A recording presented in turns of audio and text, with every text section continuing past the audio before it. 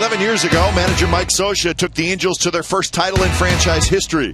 With the signing of the top free agent in each of the last 2 off seasons, expectations have never been higher. Yet so far, the Angels have disappointed.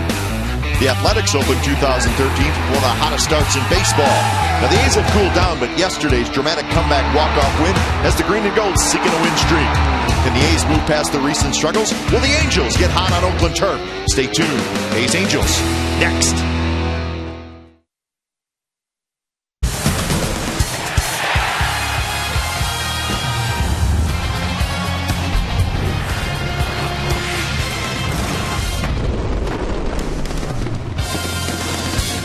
It's a divisional matchup for the A's tonight. First of 3, it's the Angels and the Athletics, and you'll see tonight's game right here on Comcast Sportsnet California. Angels continue to struggle. Their big hitters not coming through. That includes Albert Pujols, and those Angels are going to face the youngster Dan Straily, just brought back from Sacramento. Straley's going to pitch tonight. So Straily taking on the Angels tonight here at the Coliseum.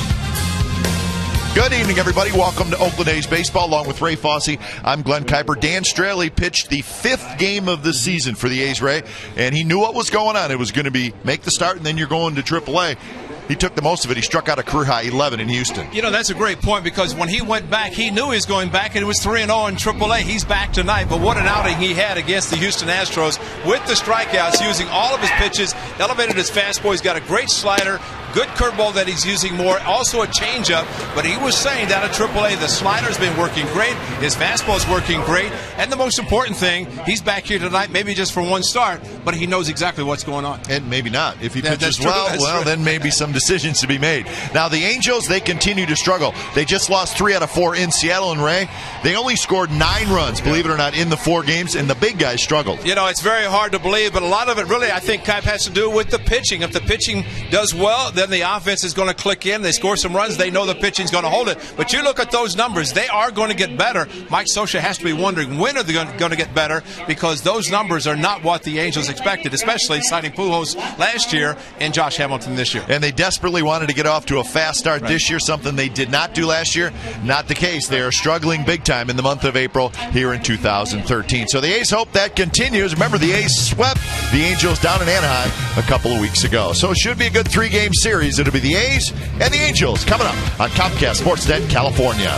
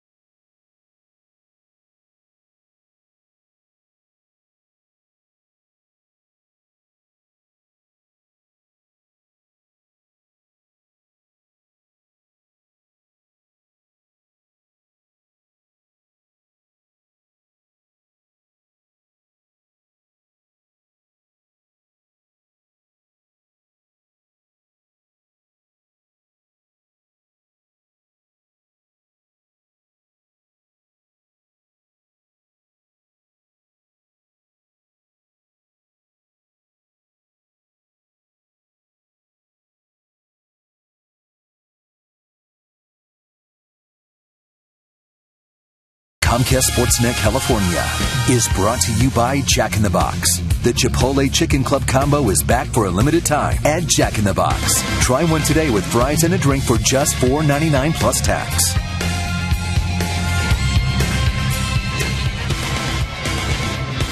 We're getting set for the Angels and the Athletics, the first of three from the O.co Coliseum. He's coming off the thrilling win, come-from-behind win yesterday. Came back a couple of times, so that was a lot of fun. Now they'd like to build on that. Angels just want to start winning some games. Here's the game time weather. It's presented by the Santa Cruz Beach Boardwalk. The admission-free boardwalk is open this weekend. 72 degrees, so a little warmer tonight. It's fine with us. Light breeze, 11 miles per hour. So a beautiful night for baseball at the Coliseum. And maybe the Angels, fresh in their memory, is the A's going to Anaheim, second week of the season, and sweeping them in a three-game series and really knocking them around. A's scored a whole bunch of runs in that three-game series. You know, as we talked, it's not. It's kind of when you play them, and the Angels were struggling, and the month of April last season has been a tough one for them, and they might be looking forward to Wednesday, the first day of the month of May. So the A's take the field. All white uniforms tonight.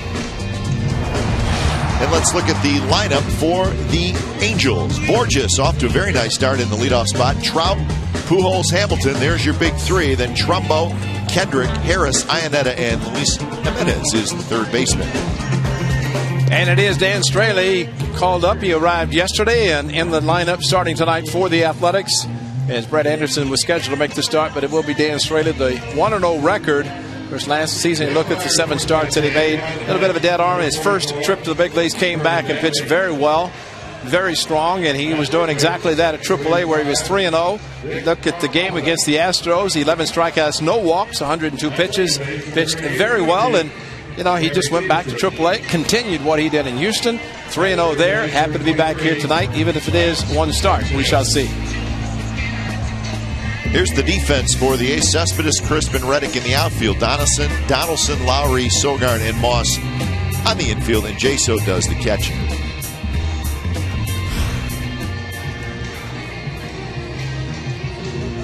So the A's come in with a record of 14-12. The Angels 9-15.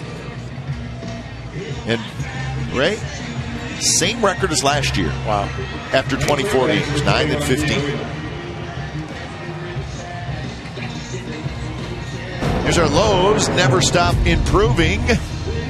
Our player of the week in the American League is our own Josh Donaldson. Why not? He had 12 hits and 22 at-bats. He knocked in 10 runs.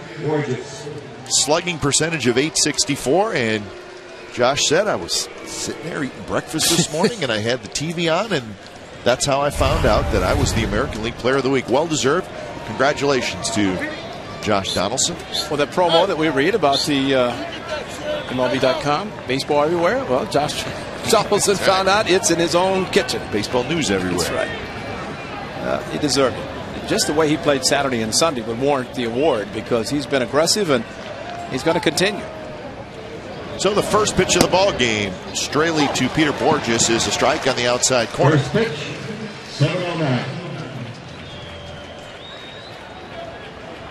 Well, Donaldson and Moss playing even with the bag at the corners, because this young man, Peter Borges, has tremendous speed. They'll move back now, but a lot of infield hits. Just talking about facing Porcello with the Tigers, sinker ball beaten to the ground, but with his speed, once he makes contact, he can fly. That's the best way to handle it. Indeed, a good breaking ball, and Borges quickly is retired as he strikes out swinging. Well, good breaking ball after a couple of fastballs. He's got the curve, the tight biting curve ball. And Kai, he was saying that in AAA, he was throwing a slider, changeup, fastball, and he's asking the catcher, he said, what do you think? He said, all pitches are coming out of the same slot. And when that happens for a pitcher, hitters cannot tell what the pitch is. Now he's added the curveball that just saw, and it's not in tight, it's very tight, which makes it very hard to hit. He's going to get Trout on a fly ball to right field, and that's out number 2. So Trout, a quick out. Just 4 pitches thrown here to get 2 outs in the first inning, and here's Albert Pujols. Pujols.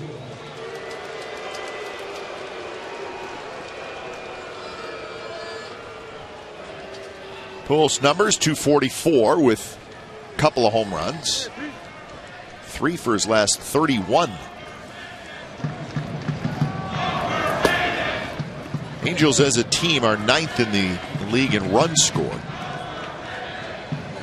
12th in home runs, 12th in stolen bases. The thing that jumped out, Ray, was the run differential, which at this time of year can change quickly, but the run differential, minus 22 for the Angels. Maybe minus 21. Yep. And that is indeed a home run. Pujols, a line shot into the really right above the out-of-town scoreboard, and the Angels grab the lead 1-0 as we in the middle of talking about their struggles offensively. Pujols homers. We look at the high fastball at 90 miles per hour, and Pujols crushed it. Location. He'd been keeping the ball down, and Pujols got the fastball up about belt high, and it was a line drive. No help needed on that one.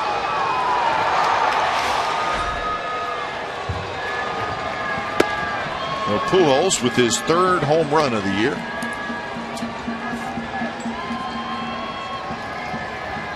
.478 in his career. .478.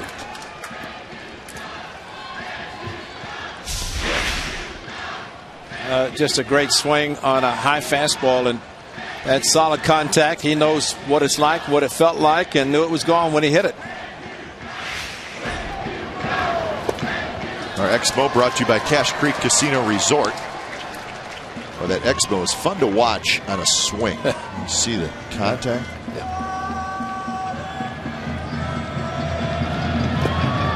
Hamilton lays off that one. Count 2-2. 219 is the average for Hamilton with a couple of home runs and 8 RBIs. Game that Straight had pitched here last year. I think it was the game Greinke started for the Angels. Gave up the home runs. Ball jumping out of the park on a day game. So the number that was shown, the number of home runs he's given up to the Angels.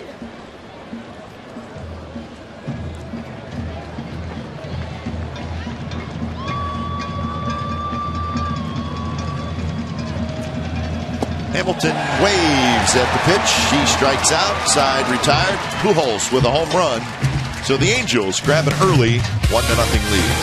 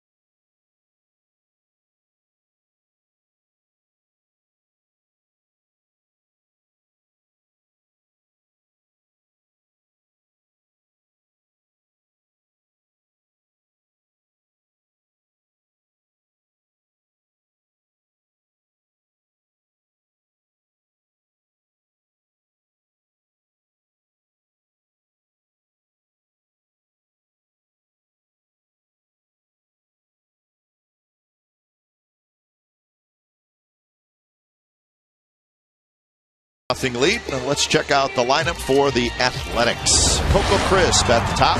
Smith will hit second, he'll DH. Then Lowry, he's back in there. Cespedes in the cleanup spot. Moss, Donaldson, Jaso, Reddick, and Sogard. Helmy Hansen's first start against the A's ever. 4th start for the Angels on the season. He is 2-1. Acquired during the offseason to bolster their pitching staff, especially after Ervin Santana was traded, as well as Dan Aaron. Zach Greinke was not able to be re-signed. So a 4-pitch pitcher and a young man who used to throw hard, but not as hard now. So Hansen faces Coco to lead things off in the bottom of the first.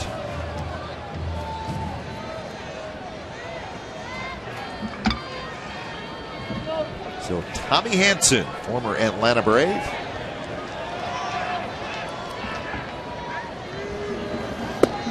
First pitch is a strike.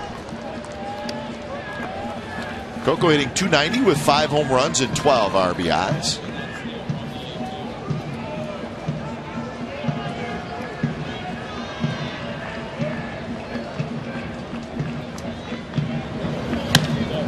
Hit hard, but Pujols hangs in there on the backhand. He was playing even with the bag. Picks it, and that's out number 1. So a nice play by Albert Pujols. Did not have to have a lot of range on this one as it was hit just to his right, able to backhand, pick it up, and trot to the bag for the first out. Coco, very hard hit ball, but Albert Pujols really down to the knees, taking it to the side, but able to make the play. Gold glove hands, and he could hit, and he couldn't play first base. He has plantar fasciitis, which says a lot about his ability to move around. First pitch to Seth Smith is in for a strike. Smith, one of a few guys that has some at-bats against Hansen with the days in the National League. 2 for 6.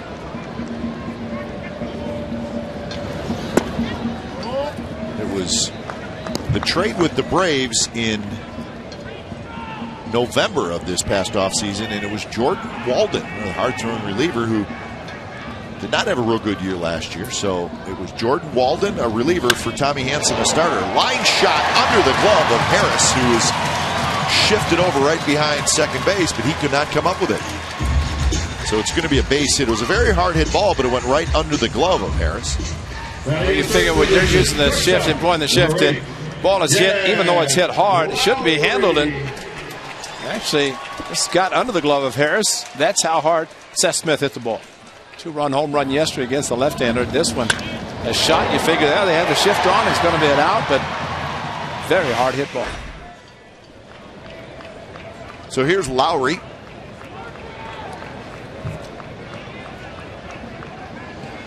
Lowry had the stiff neck yesterday, and he did not play. Feels better today. Said he was asked 3 or 4 times during the game about possibly pinch hitting, and he just could not turn his neck, turn his head, and that makes it tough when you go to the plate. You just can't feel comfortable if your neck is stiff and you can't turn it to be able to see what the pitches do. I guess if you just turn side saddle and just look straight at the pitcher, you have to, but I don't know how you're going to swing.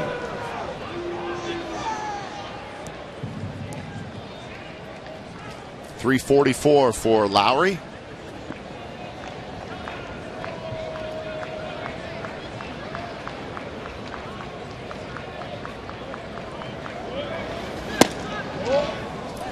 So we were talking about the trade, Jordan Walden for Tommy Hansen. You don't see a relief pitcher traded for a starting pitcher very often, even up, but that was the case. He's 26 years old, 6'6", 220-pounder. Braves took him in the 22nd round in 2005.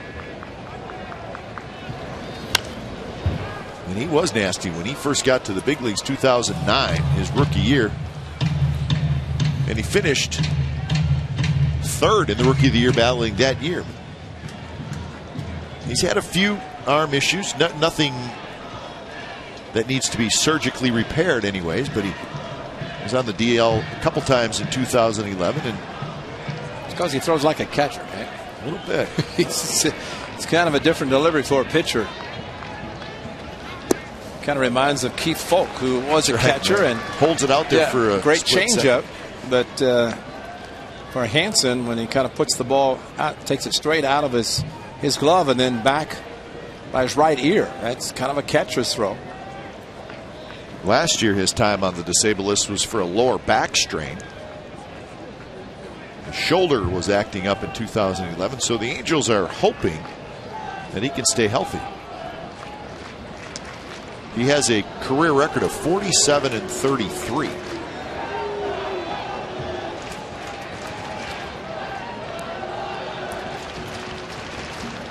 So 2-2 to Lowry with Cespedes waiting in the on-deck circle.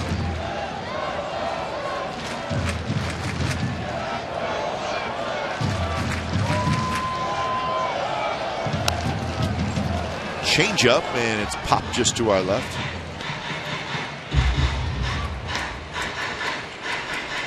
You see the velocity.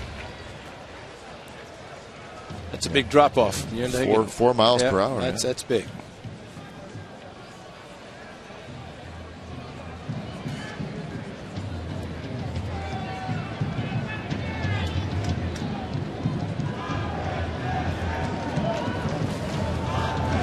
Runner goes, and the pitch is hit hard toward Kendrick, who backhands, straightens up, and throws out Lowry.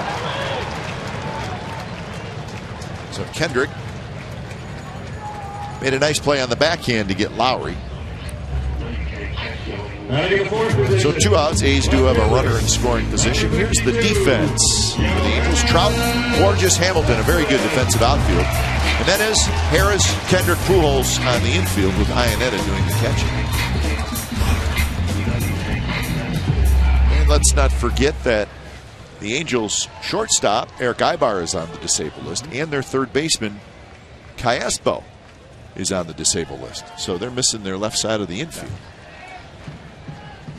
And they're happy they can play back with Cespedes up because he is swinging the bat well. Yesterday, the big 2-run home run. Good to see him swinging free and easy. The left hand injury, not a problem. There's a fastball on the inside corner for a strike. 0-1.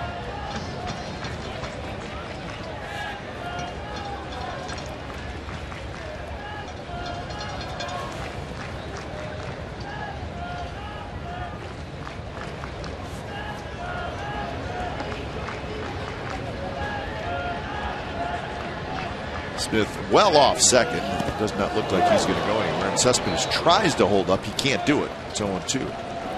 All right, here's our Ford right choice. Yesterday, bottom of the 9th, a man on, 1 man out.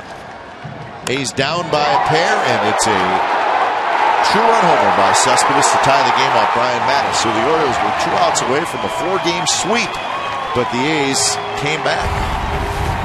And that tied it, and then they won it on the air in the 10th inning. Thank you, Pedro Strop, for what you did not do Saturday. Basically, Jim Johnson not able to pitch yesterday because he had to pitch Saturday, or did pitch. Trying to get the final 3 outs. That one bounces way out in front of home plate. There's your umpires tonight. Kerwin Danley is calling balls and strike. Vic Carapazza, Gary Cedarstrom, Lance Barksdale. Cedarstrom is your crew chief. I like saying that name. Vic Carapazza. Richie Garcia's son-in-law. Is it? That's right. That's right. Down in Tampa, he was telling us that you dug for that story a couple years ago, if I remember. Last year. Richie didn't have to dig. He came to me. You didn't have to dig for it. Because he was umpiring in the series, and I guess he ended up using his father-in-law's gear to get his umpiring. Why not? Richie's wife says, "Why are you going to do that? He don't want him to be an umpire. Married to our daughter, and he's going to be traveling like that and never see her." Yeah.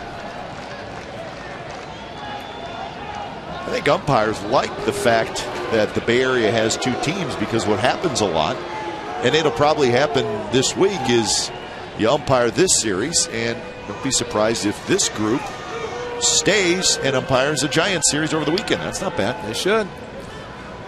They need to take care of somebody's travel in baseball, because the A's traveling coast to coast several times. You have to wonder. Cespedes with a shot, but it's just foul.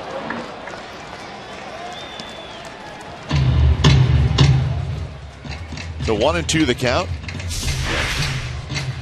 Well, pulled the hands in perfectly on a pitch inside. Just got the bat head out too soon and pulled it foul. That one off the end a little bit.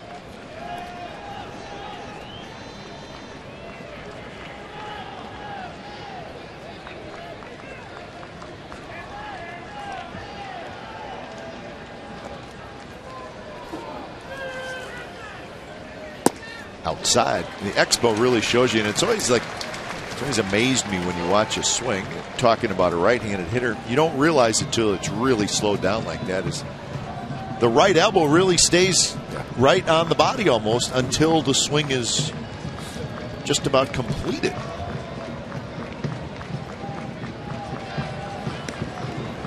Two and two to Tommy Hanson. Hanson to Cespedes. Big overhand curve.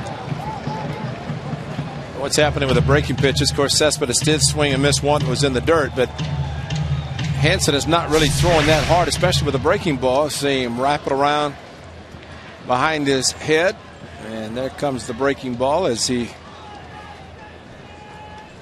It's amazing just watching the elbows. Same thing with the pitcher. Yeah. What is? Does the elbow and shoulder go through? Another DL guy, Jared Weaver for the Angels. Cespedes shoots one to right field. Hamilton on the move. He goes into a dive and he caught it. Terrific play by Josh Hamilton in right field, and it saved a run. And if it gets by him, Cespedes is going to run for a while. Heck of a play by Hamilton.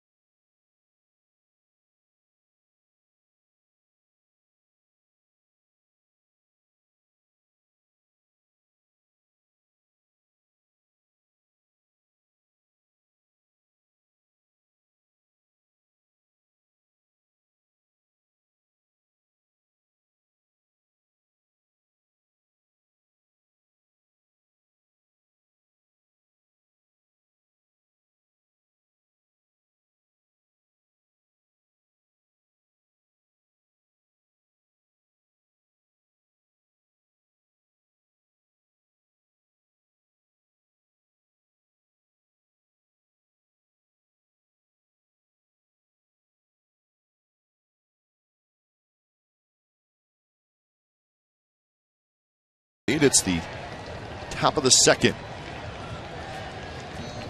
Trumbo, Kendrick, and Harris for the Angels. Trumbo 296 with 3 homers, 12 RBIs. Lots of power.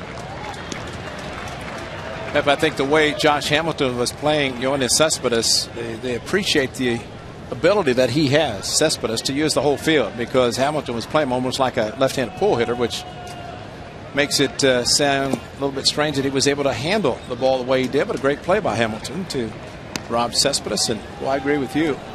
He's laid out. He gets by him. Might have been inside the park. Yep, it may have been. So he took a chance and it paid off. But I guess in a situation like that, Ray, with 2 outs, whether the run's going to score, right? If he doesn't catch it, I mean, it's the only chance he's really taking is the ball shooting past him, right. And Cespedes just running like crazy all the way around the bases. Yeah, that and who knows how quickly he could have gotten up, but didn't matter. I mean, great play, because there it is, and with the extension. And a great play by Hamilton to be able to make the play. There was no body to block it had it missed his glove. Wow. Oh, my goodness.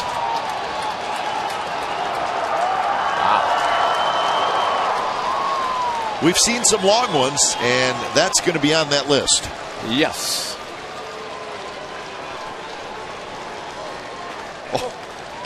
My goodness. Well, 3-1 fastball, and I think pretty good idea the off-speed pitches would be necessary. That is a 90-mile-an-hour fastball crushed in just a matter of how far it's going. Even Dan Straley, I don't think, wanted to look at it. You see Cespedes?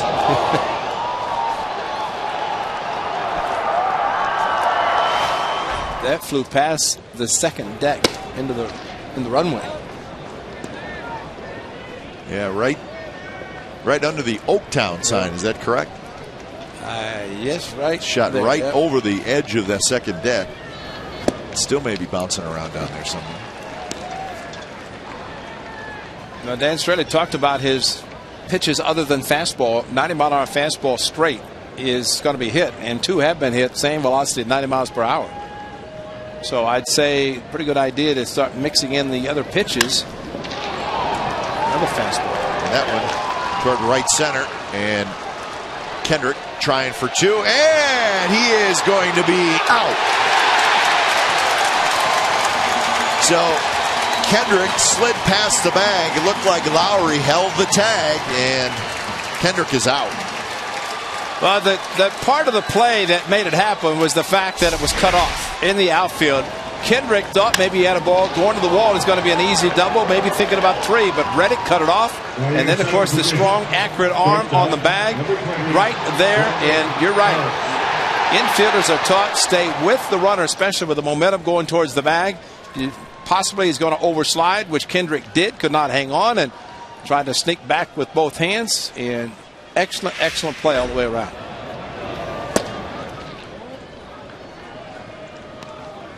So here's Brendan Harris. So 9-6 on the putout. Give Reddick an assist.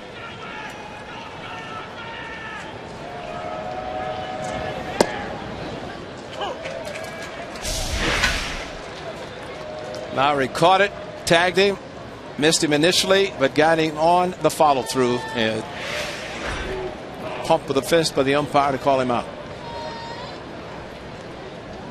1-1 pitch to Brendan Harris is inside. So Harris playing shortstop in place of Eric Ibar.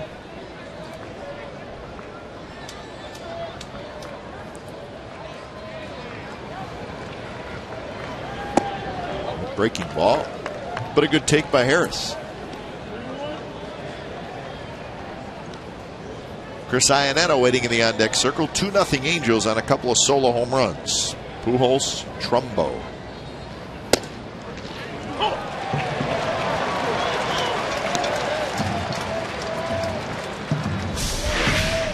A bit of a cut on the fastball outside corner, and just barely got the corner. They have the black outline of the plate. Another line drive, but Reddick's there. The A's and PG&E have partnered with the Good Tidings Foundation to refurbish 2 fields for the 2013 baseball and softball season. Stenzel Field in San Leandro and Centennial Park in Hayward have been refurbished as part of the Energize Your Field program. You have your field refurbished? Go online to oaklandathletics.com/energize your field. Is that like Energizer Bunny? Sure. Energizer Bunny your fields.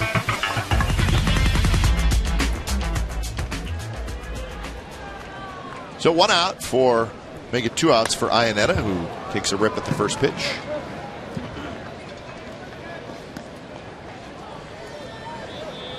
The Angels is kind of like they're leading 3-0 after the save by Hamilton to prevent a run from scoring. Trumbo played at the second one, so he has reached base now every game.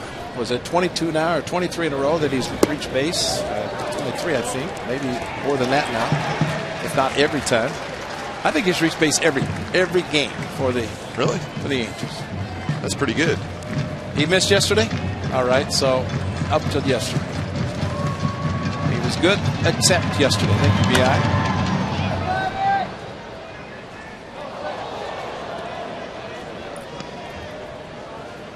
It's a good way to come back. If you miss it yesterday, you come back strongly first at bat with a crushed home run.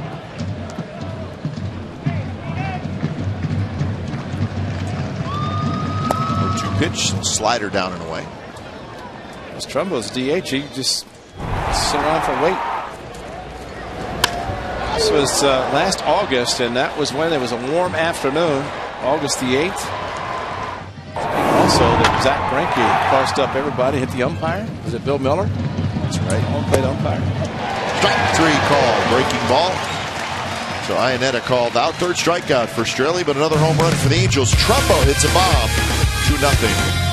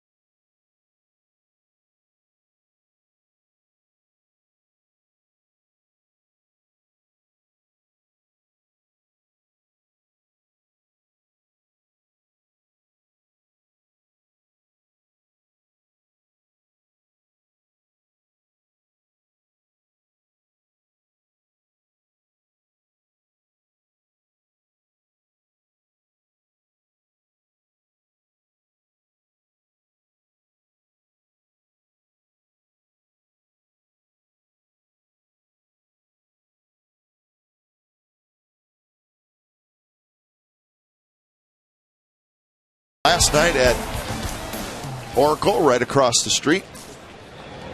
Steph Curry putting on a show, and the Warriors can wrap up that series tomorrow. How about that? It's amazing. That is.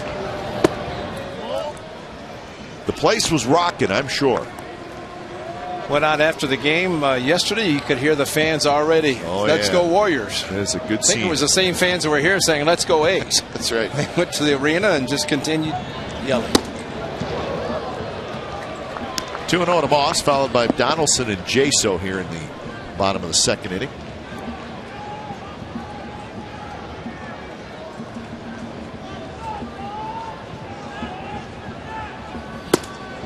High strike call, 2-1. Have to be.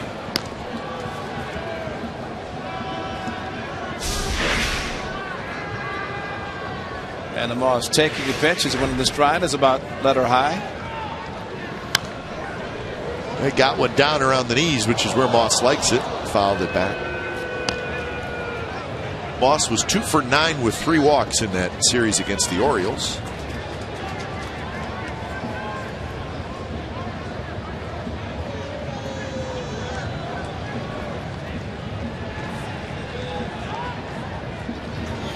Big curve. Slap to center. Borges coming in, and he dives, and he did not catch it. So it's going to be a hit for Moss. Getting out there was Gary Cedarstrom, the second base umpire. He made the call immediately. And the correct call, looking straight on as the ball did short hop into Borges' glove. He made a great effort, as was the case with Hamilton in the first. Borges again with his speed. And there's your expo. Watch the ball hit the grass right in front and bounce into his glove. And that's what Gary Cedarstrom saw, should have seen, which he did, making the correct call. Borges can cover some ground. Yep. Trout in left, Hamilton right. There's a lot of space that can be covered by the outfielders. Well, you'll see in this series 2 of the best defensive outfields in really all of baseball. A's, Cespedes, and Crispin Reddick, and Trout, Borges, Hamilton. That's pretty good.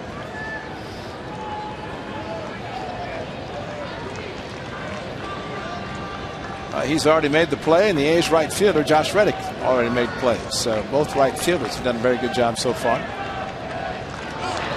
Runner goes, pitches the ball, throw to second base. Down in time, stolen base for Moss. You have the kind of delivery that Tommy Hanson has. Chris Iannetta has no chance. No chance. And Seth Smith was running in the first inning. Seth Smith is running. Then it's all on the pitcher. Hanson with a high leg kick and then cocks the arm back. And you can see the jump that Moss had with Iannetta. It was a very good catcher. And Kendrick knew there was no chance. He came in to prevent the ball from going to center field. So Moss gets the steal. First steal of the year for Moss, and now it's 3-0 to Donaldson. The American League Player of the Week. If you're just joining us, Donaldson had 12 hits and 22 at-bats during the week to get the award.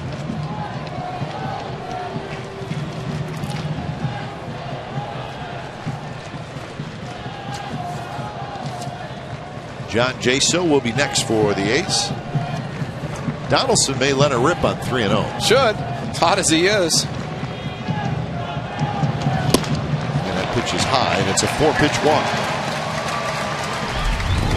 Well, this ball that he had yesterday, 3-2, fastball. He fouled off 3, finally got one that he could hit, and came close to hitting a home run.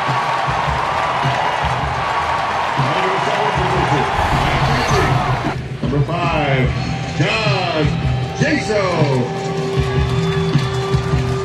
So the A's in business here in the second inning.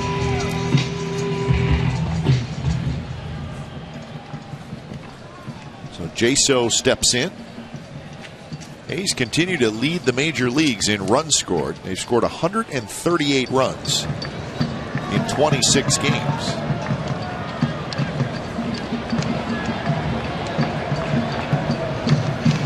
Curveball and a good one. A's lead the league in doubles. They lead the league in walks. They're second in the league in stolen bases.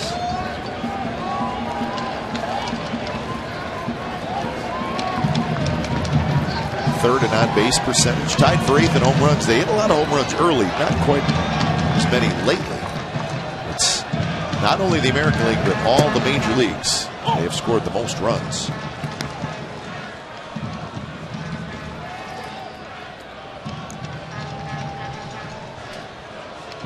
Oh, 0-2 to Jaso with Reddick waiting in the on-deck circle. So 3 straight left-handed hitters down at the bottom of the A's order.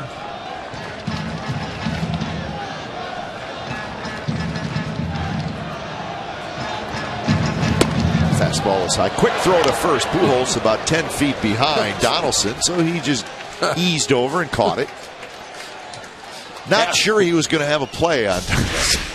Well, Hamilton, fortunately, also for the Angels was easing over in case Pujols wasn't easing over, because that's a strange play when something messed up in the communication, because normally at least the first baseman's sneaking behind the runner. That's why Ty Waller's there to alert Donaldson, who's at first. Swing and a miss. Jaso tried to wait on it, couldn't do it. I don't think he was happy with the second strike called on him. Right over the top with the curveball, it just opened up enough that no contact was made, and planted the front foot, nothing left to try to make contact.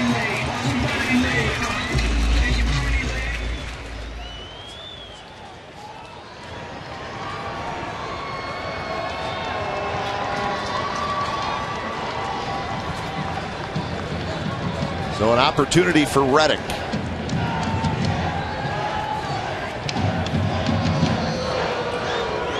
Reddick was 1 for 10 in that series against the Orioles.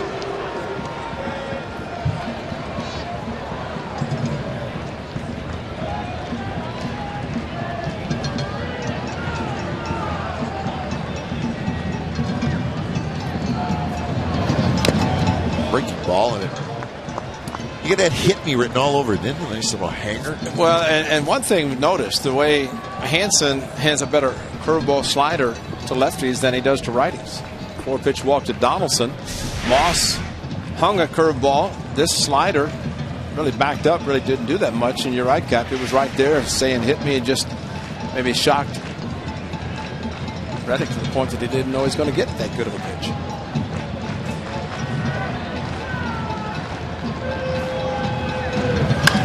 There's a shot, but it's fouled on the right field line.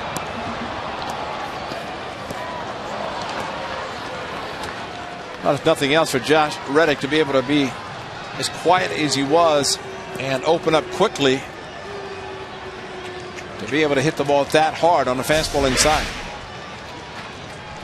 Well, just opened up at the top hand, buggy whipped it, and couldn't keep it fair. Moss at second, Donaldson at first. Both run fairly well. Curveball lifted toward Hamilton and right, who's going back, still going back, and he makes a nice over-the-shoulder catch. And Donaldson's going to have to hustle back to first. Fortunately, the throw rolls all the way through toward the pitcher's mound. And now Moss is in trouble, and Moss is... Now they're going to call interference. Yeah. They're going to call interference, and when it's all said and done, Moss is going to get third. It's Mike Scioscia immediately out to argue.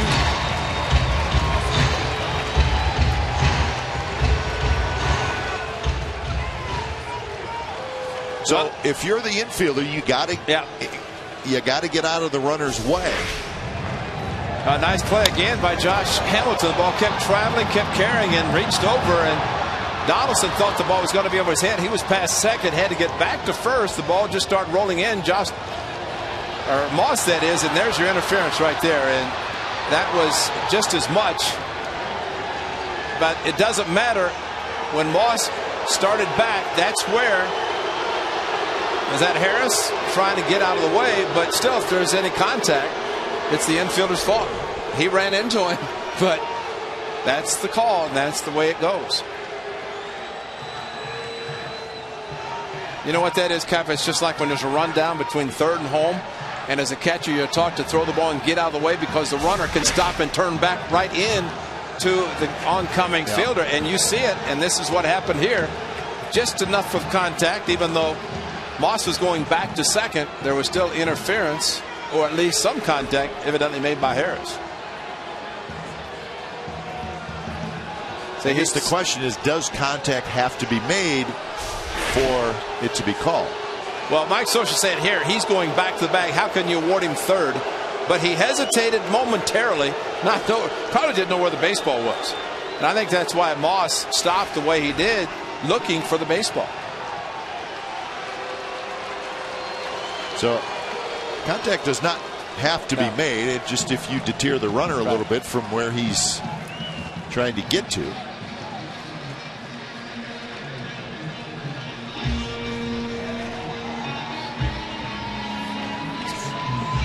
So it goes as an error. So they're going to give an error to Harris. So that's how Moss goes from second to third. So kind of crazy play. When it's all said and done, it was another very nice play by Hamilton. And the runners are at first and third for Sogard. So again, an error goes to Harris.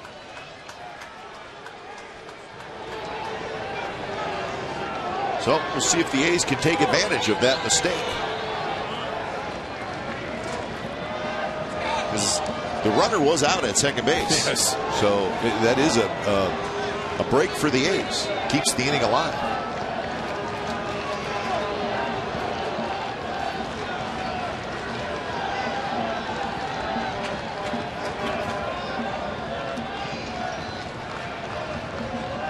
So Sogard takes up and away with a breaking ball. Well, this answers the question.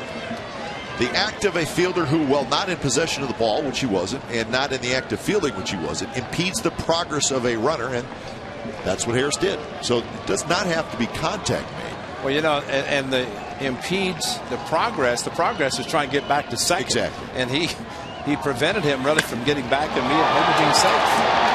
Trout on the move, and Trout over the shoulder makes the catch. So the Angels outfield is putting on a show defensively in the first two innings. A's strand a pair.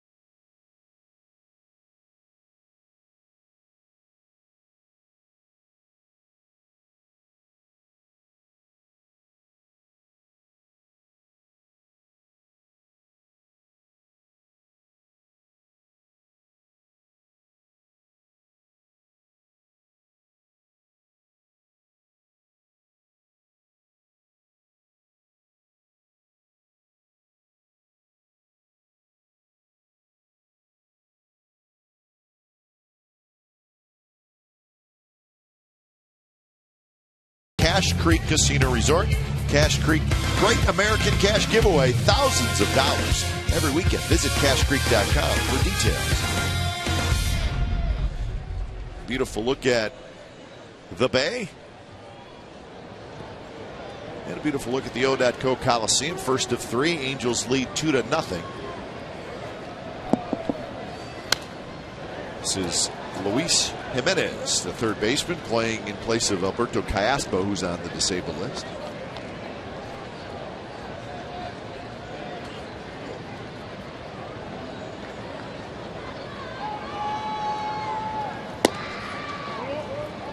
Jimenez will be followed by Borges and Trout.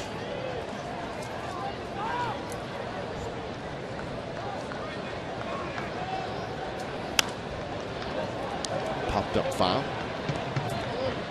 The Orioles and the Mariners are underway with Seattle leading 1-0 in the 4th inning at Safeco. Britton and Saunders, the pitching matchup there. So the Orioles, after taking 3 out of 4 here in Oakland, now up in Seattle. Swing and a miss. And that is going to be strikeout number 4 for Straley. Jimenez is retired.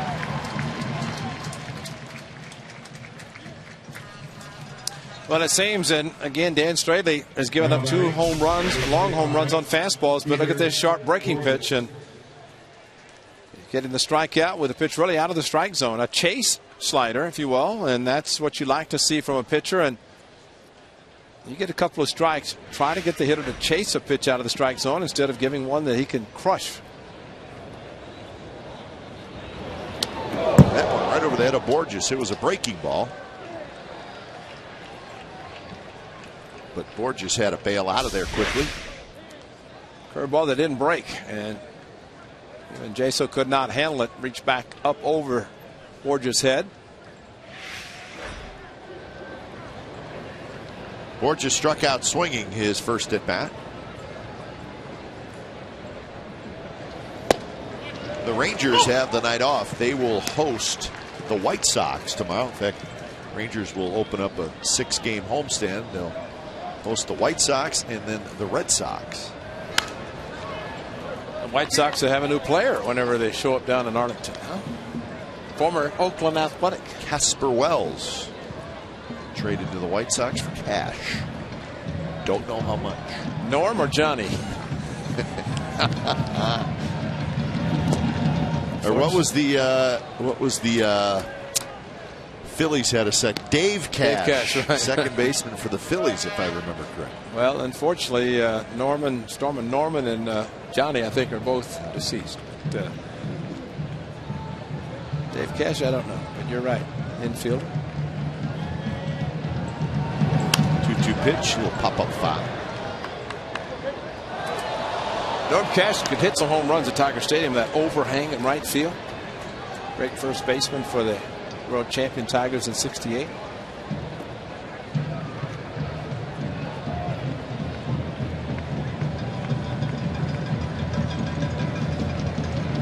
Another 2-2 to Borges, and that one runs inside.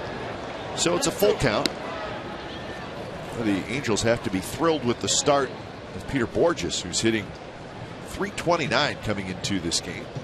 If Peter Borges hits anywhere near 300, he could be a star. He's hitting 9th when the A's were in Anaheim. He drives this one toward right center, but it's in the ballpark. Reddick has it. For the best value in the Bay Area, BART $2 Wednesday tickets are available in Plaza Outfield and Plaza Reserve sections for most Wednesday games this season while supplies last.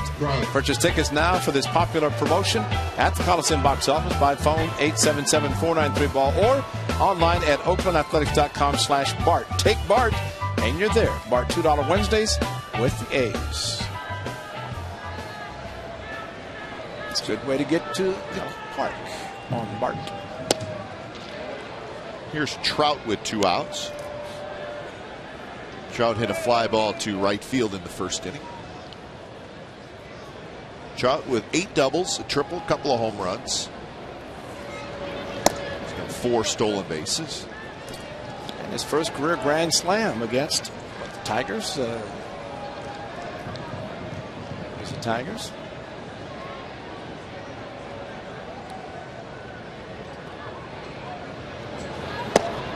It's a fastball right there for a strike. So I guess by Mike Trout's standards, the one terrific season last year, maybe a little bit of a slow start. He was in AAA this time last year. That's right. He just came up when the Angels were playing this way, and they took off. That's why many thought that with the addition of Hamilton and Trout starting the season with the club, good slider on the 2-1 pitch. And that's again a chase slider, even though it was not in the strike zone. Trout went after it. It's that one on the ground. Lowry has it, throws, and they've just got Trout. Bang, bang play at first, and it's a 3-up, 3-down inning for Straley. 2-0 Angels.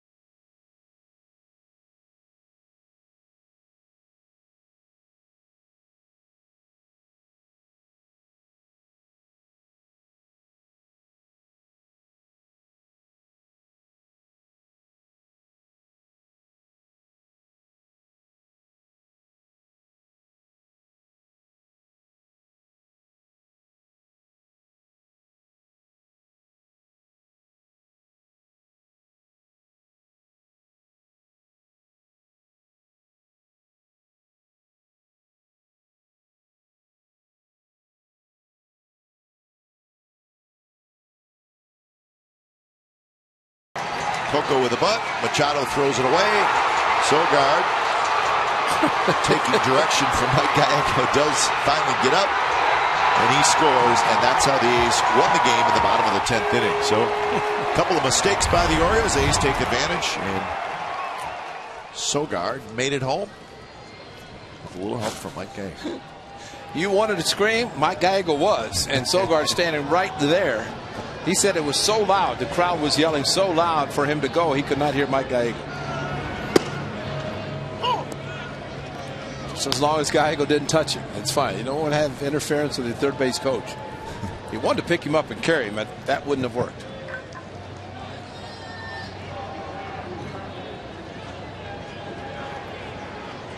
Coco grounded out to first in the first, and a half swing toward the second baseman Kendrick.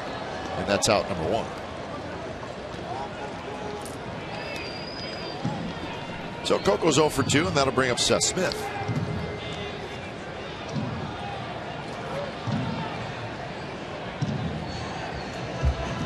Smith lined a single to center, went under the glove of Brendan Harris in the first inning. Number 15, Seth Smith.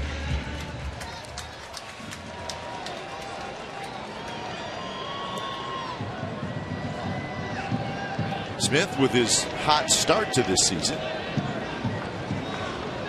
playing pretty much every day. DHing today. Well, the one thing that hits Seth Smith is the fact that he's a left-hander. Yeah. Left-handed hitter, because Chris Young is right-handed. When you get a right-handed pitcher, then with Cespedes, Coco, and Reddick healthy and playing, then it's pretty much what's going to happen with Seth Smith getting the at-bats, at least while he's hot. So 2-0 to Smith.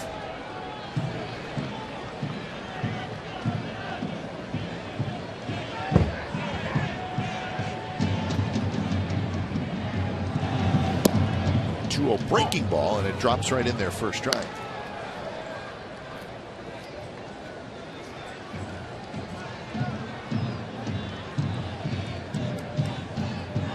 Jed Lowry will be next.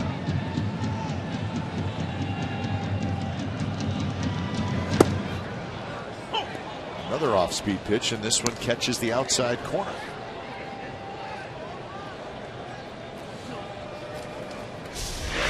Right, here's your Tommy Cam. It's a slider, back door, and Kerwin Danley on the right shoulder of the catcher, Iannetta, with the left-handed batter.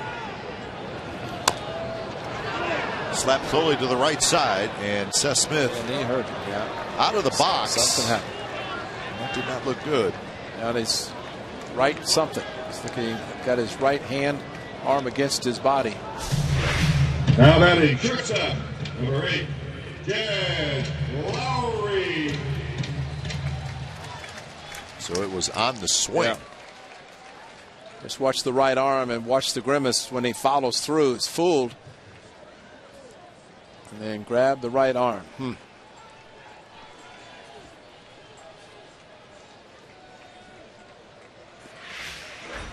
So we'll keep an eye on Seth Smith. Hope it's a cramp. First pitch, breaking ball, 4 strike. So Hansen has been able to flip that curveball in there. Especially the lefties. And again, that's you get a right-hander, you're going to usually see a lot of left-handed hitters, and the A's are putting several in there, and seems to be working to the advantage of Hansen. 0-2 now to Lowry, who grounded out to Kendrick in the first inning.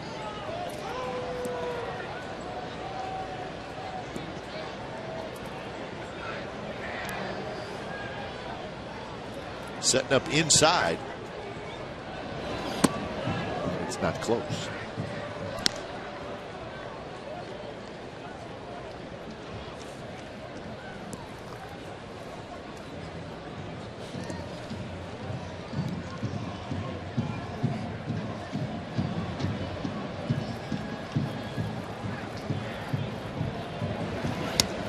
That one not close either. Way inside. So 2-2 the count to Lowry. It's overthrew the fastball. So you would think he's going to come back with a backdoor curveball or slider. The way he's missing fastball inside.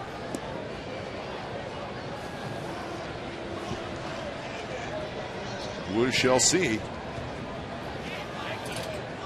Iannetta setting up outside. That one bounced just foul, and he did go with a breaking ball.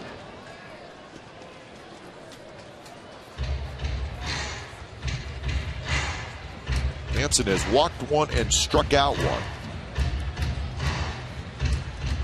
He's benefited from a couple of very nice plays in the outfield. Even the play by Trout to end the inning was a very nice play. Well, carrying well over Hamilton's head, he made the play, and you're right, Trout on the ball that looked like it's going to carry over his.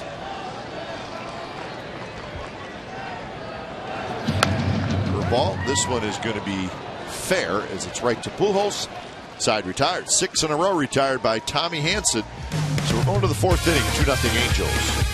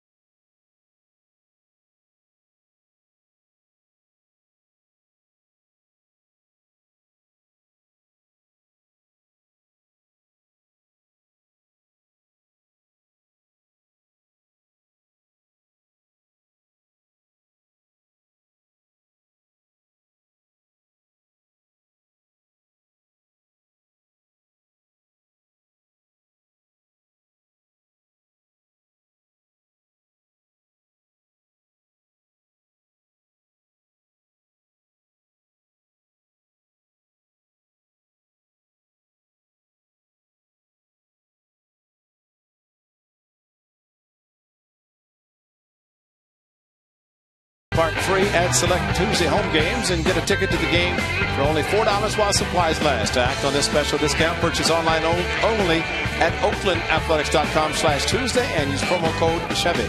Free parking Tuesdays, driven by Chevrolet. Top of the fourth inning. And the Angels leading 2-0. A home run by Pujols, a home run by Trumbo. That is the scoring in this game, and Pujols leads things off.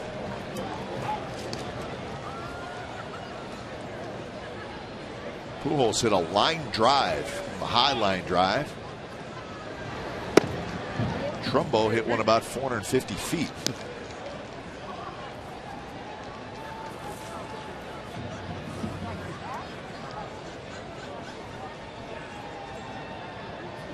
To pitch a curveball in first strike, 2-1. When you have the ability to throw any of your 4 pitches anytime, why not? I mean, the hitters count. Pujols took it like he knew he was going to come. Get the slider, but got it again.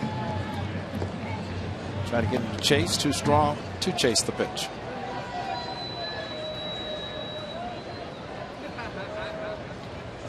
So it's now 3-1 with Hamilton on deck, and then that guy Trumbo.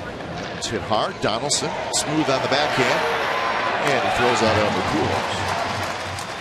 So off number 1. This was the Pujols home run in the first inning. Well, the first inning, in the second inning, 2 power hitters both got fastballs to handle. Pujols just over the out-of-town scoreboard in left field. So that was number 478. He's chasing McGriff and Lou Gehrig. He's got a little ways to go there. 15 away.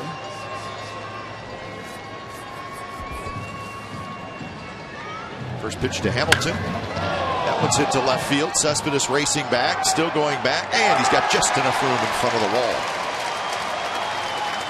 So Hamilton hit that one well, but Cespedes got back there and made a nice play. Throw him a fastball, he'll swing, he'll hit it. And he has power to all fields. This one almost carried to left field. Saw a note, Kevin. I can't remember exactly where it was. They said percentage of swings on the first offering. Guess who's pretty close to the top? Are we surprised?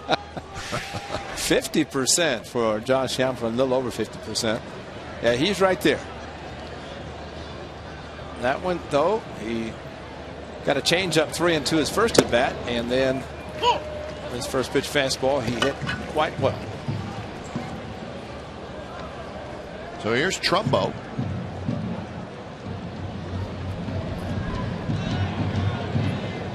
Trumbo's home run in the second inning was his 4th of the year.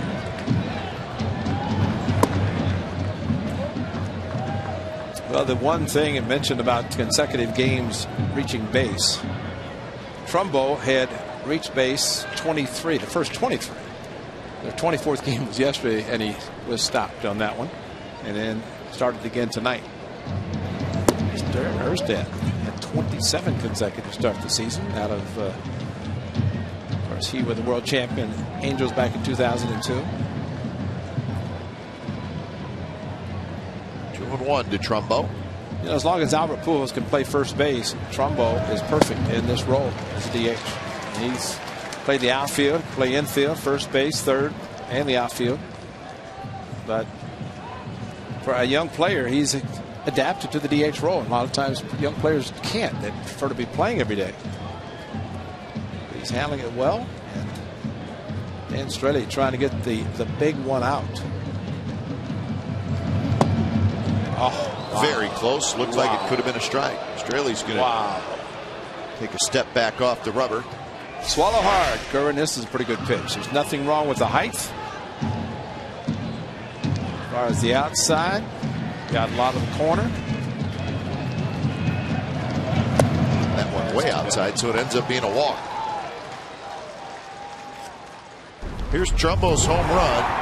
If you didn't see it, one of the longer ones we've seen in quite a while. This is,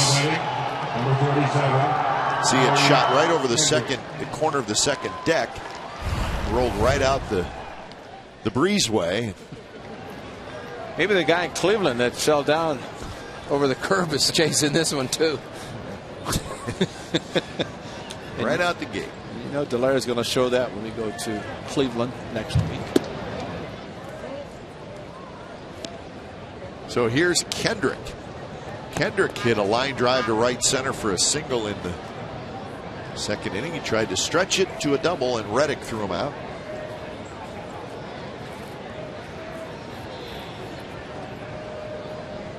So Kendrick hitting .297.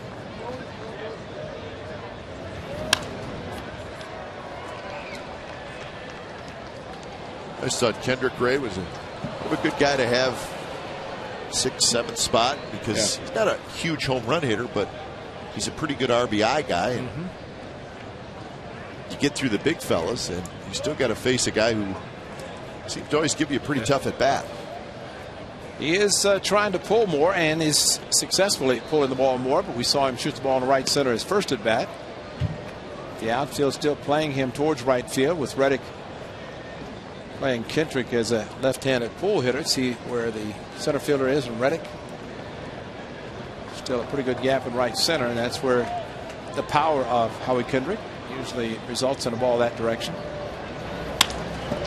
Hits it on the ground right at Lowry, who dropped it, and everybody's going to be safe. He was just going to flip it to second. So it's an E on Lowry. There's your routine play, and just so easy. Sogard close to second. He was heading towards second base, a little underhand flip, but as he made the transfer from the glove to his hand, there's no ball, or at least the ball dropped out of his hand.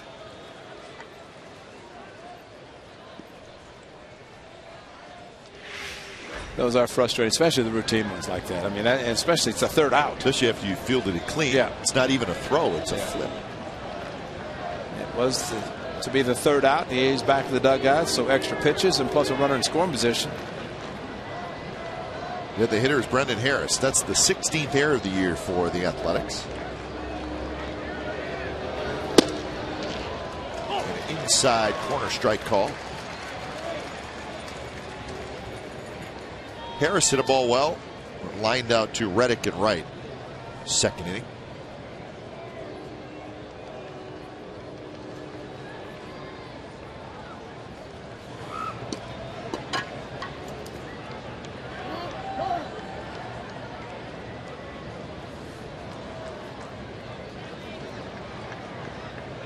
So a walk and an error. And remember, it was a very close 2-2 pitch that was called a ball that led to the Trumbo walk.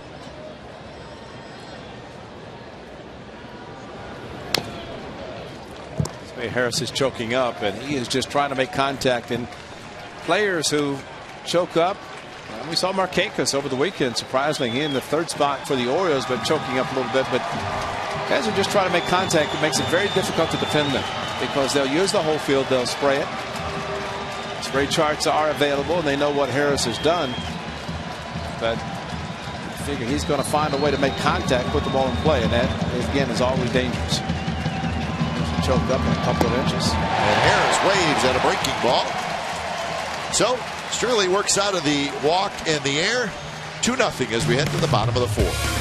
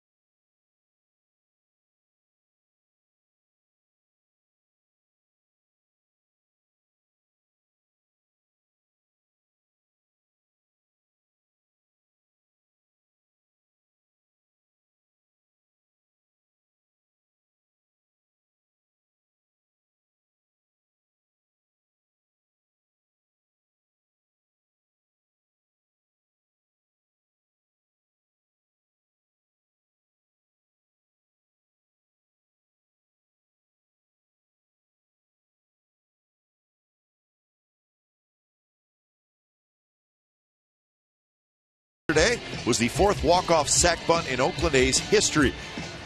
When was the last time it happened, and what player had to sacrifice? If you think you know the answer, tweet us at CSN Athletics.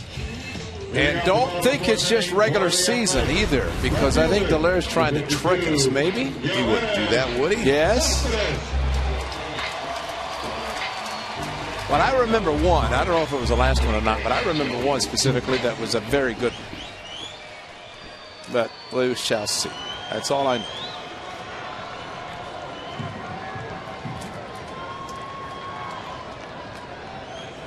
Cespedes to lead it off in the bottom of the 4th inning.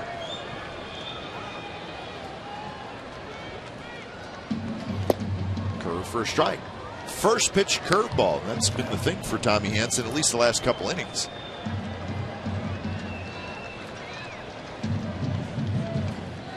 I think Chris Iannetta, the veteran catcher, has realized the success of the slider and the curveball, and he's staying with it. The slider there. If you're a catcher, you see a pitcher making some quality pitches with a certain pitch or pitches, then you stick with it. Mix in the other ones until they start working effectively. Cespedes was robbed by Hamilton in the 1st inning. I think the one thing the A's hitters should not do is look for too much from Hanson. Not really overpowering, just throwing a lot of those. And that's a swing. So on 3 pitches, all breaking balls, Cespedes strikes out. Second strikeout for Hanson.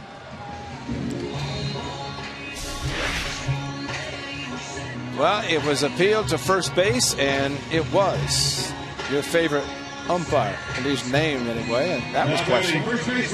I think the top hit of the bat is got to go through the zone a little bit more before it's an assured swing. So here's Moss with 1 out. Swing and a miss. A high fastball, 87 miles an hour.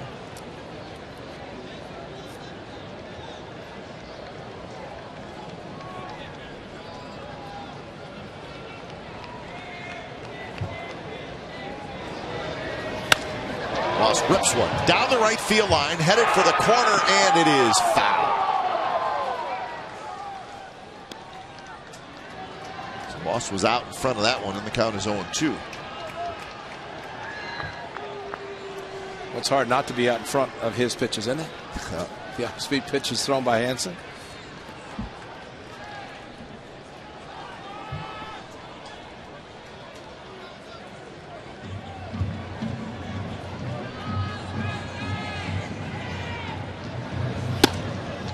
Iannetta wanted that high fastball. Hanson gave it to him.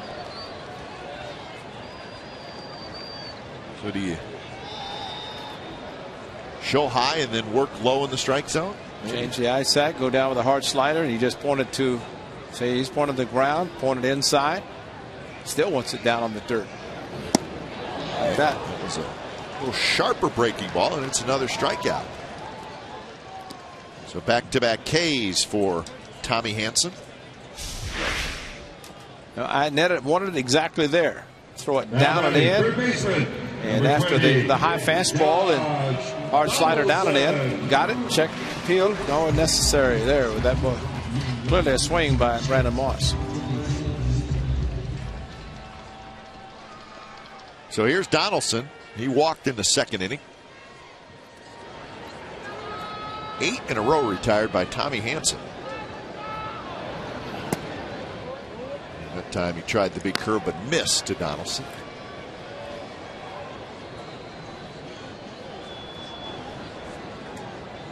Donaldson, his walk in the 2nd inning, that was the last base runner for the Athletics.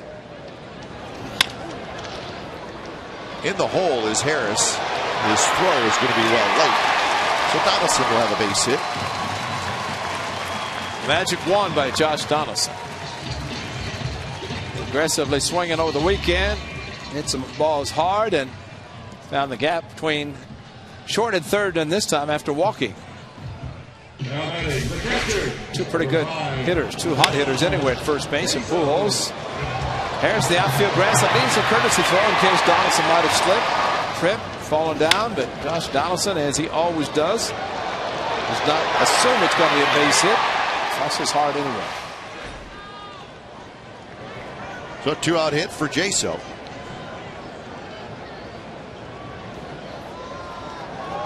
Jaso struck out swinging in the second inning. Each team with 3 hits. Each team has committed an error. A couple of long balls by the Angels is the difference so far.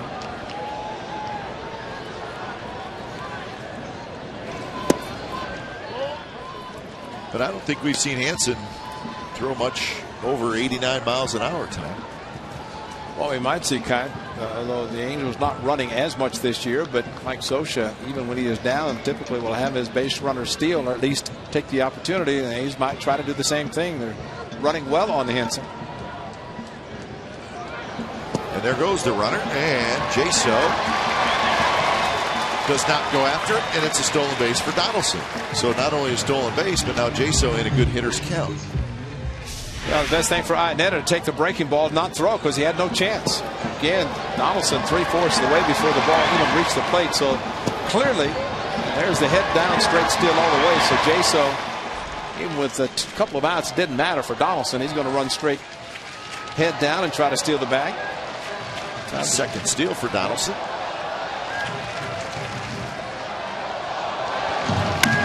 Jaso bounces one. Kendrick off his leg into shallow center field, and the A's are on the board. So the stolen base is huge, and it's 2-1.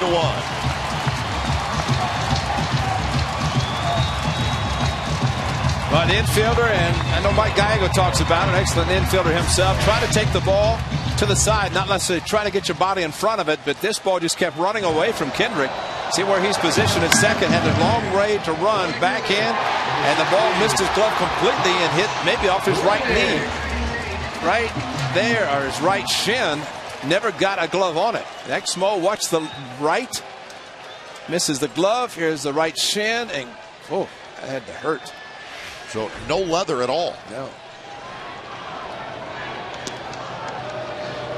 So they're going to give Jaso a base hit. John Jaso says, Thank you. Thank you. Because he gets an RBI as well.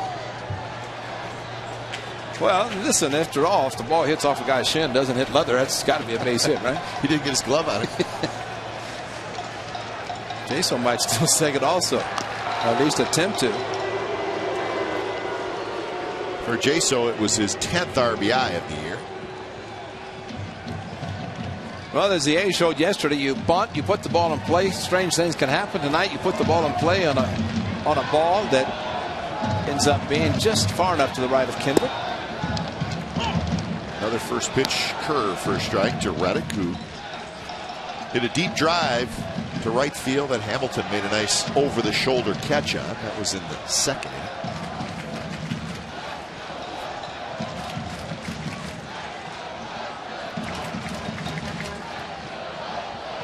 Jaso has a good lead, not going, but a pitch out. And that's very readable. And then it came out from behind home plate with a left-handed hitter, maybe a little bit too quickly, and things got to be kind of in sync. Mike Scioscia, of course, a former catcher, going through the signs, giving the signs to his catcher.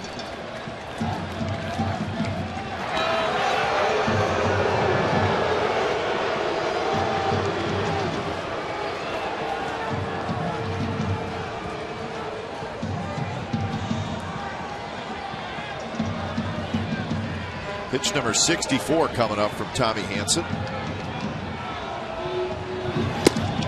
And it's a high fastball. Got to remember we were talking in Boston Fenway how the dugouts are far down the line. All the catcher has to do is look out. Iannetta has to completely turn his body around to see Mike Scioscia give the signs. He just can't look over his right. See the angle. He just cannot see clearly unless he turns his body. Good pitch there. Like maybe a changeup or something, 80 miles per hour, maybe a little slider. Back door with a wrinkle, and you see him twist. It just didn't break that much, kind of went straight down and acted like the changeup, but the grip and the way he threw it, it was the backdoor slider.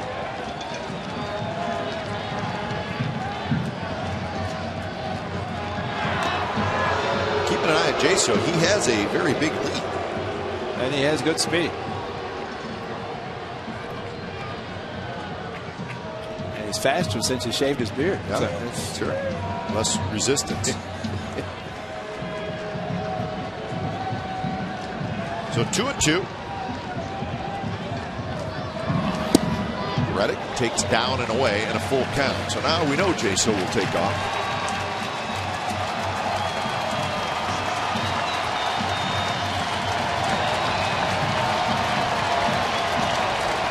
You'd have to say it's going to be something off speed. The way he has had confidence in throwing his slider and curveball.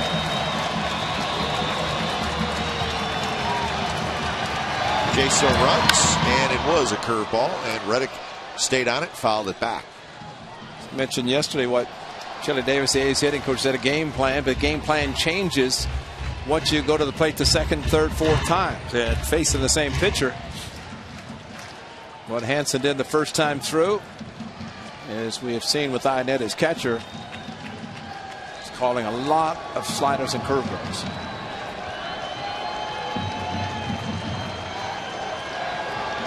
So the first 3-2 pitch was a breaking ball. We'll see what the next one is. He just called the slider. And it's rolled foul. Looks like it got a little piece of Reddick's foot.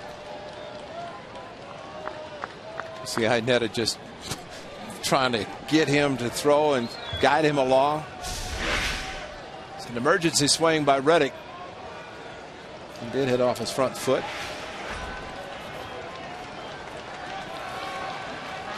So we'll do 3-2 again with Jaso running.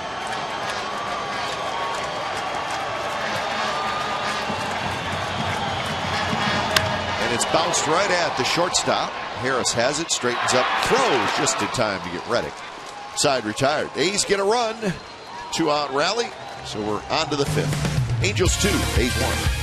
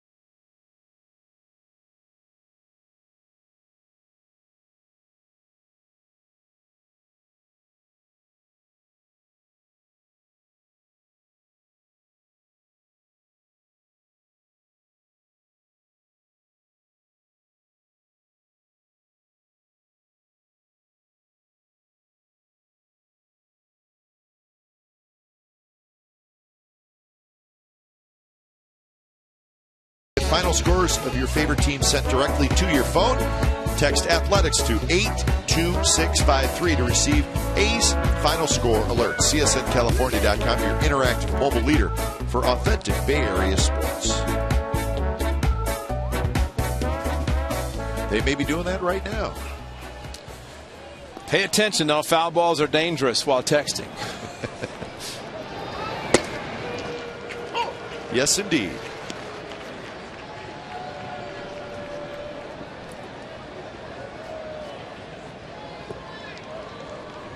Ionetta, Jimenez, Borges here in the top of the 5th inning.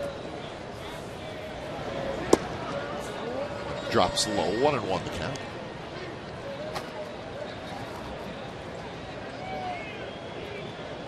Iannetta struck out looking in the second inning. 5 strikeouts for Dan Straley. Remember last year, Straley struck out more hitters than any other minor league pitcher in all of baseball. So the shutdown innings, that's from last year. Not great.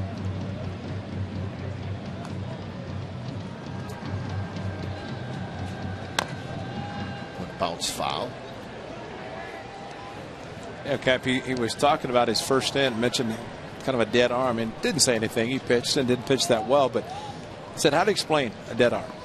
He said, it just like every time I throw a pitch, it's like, like nothing was, I mean, it wasn't as if the pitches weren't that good, but it just didn't feel great coming out of his hand and pitching and just the whole makeup.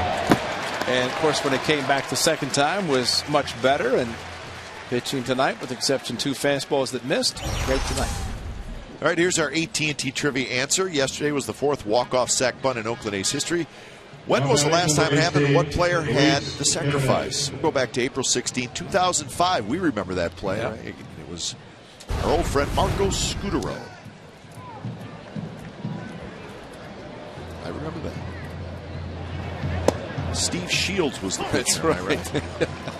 And Swisher scored from first, right? Scott Shields, that's right. I say Steve. Scott Shields. It's all right. S. Good breaking ball there. And you know what I was thinking about is Ramon Hernandez against Derek Lowe in 2003, Game 2 of the division series. 2 outs and dragged a bunt perfectly down the third base line. No chance to throw him out. Scooter Rose was sets then.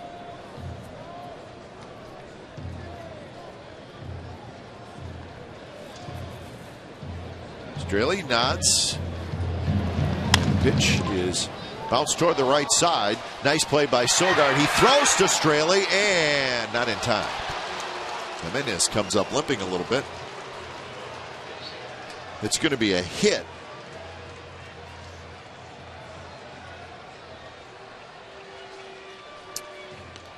You know, Brandon Moss, and he knows he ranged a little bit too far to his right, forcing Straley to make the play, and he was a little bit hesitant getting off, but look how far Brandon Moss went, and that's how close it was. It looked like Jimenez hit the bag hard. Sogard, excellent play in the outfield grass, and just threw quickly. And actually, Straley never got it. Maybe just the ball hitting him. Yeah, that's right. what. The ball hits Jimenez. Yeah. Missed Straley's glove and hit him in the left knee. That hurt. Number 25. As Kendrick found out with the ball off his shin. So Jimenez seems to be okay, and now you got to face the top of the order. So this becomes a big at bat with Borges, because after Borges it's Trout and Pujols. There is 1 out. I see Straley trying to catch his breath. That's a long sprint over to first base, and you'd like to see somebody just go out and give him a chance to catch his breath a little bit more. Wow. Jimenez looked like he was running, and then Borges bunted foul. All right, let's check out the Marco Scutaro play from 2005. And goes down the line, and there goes Nick Swisher. That's Vladimir Guerrero. You're thinking Vlad may throw him out. No, throws high. That's a great play.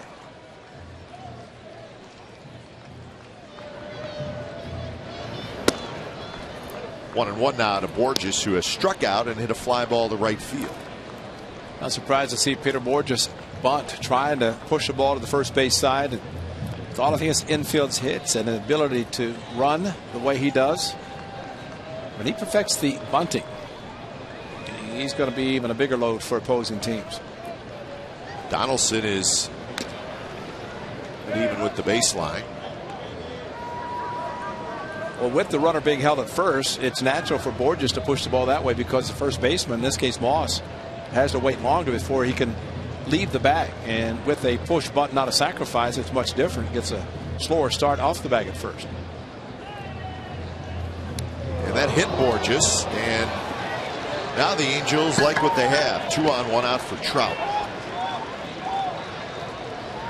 So an infield hit and a hit batter.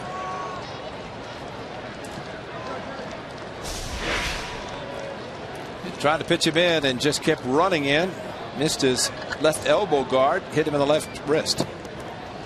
Tried to pull the hands back. Oof, it hurts on the hand. So Kurt Young to chat with his young right-hander Dan Straley. The Mariners have taken a lead over Baltimore 3-2 in the 6th inning in Seattle. His next road trip will end up in Seattle. Feels strange not playing at Safeco Field till almost the middle of May. It seems like we usually go there the first road trip every year. Mickey Morabito, director of team travel, excited because he said he checked the weather in Cleveland. No rain for 4 days. He said, when's the last time you go to Cleveland and there's no rain? There's always something going on there. You're right. I looked at New York and it was supposed to be nice. So hopefully we'll have good weather on the upcoming trip. 10 games. Here's Trout. Breaking balls inside. Speed on the bases and speed at the plate, which, well, the infield really has to almost play halfway with this speed. And it's going to be tough to double up Trout on a ground ball. You just have to make sure of one out if a ground ball is hit.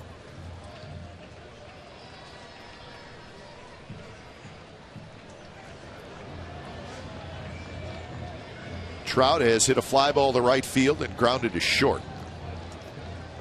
He hit a routine ground ball to short in the 3rd, and it was a bang-bang play at first. We've seen that before with Trout.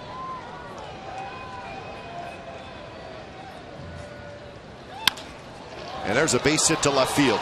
Here comes Jimenez. Cespedes has it, and they're going to hold up Jimenez, and probably a good idea. Cespedes, good throw home, so the bases are going to be loaded. Well, Dino Iba also probably thinking about the hitter coming up in Albert Pujols. But you're right, Cespedes on a hard hit ball was charging it, got to it quickly, and a very strong throw accurately to Jaso, and would have had Jimenez by plenty. I wish he would have run it. He would have been out, I think. So Pujols steps in.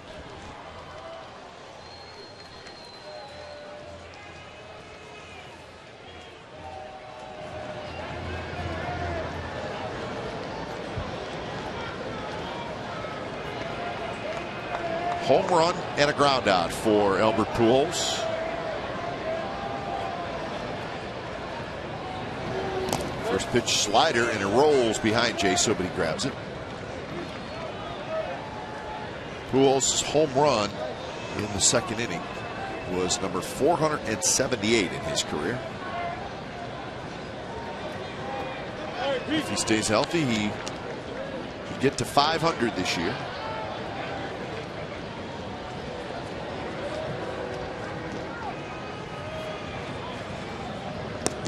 Bishak quickly up. Good breaking ball there, and strike call right on the outside corner. It's a great pitch from Dan Straley, but also not a bad take by Albert Pujols. That's a ground ball waiting to be hit. Because I was going to say, you almost want him to swing it. Exactly. Slider breaking down. All he can do is hit on top of it. Tough to get under it. And of course, as hard as he hits ground balls, that's tough also. He does wave at that one. He missed it 1-2. That's a chase slider, and got the power hitter to chase a pitch out of the strike zone. This started on the plate on the outside corner, just kept breaking away, and Albert Pujols just could not make contact. Jimenez, Borges, Trout are the runners. Terrific speed on the bases.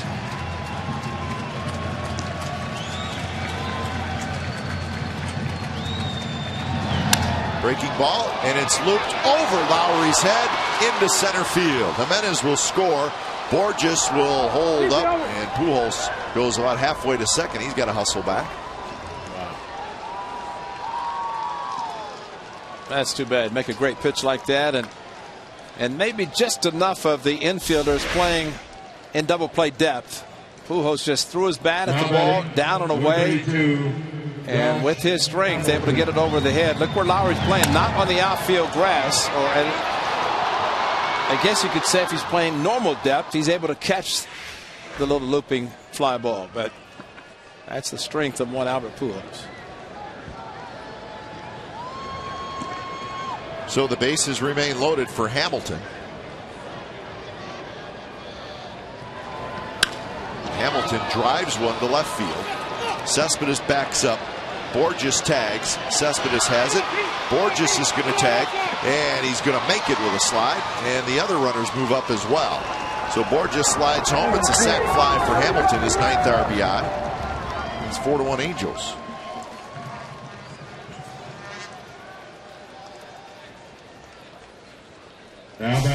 Here's the Pujols swing on a hard slider, similar to the one that he swung and missed. And this is out of the strike zone. And just extended just to make contact. And Lowry could not get to it. And, you know, Cespedes, maybe anybody else running besides Borges, you almost have to concede that he's going to score. Yeah. And not take a chance of putting 2 more runners in scoring position. Or at least 1 more. Pujols, with the throw coming all the way to the plate, did end up putting 2 in scoring position. First pitch to Trumbo is outside. So a 2 spot for the Angels here in the top of the 5th after the A's got on the board in the bottom of the 4th. So not a shutdown inning for Dan Straley.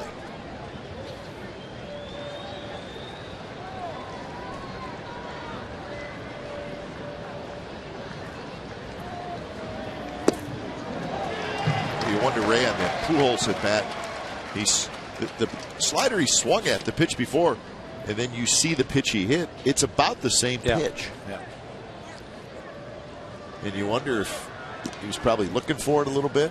Well, just extending or expanding his strike zone, and that's what good hitters do when they see runners on base in scoring position. They don't want to walk. They don't want to, well, he's trying to get the ball in the air, and he was able to do that to get under a ball that was almost on the ground.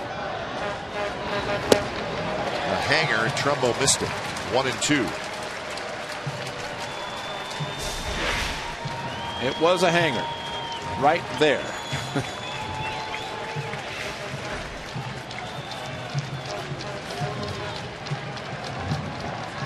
So Straley, pitch number 88, trying to get out of it. 2 runs are in.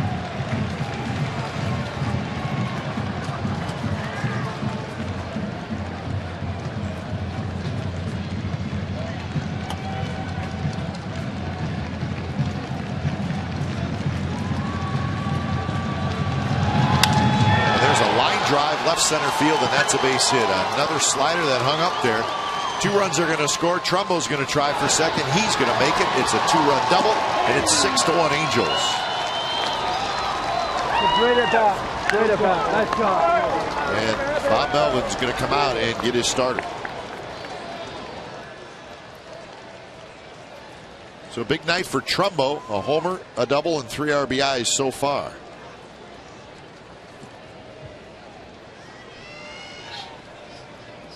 So when it's time for a change, think Speedy Oil Change and Tune-Up, your oil change tune-up and smog experts.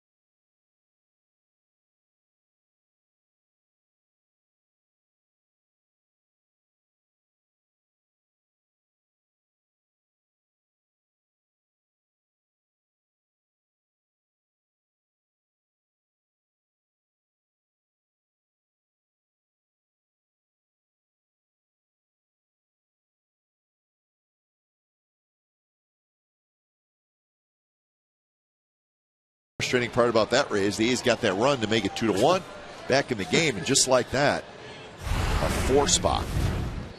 But that's the way things have been going for the A's pitchers, because just any time a run is scored, the next inning, shutdown inning, maybe 0 for whatever. Just not able to get the shutdown inning when they need it. So Trumbo at second. Kendrick the hitters. Neshek is trying to get the Athletics back in the dugout. Good slider there. So it was the inning has gone single, or has gone strikeout, single, hit batter, single, sac fly, double. Well, how about strikeout, range too far to the right, single, and then the hit batter. So Kendrick strikes out, finally over. 4 runs for the Angels. Bottom of the 5th coming up, 6-1.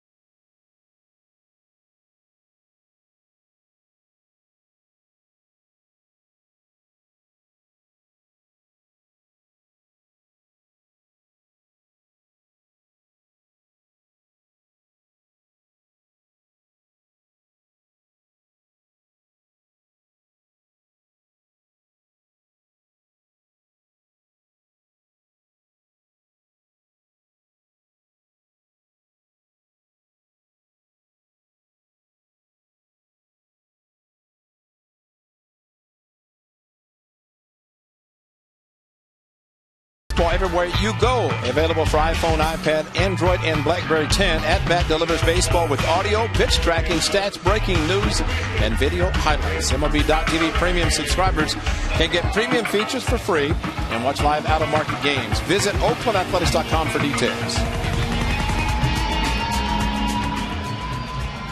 Nice night at the Coliseum. Scoreboard not where we want it. 6-1. The Angels lead. Sogard to lead it off. First pitch, fastball in for a strike. Sogard, crisp, and Smith against Tommy Hanson.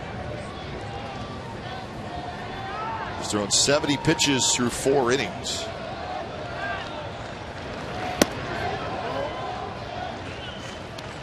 And as you see it, he's not throwing real hard, but he's been able to throw off-speed pitches for strikes early in the count, which certainly kind of sets up the rest of the at-bat. Sogard goes after the breaking ball, fouls it back 1-2. It's amazing. It's already the 5th inning, and this game is still a lot of time left for the A's, although they have a 5-run deficit now.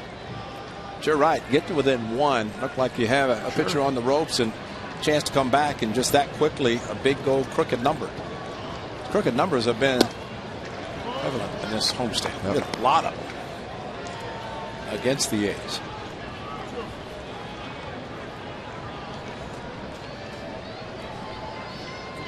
So 2-2 to Sogard, who robbed of a hit by Trout in the 2nd inning. That was popped up. Pujols headed for the seats, and right in front of the seats, and he cannot make the play. Might have been an A's fan that reached up as the ball was in the seats, or in the field level seats. Pujols reached over, but it was clearly there. Guy with his cap trying to make the play. Could not. Albert reached in as far as he could, tried to make the play, but maybe the fan with the Athletics t-shirt got just enough in the way.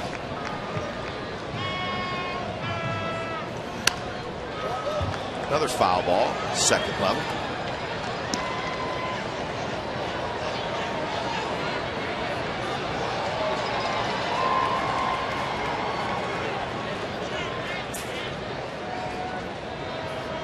Guard, spread out stance. And good take there. So full count. He's need a bunch of base runners. With a 5-run lead, now we see if Iannetta, the catcher, and Hansen throw more fastballs. Already in this bat, Sogard's probably seen more fastballs than others did previous innings.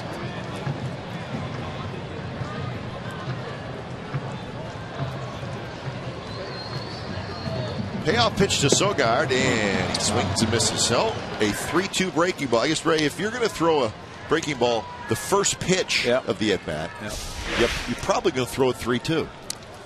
Well, then there's no thought about the differential in the lead right now for the A's and the Angels, because Iannetta's just going with the best pitches that his pitcher's throwing. It's happened to be a 3-2 slider. You see the way Sogard approached it, put the foot down. Oops, there's a slider. Got to try to make contact. So 4 strikeouts now for Tommy Hansen, and here's Coco. Fastball this time, outside corner, 88 miles an hour.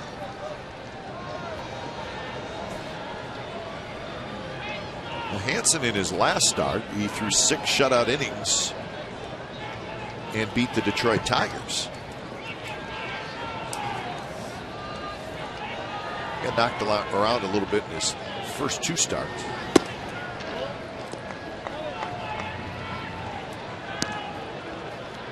When we were in Anaheim, we talked about it. 3 new Angels starters this year with Vargas, Blanton, and Hansen.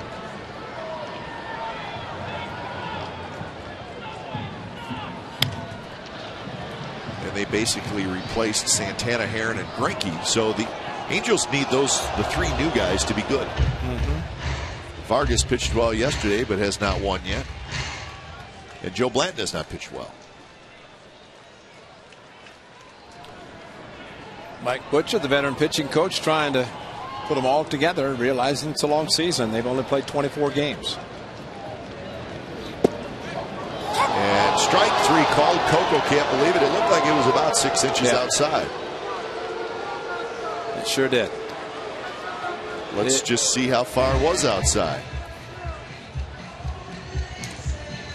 Well, you see Coco react in this way. You can see from the center field shot, just kept backing up, and Coco reacted, and now with Tommy Cam just about on the white line.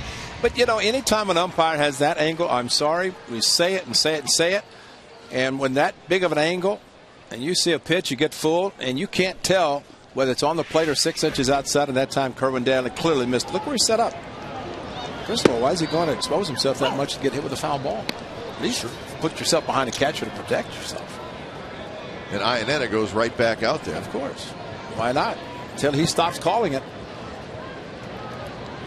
Catcher's going to move. Danley's going to stay the same place.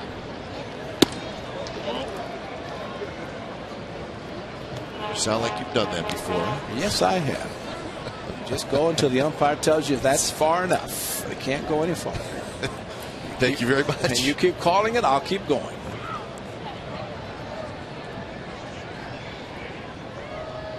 One and one to Smith.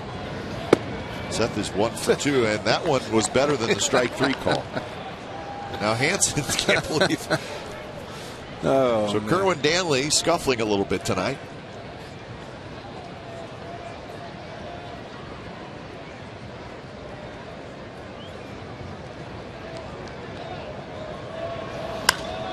High fly ball foul. I was talking to Richie Garcia, the father-in-law of the first base umpire tonight. He was telling me about the positioning of the umpires and the way Kerwin Danley is set up. There's a certain term that they use and when they're set up in that particular area. And I can't exactly remember what it was, but You know, it's the angle, and again, when an umpire is exposing himself that much, I mean, he's setting himself up for a foul ball with no protection from the catcher.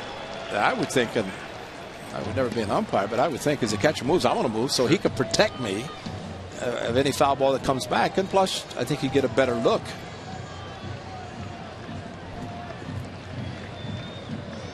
So 3-2 to Smith. Single and a ground out. Another breaking ball, rolled foul. You probably don't like to do it, Ray, but you almost have to sit on breaking balls, right? You have to. It's pitching or hitting kind of in reverse and sit for the breaking ball and try to foul off a fastball if you get it. Sogard looked like the sitting fastball on the 3-2, got the slider and could not react quickly enough.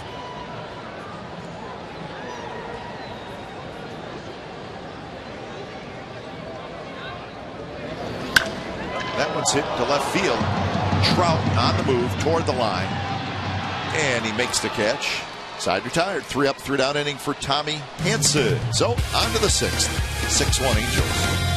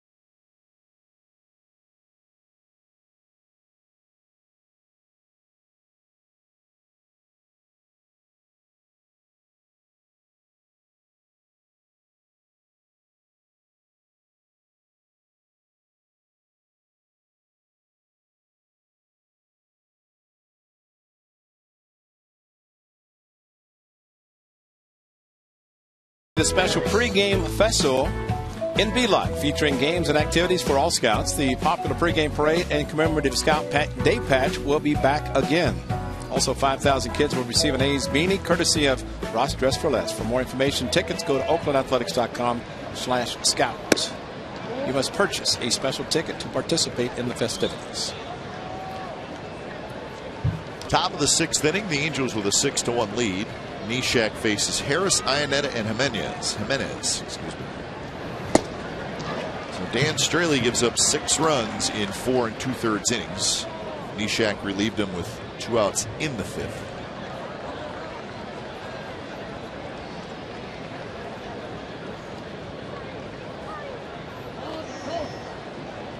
Nothing tonight for Harris, a line out and a strikeout.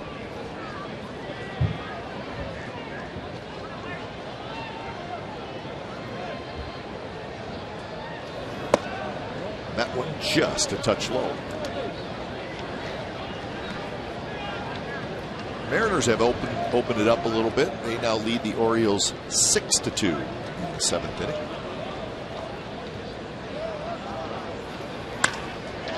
Drive to center. Coco's there. Goes back a couple steps. He's got it. And that's out number 1 here in the 6th inning. Harris heads back to the dugout.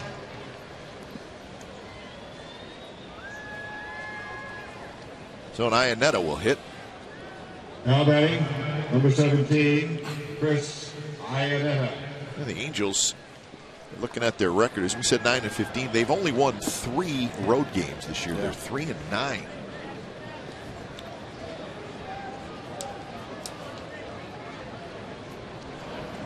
wonder how cold it was in Minnesota. Cold enough for them to lose 2 and get rained out. How about that? They opened the season in Cincinnati, so they had the interleague opener. But they did not want to start like they did last year. And they are. After 24 games last year, 9-15.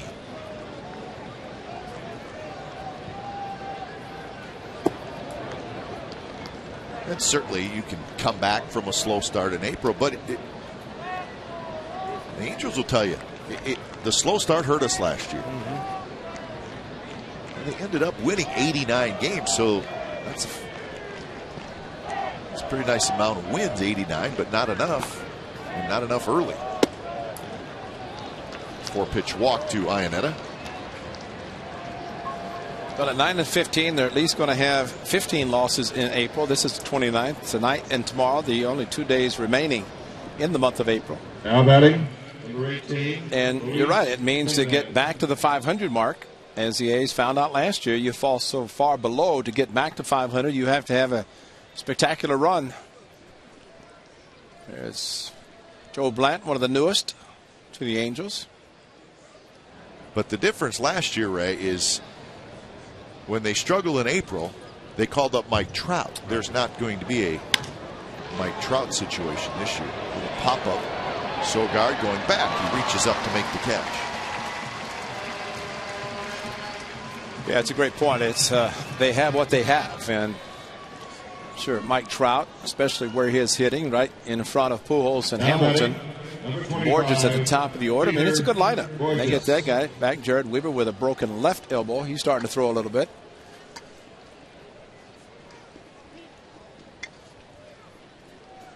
Take your ace out of the rotation. That affects everybody, just as we talked about with Cespedes getting back in the lineup. Positions everybody back where they normally would be. Same with the rotation of the Angels when Jared Weaver comes back. Sean Burnett, we saw him, the left-hander. He's on the DL. Kevin Jepson, who did not pitch well against the A's in that early series, but he's on the disabled list.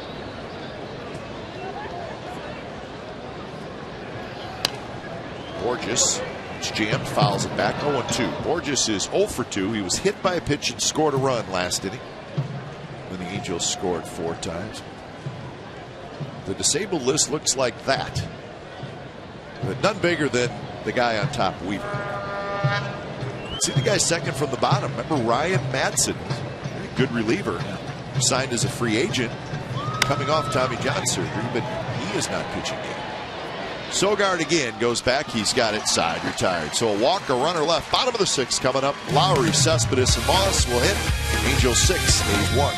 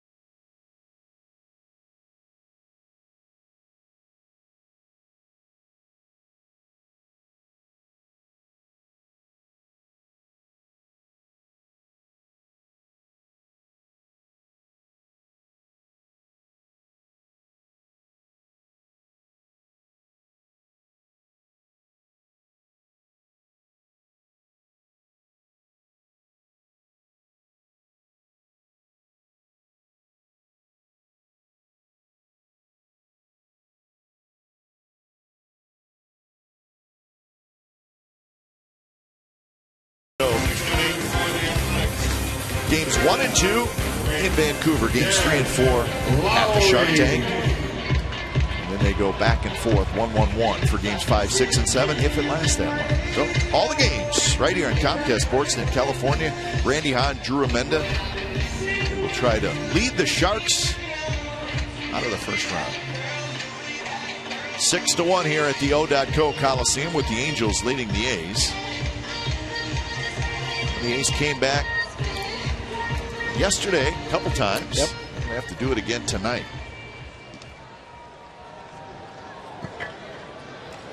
Lowry, Cespedes, and Moss, 3, 4, 5 hitters for the A's.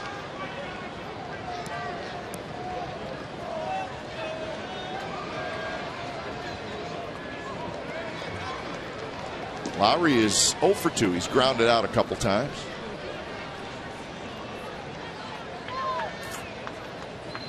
First pitch is a touch high. Action in the bullpen.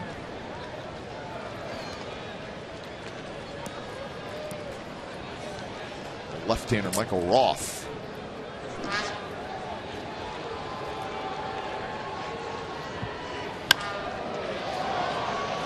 Toward Borges to his left. He's got it, and that's out number 1. Sometimes Lowry just trying to provide his own power. Got out on the front foot and realized the off-speed pitch, and you just try to put a lot of oomph in it, and just nothing happens. Right, it's got to be frustrating trying to hit a breaking ball, because miles per hour, slow, not easy to time, and he's been throwing it for strikes. And that's the biggest thing, because hitters like to look fastball, and when they keep getting the breaking pitches, not much they can do with them, because unfortunately you load up looking heater, and then your body mechanics aren't the same. Cespedes steps in. He's 0 for 2. He lined out and struck out, and he swings at a fastball, and he missed it.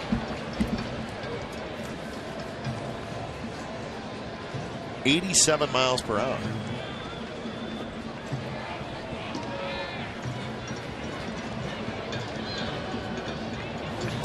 Well, the great Hall of Famer Gaylord Perry always told me, you never want to throw the average speed of everybody else. You either want to be above or below.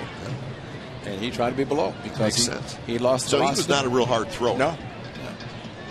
He had the old equalizer, but even that didn't break that much unless he had a little bit better velocity, which he had a very good fork ball, and he had the puff ball. He had a lot of different pitches, but he would try to gear down to throw under the average speed. And you think about it, you're throwing about 88 to 90, 91. That's kind of average. A fastball, if it's straight, it's going to get hit. 2 of them were hit hard tonight. So, was he throwing his specialty pitch early in his career? Oh, yeah. So when he started with the Giants, he was throwing it then. I think there was a 23-inning game that he came in. I think his catcher said, why don't you try that pitch you've been working on?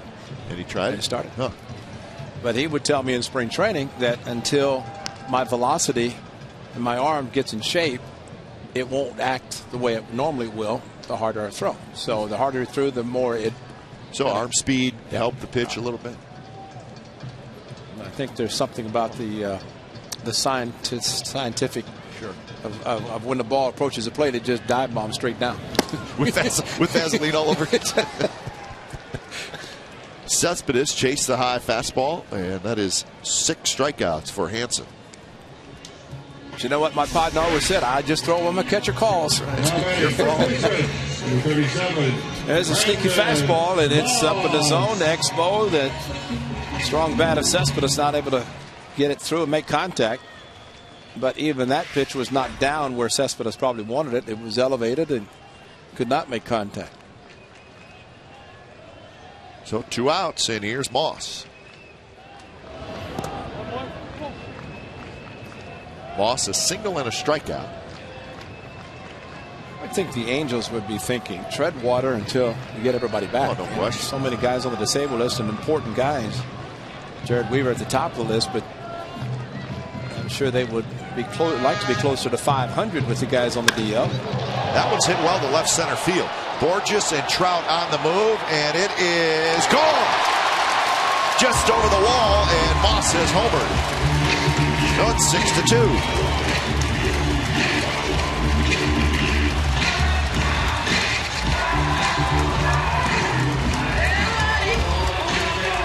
looks like it just slid over the wall. Superman tried to jump up and scale the wall, but could not get up high enough. And that's Brandon Moss simply providing his own power. 87 away, and just drove it nicely. And mostly Brandon Moss home runs are going to be right center to right field. But that's just the extension he has and the power that he has to go opposite field. So a 2-out homer by Moss, his third of the year. He now has 17 RBIs.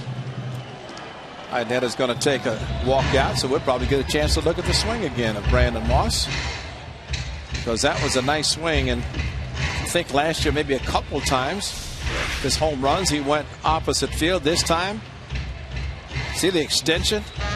Watch this, goes right there. I mean, that's flat out just not a half swing. He just aired it out, let it go, and watch Trout scale the wall, Spider-Man. That's amazing. That's a tall wall. It's not like down in Anaheim. Down in Anaheim. That is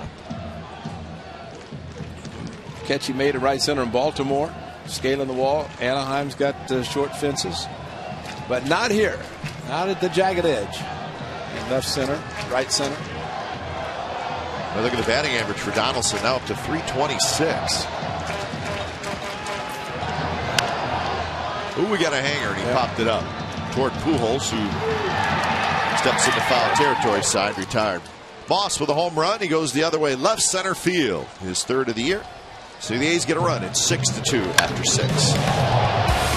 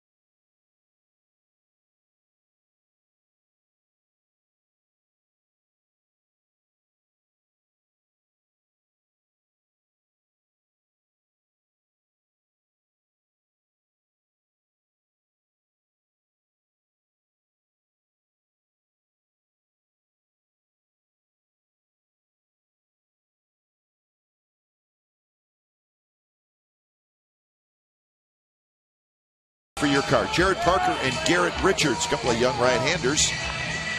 Parker still looking for his first win. He struggled, 8.10 ERA. And Garrett Richards pitching in the spot of Jared Weaver. So that's your matchup for Game 2 of the series. Join us with A's pregame live at 6:30, and then the ball game at 7:05.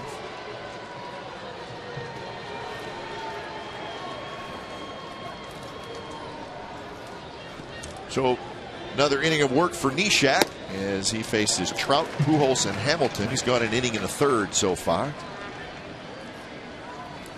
Probably like a knuckleball pitcher, is not really wearing down himself, throwing the frisbee the way he does, especially facing the right-handers that he is. Trout shallow down the right field line. Reddick is not going to get it. It's just foul.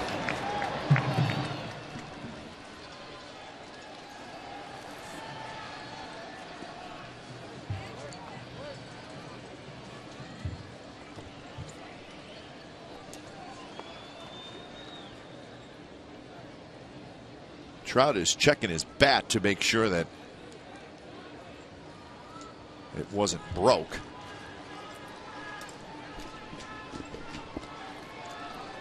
probably telling the bat boy, you know, this time last year, I just come in. That was a base hit. Off the end of the bat, just landing fair, and it's a double.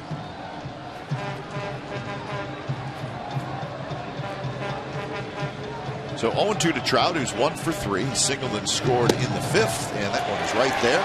Trout knew it. Strike 3 call.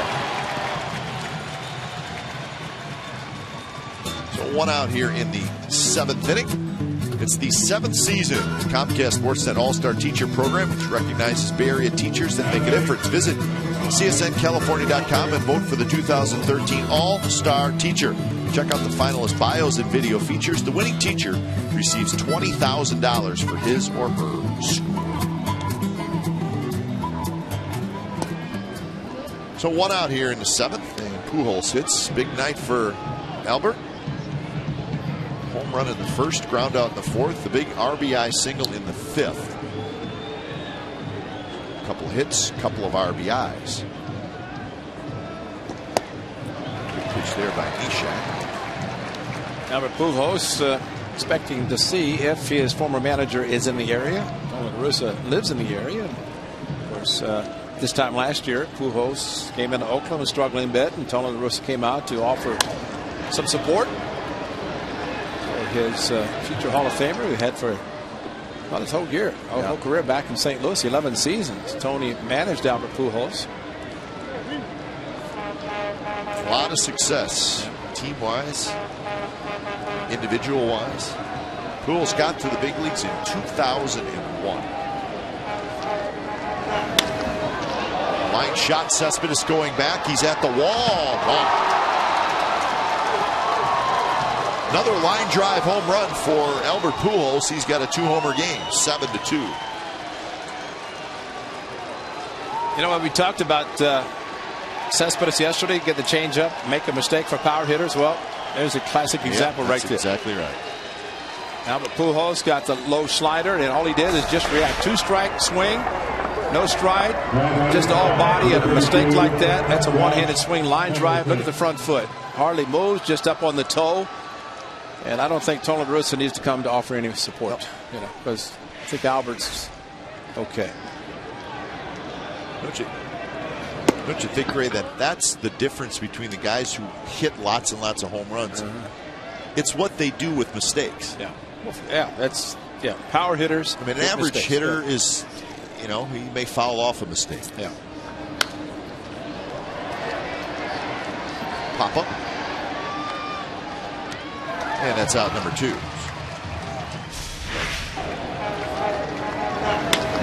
That's just all upper body. And that has been Albert Pujols, and whether or not the plantar fasciitis has affected him, but that's been his style of hitting for his career. Just rotate or lift the heel up on the front foot, up on the toe, and rotate the body.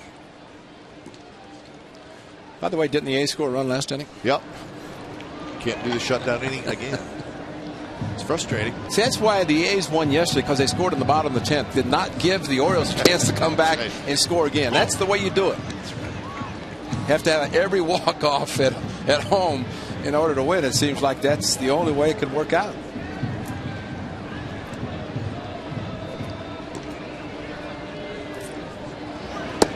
And the A's have 6 relievers tonight. Jesse Chavez was sent down, with Straley coming up from the minor leagues.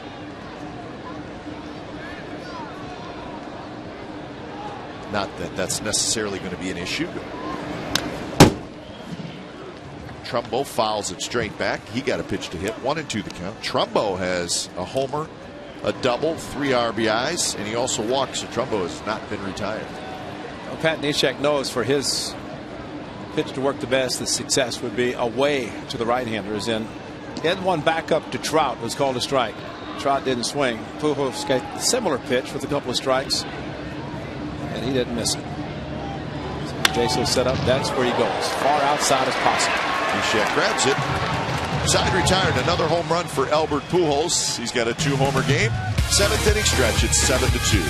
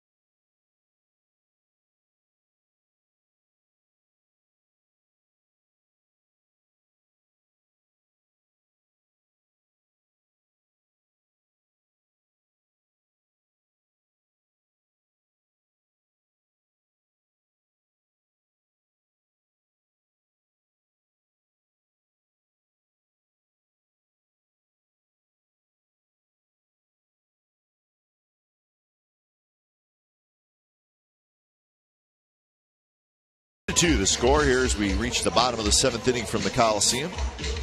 Albert Pujols putting on a show for the Angels.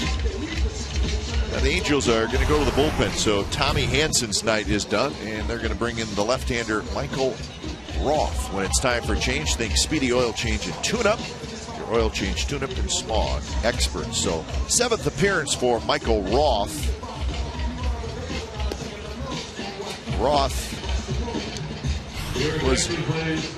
So there's Hansen. 100 pitches for back-to-back good starts for Tommy Hansen. So he's going to sit, see if his bullpen can get him 9 outs, and he can get his 3rd win.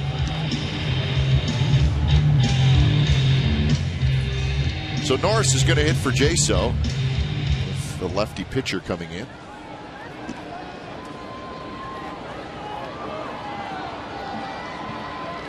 So Norris to face Michael Roth.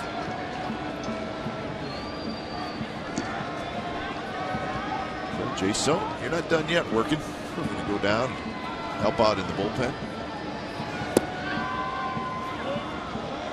Jaso did have an RBI single in 2 at-bats tonight.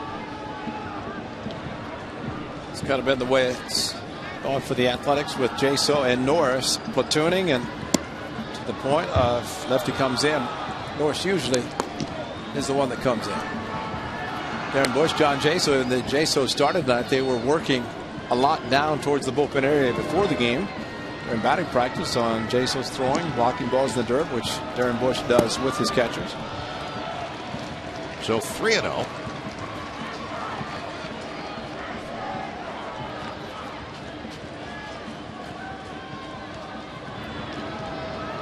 So the A's trying to get something going here in the bottom of the 7th, trailing by 5. Roth eases that one in there for a strike.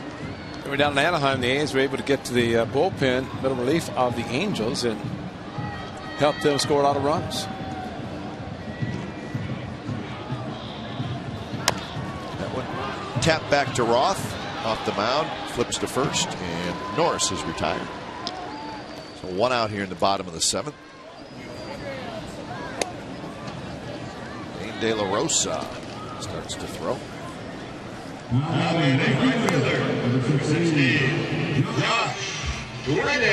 So Reddick hits. He'll face the lefty. Interesting note on Michael Rothray, the young pitcher. He was a 9th round pick in 2012. So he made only 27, pitched only 27 innings in the minor leagues before getting to the big leagues last year with the Angels. He pitched in just a couple of games last year, but very little time in the minor leagues.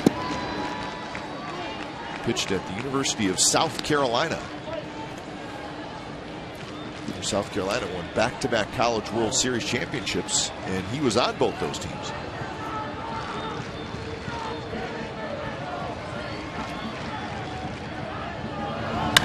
Reddick. Kendrick has it, gets up, throws in time. So struggles continue for Reddick. He hit a ball hard, looked like a base hit. It ends up Howie Kendrick making a nice play. That's frustrating. Well, that's simply the infield able to play back because nobody's on base. Howie Kendrick going to the outfield grass with a nice angle and popped up very quickly to throw out. Josh Reddick with a shorter throw because of the play he made. It's Josh Reddick banging his helmet.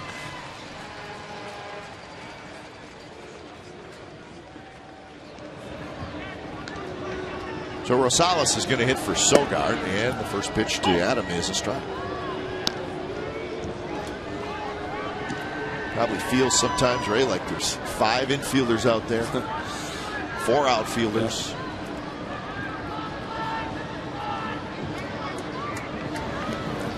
Abner Doubleday just did not set it up that way. It just seems like it.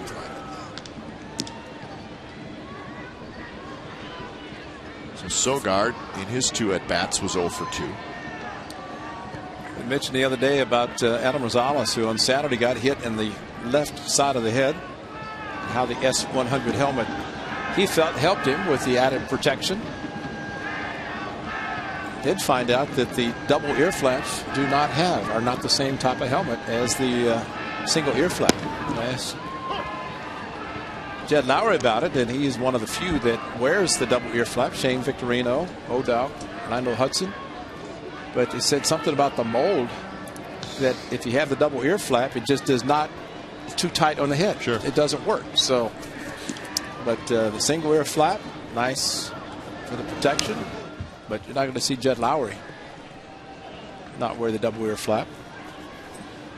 He brought up a good point. He said if somebody comes up to big league and wants to wear the double ear flap, they may not be able to, just because of the. That's where it got him.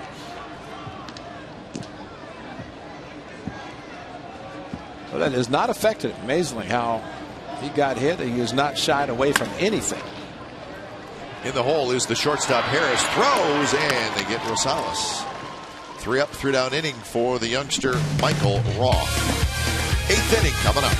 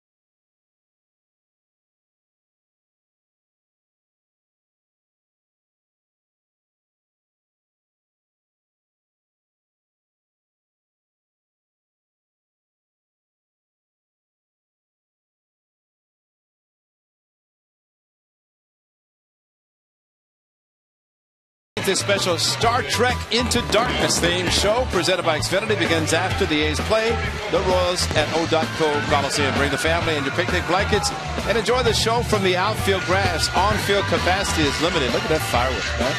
Best here at the Coliseum. For tickets and information, go to oaklandathletics.com/fireworks. Boy, Delaire and Tommy, they got the cameras out specifically for those fireworks, huh?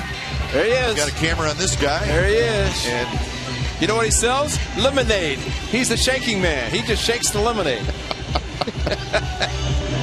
The dancing man. It's powder when he gets it, and when he delivers it to you. That's good. High fives, indeed. When it's time for change, think Speedy Oil Change and Tune-Up. Your oil change tune-up and smog experts. Chris Resop comes in. So appearance number 14 for Resop. If there's a game, Resop's in it. So this is game number 27 for the A's. So a guy who's pitching in more than half the games. He's working hard. Kendrick, Harris, Ionetta for Resop to face here in the top of the 8th inning. So the two pinch hitters staying in the game, Norris and Rosales. Kendrick takes a fastball for a strike.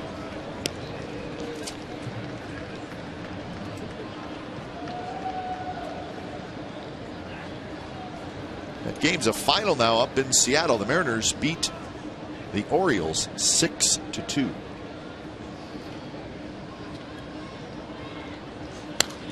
Game started at 4 o'clock. Complete game for Joe Saunders, so he must have been dealing. Gets his second win. Michael Saunders just come back from the disabled list and he hit a home run. So the Mariners, after taking 3 out of 4 from these Angels, beat Baltimore. So Seattle feeling good about themselves. They're now 12-16. Still a ways to go to get to 500.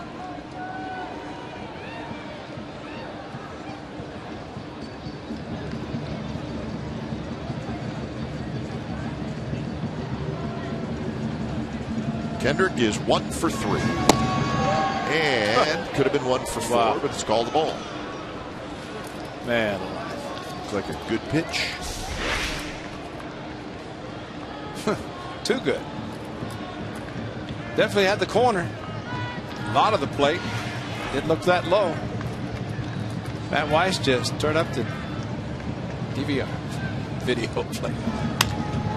Liner, what a play by Donaldson.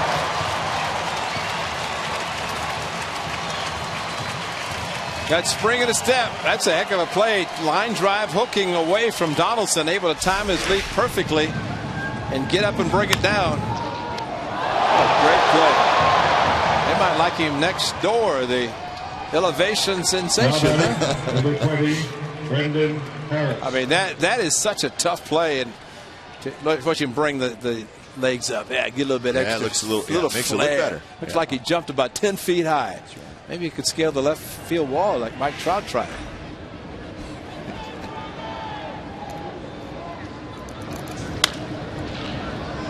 Down the right field line, but foul. Well, he's played Gold Glove defense so far this year. He has. He may never catch again. He may never think put he will the catch gear again, on no. again unless it's an emergency. And I don't even know if they'd want to take a chance of putting him back behind the plate in an emergency. Outside to Brendan Harris. Houston beat the Yankees 9-1 at Yankee Stadium. What a thrill that had to be. Yeah, they knocked Pettit around. Pettit gave up 7 earned runs in 4 1/3. A bunch of those coming in the very first inning. Astros had 17 hits in that game.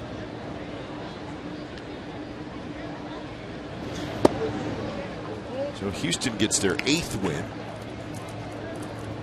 And the loss by the Yankees, that snaps their 4-game winning streak. Remember, the Yankees they sweep the Blue Jays? Four games, yeah. A lot of 4-game series, as the A's had one here against the Orioles. I'm trying to think who had the Astros had a combined no-hitter back at Yankee Stadium many years ago. That's right. Was it Billy Wagner the closer? Call, yeah. They 5 or 6 pitchers or something. That's right. Dotel pitched in that one. I think Oswalt may have started it. I was just thinking Billy Wagner, of course, Yeah. known more for the Mets, but I thought it was with the Astros in the interleague play. So that slowed stomping grounds for the Astros to go back and pound the Yankees. They figured that was going to happen.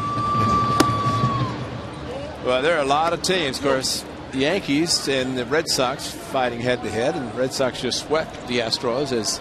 That's a tough trip when you go in to play the Red Sox and the Yankees, and you're the Houston Astros, where you know there are several players on the Yankees alone making more than your entire payroll. That's true. Of course, those players on the disabled list.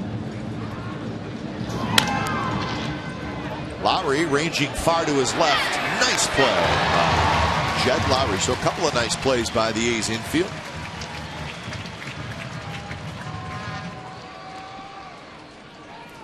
So 2 outs here in the 8th.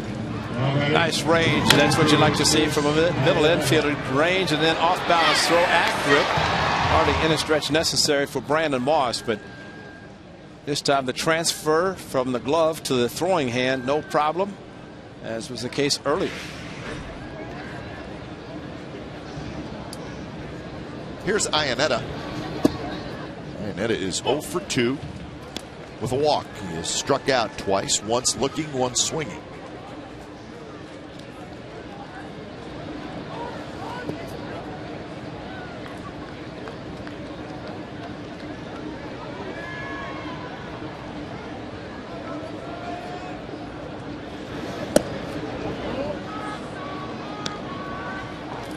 Tigers beat the Twins 4-3 in Detroit. Max Scherzer goes to 3-0. 10 strikeouts in 7 1/3 innings for Scherzer. No surprise there. Prince Fielder with a 3-run homer. Reddick coming in, Rosales going out, and Reddick has it. Rosie veers off right at the last minute. Bottom of the 8th coming up, 7-2. The Angels lead the A's.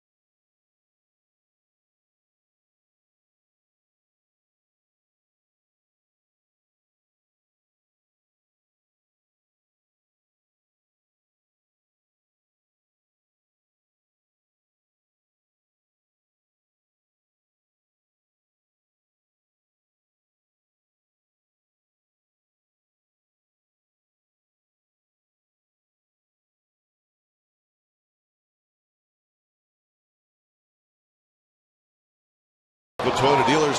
Home runs by the Angels is the story in this game. That was Albert Pujols in the very first inning, a solo shot. And this home run right here, we're being told, measured at 475 feet, and we believe it. That was Mark Trumbo, a solo shot. Sounded fun. Trumbo later on in the game, a big 2-out, 2-run double. That was part of a 4-run 5th inning. And then Pujols again in the 7th. So a 2-homer game for Albert Pujols. And too much long ball tonight by the Angels. They lead the A's 7-2. Top of the order for the Athletics against Michael Roth. So 7 runs, 8 hits, and 1 error for the Angels. 2 runs, 5 hits, 1 error for the Athletics. I think the great thing about the game of baseball, until the 27th out, there's always hope. You never know. I mean, you just could never assume that it's over, and the manager thinking that, players don't think that, and just keep battling right to the last out. It's always more nervous and nerve-wracking for the manager who's in the lead, trying to maintain it. And Coco shoots one through the right side for a leadoff single here in the 8th. So that's the first hit for Coco Crisp, the 6th hit for the A's. Now batting, designated hitter, number 15, Seth Smith. So Tommy Hanson goes 6 innings, 2 earned runs. And Dan Straley gives up 6 earned runs in 4 2/3 innings. I think one of the most remarkable things about tonight is this guy stepping to the plate. Remember back in the 3rd inning, the ground out weakly to first, grabbed his right arm. Yeah, we were concerned. Went straight to the end of the dugout, the bat rack, so he didn't have to face the manager, the bench coach, the trainers. And so whatever happened to Seth Smith must be okay. He hit a ball to left field his last at bat. Here he's up for the 4th plate appearance. One in the dirt. We get some action now out in that Angels bullpen.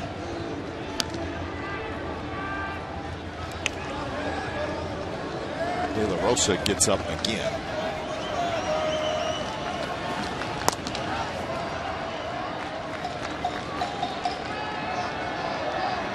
Smith, the single, a ground out, and a fly out so far. He swings and misses at that. 1-2 to count. Lost location badly, but and then a set up outside. The pitch was down and in. Got the swing and miss anyway.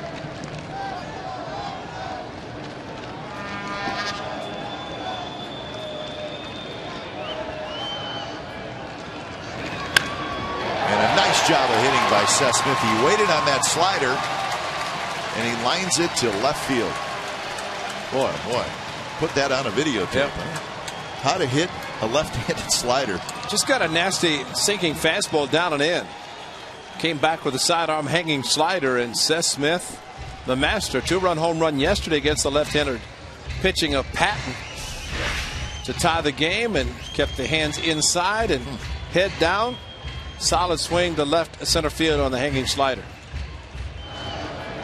And his textbook hitting, and yes, young player, any player, even major league players watch that swing.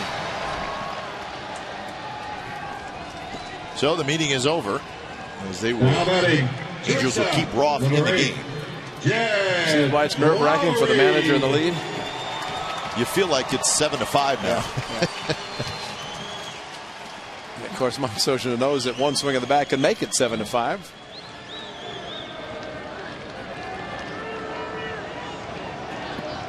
So Lowry steps in looking for his first hit. A couple of ground outs and a fly ball to center field. Pitches outside. Cespedes waiting in the on-deck circle.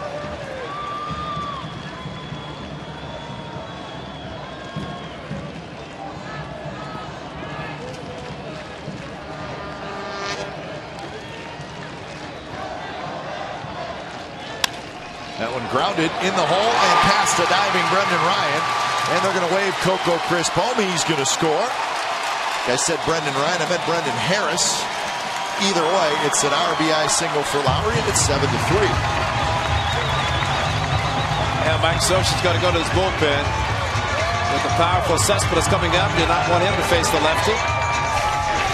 But Jed Lowry get top hand, and yeah, the middle infielder is Harris, perhaps a little bit close to second for a possible double play. Could not backhand the ball, and Trout decided no throw. Keep the double play in order. So when it's time for change, think Speedy Oil Change and Tune-Up. Get your oil change, tune-up, and Spawn experts.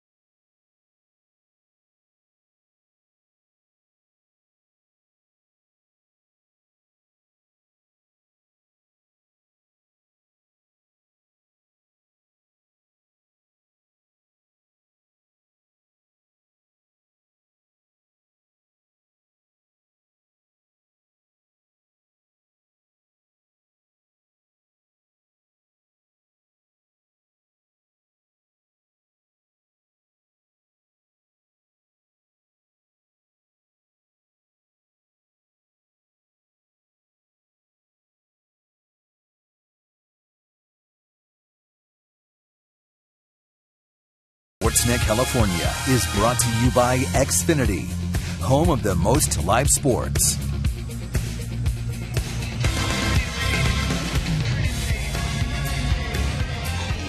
All right, 7-3. The A's mounting a little comeback here in the 8th inning. An RBI single by Lowry.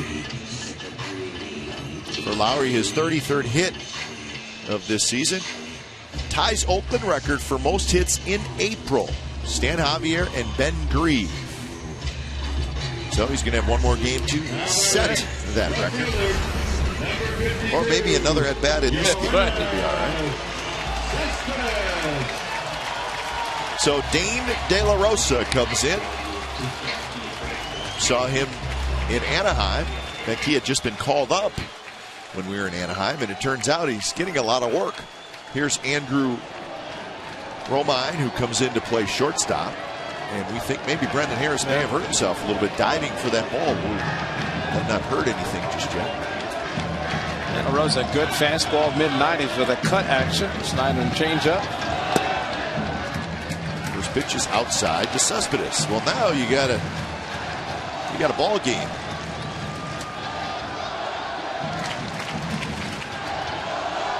Cespedes is 0 for 3. He has struck out a couple times. Hit a line drive in the first that Hamilton caught. Not close again. Now it's 2-0. That was close to being second and third. Nobody out. Nice play by Iannetta as he had the backhand and try to block the ball, but sometimes you have to be an infielder and just backhand, get the ball any way you can. That was a hard cutter away from him.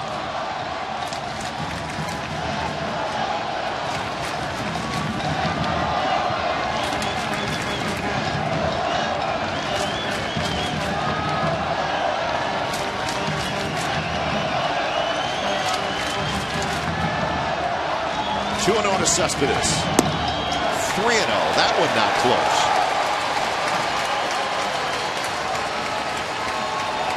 When you sling the ball like that, you almost have to give up a corner and go to the middle of the plate. Try to take the cut, get a hit, or at least be tempted.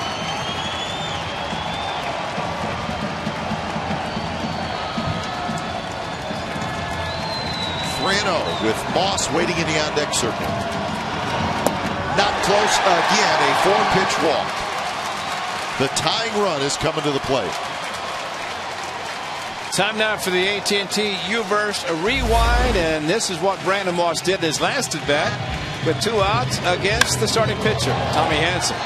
Fastball, 87 left center, and Brandon Moss, his third of the season, following a couple of strikeouts. One in particular, a slider down and in, but now he's up with the bases loaded.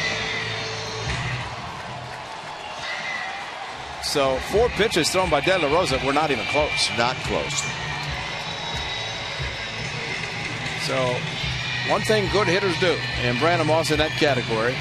A pitcher throws 4 pitches not close, maybe thinking about a 4-pitch fastball down the middle to get ahead with a strike, and maybe Moss doesn't take it. Saw 4 pitches from De La Rosa from the on-deck circle.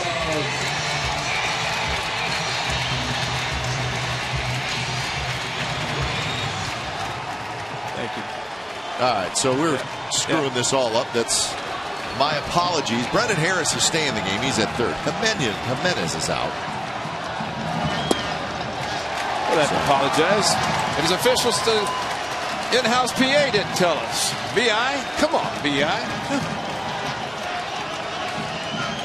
So Harris at third. Romine is at short. All right, we'll get it straight. It's all right. That's 5 balls out of the strike zone, not close. That one bounced toward Pujols. He's going to come home, and they get the out there. So Albert Pujols looked up, said, I got enough time to get an out at home, and he threw a strike home.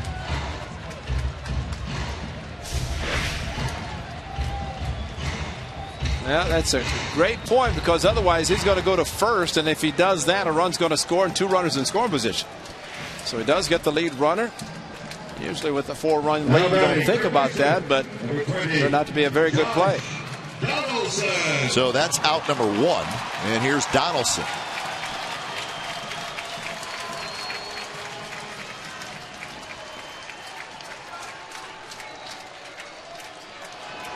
Donaldson, walk, single, pop out. Hits one up the middle, base hit center field. Lowry scores, Cespedes scores, 7-5.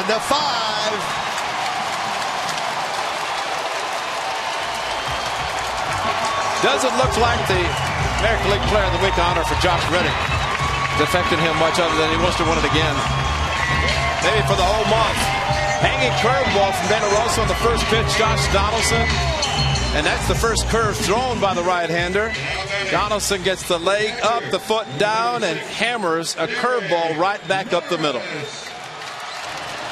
And stay hot, Josh Donaldson. He's got 20 runs batted in now. So now we got action. It's 7-5, 2 on, 1 out for Norris. 3 runs on 4 hits and a walk so far in the inning. And a fastball inside corner first strike. Well, the old game of inches. A ground ball by Donaldson. Could have very easily, if he pulls it a little bit more, it's a 6-4-3 double play, and the A's don't score, but instead finds its way into center field. Brad Balfour would love to be coming into a meaningful game. Strike 2 at the knees. That one pretty good sink at 94 miles an hour. So that's a good pitch by De La Rosa.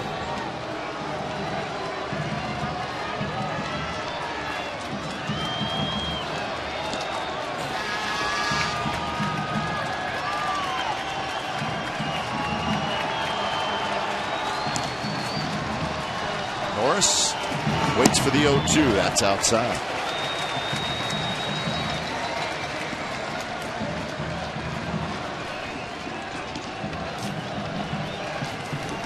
Ross and Donaldson, the runners.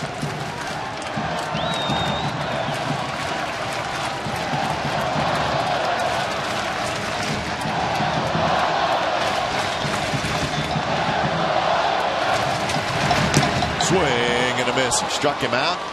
De La Rosa stayed with the fastball.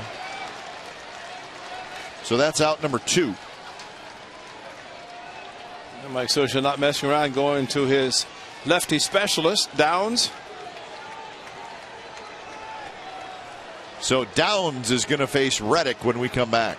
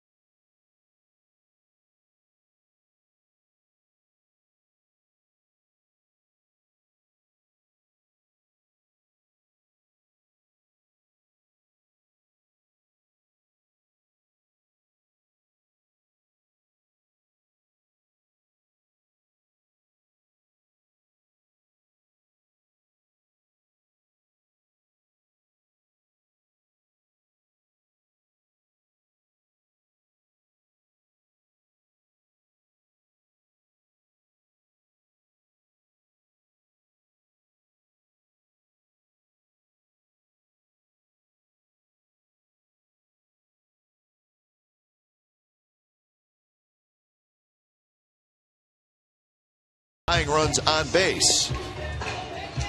So they have made this a very, very interesting game. It's 7-5. And Scott Downs, a good left-handed veteran reliever. So with the lefty coming in, Bob Melvin has made his move. It's Chris Young hitting for Reddick. Can we superimpose a Sports Authority sign in left field above the green monster here? That's right. We need Fenway West. 3,000 miles away, we're going to put a Sports Authority sign. That's what Chris Young did against John Lester on Wednesday at Fenway. A 3-run home run. First of his 2 home runs in the multi-home run game. So Young pinch hitting for Reddick. Young has pinch hit once this year, 0 for 1. Downs kicks, and the first pitch is way inside.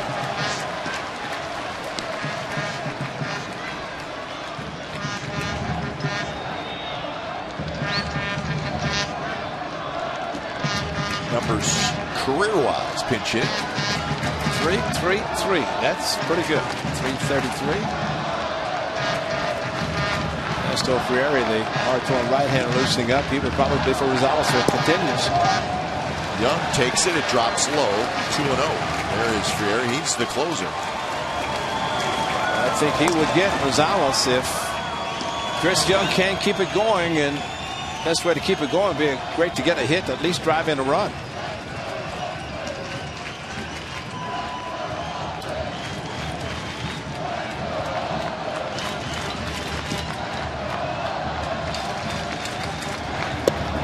Good pitch there, right on the outside corner.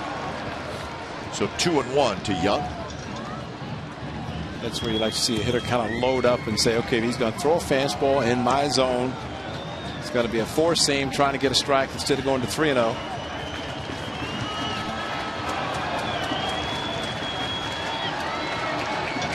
Outfield straight away. Not deep. And that's up the middle, and that's a base hit. Here comes Moss. He's going to score. It's 7-6.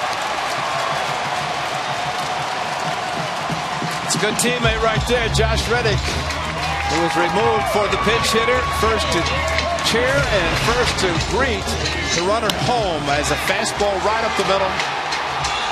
And Chris Young keeps that average over 333 with a base hit up the middle.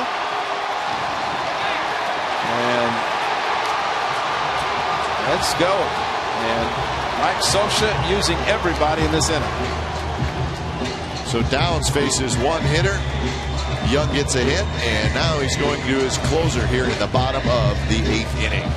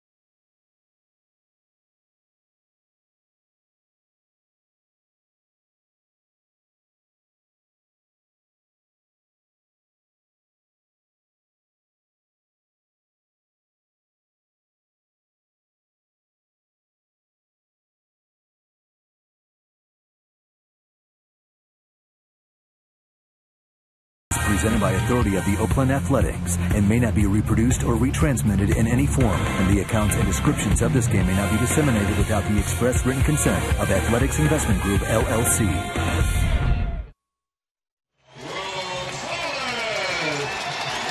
(7-6). The A's have scored 4 times here in the bottom of the 8th inning, and they're not done yet. And he is a hard thrower for Erie, and Adam Rosales knows exactly what this right-hander throws, and Mike Scioscia trying to get the final out in this just the 8th inning. Remember, it's just the 8th inning, and the A's will have at least one more chance to hit. And because of this being the 9th batter, Cespedes is just 4 hitters away. Frieri, his first pitch, Rosales swings and misses 94 miles an hour. So regardless of what happens here, you start the 9th at the top of the batting order, as the A's did in this inning, and so far have plated 4 runs. Donaldson at second, Young at first. The tying and go-ahead runs. And they have matched the 4 runs the Angels scored tonight. Strike 2 outside corner. Frieri got a little bit of a herky-jerky delivery, and he throws very hard. Balfour is going to pitch the top of the 9th, whatever happens.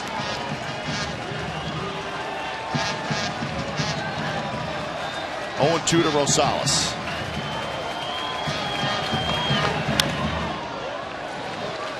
Rosie pops a foul back as first 3 pitches, all fastballs away. That's a surprise. I thought Iannetta moved to the outside part of the plate. I thought he might try to get him a chase on some sort of a slider hard for that herky-jerky move, slider away from Rosales, but went with the fastball outside corner.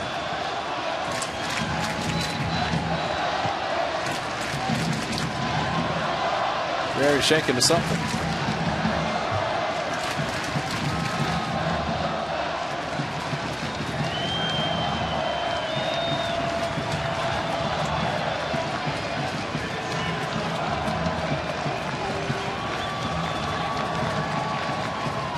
Two pitches, a fastball, low and away. See, I look by Ferrer. He could care less about the runners on. And a lot of closers don't think about it. And right now, I think what Donaldson's doing at second is just kind of staying there. Although the whole middle infield is open, wide open, they could walk to the next base.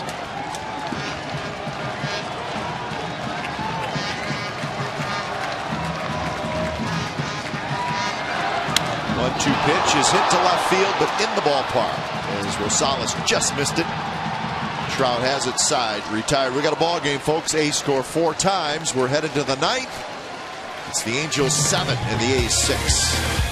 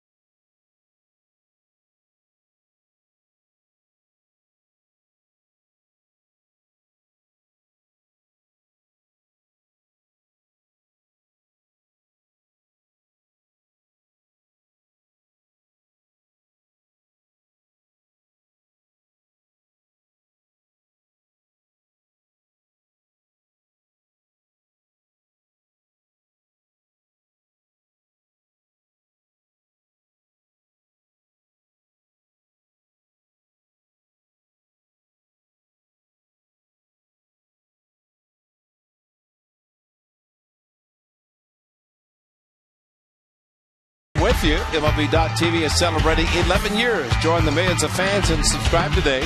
Watch every out-of-market game live online on your favorite mobile and connected devices in HD quality. MLB.TV, baseball everywhere. 9th inning, the A's have battled back to make it a 1-run game.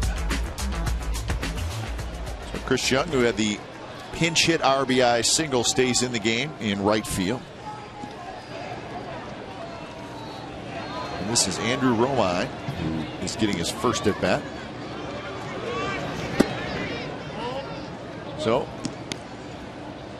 Doolittle is up. Thought maybe Balfour would come in even if the game was tied or the A's trailing. That is not the case. Rysop stays out there.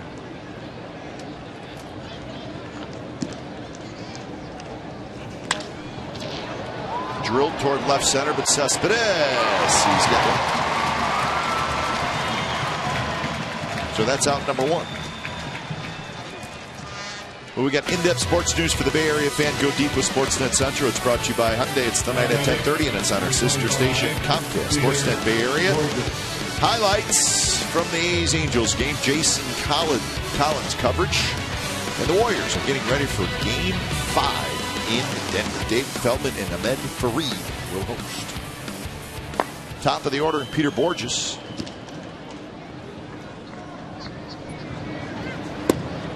Good curveball from Risa.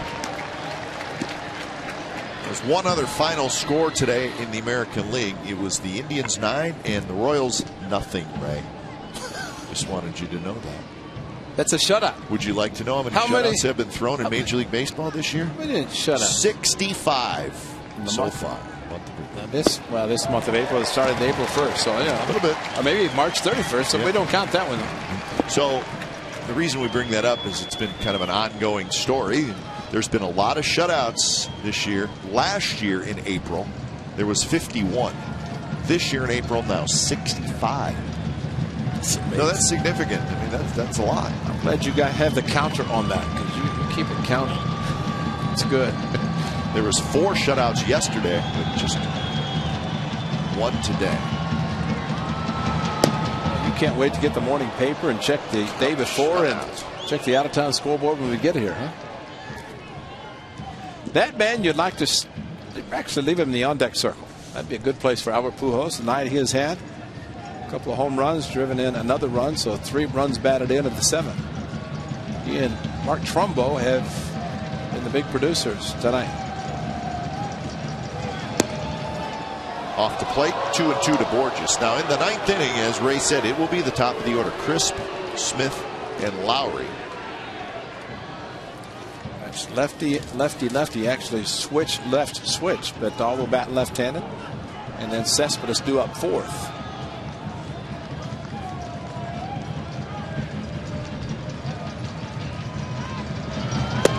Strike 3 called to Borges. So Rysop has retired all 5 hitters that he has faced. Borges knew the slider was there for a strike, and he just saw it and headed to the dugout. Just started, couldn't pull the trigger, buckled the knees, and oh, you know it. You know it's a strike, and a perfectly thrown pitch by Rysop. Maybe Rysop is going to get better the more he pitches because he is getting some appearances. Yep. And maybe that's just he's pitched well anyway, but even gets better the more he's out there.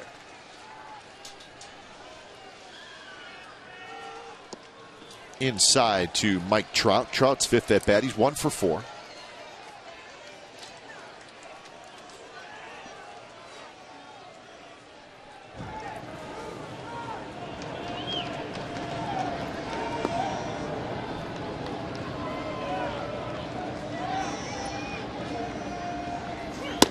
Fastball away.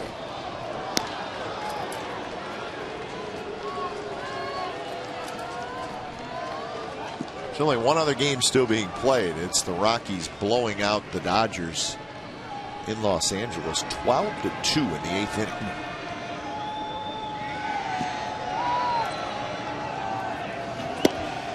You already given Walt Weiss the National League Manager of the Year. That's right. Rockies playing good. Yes, they are. The Dodgers, if they lose that game, they'll be a game under 500.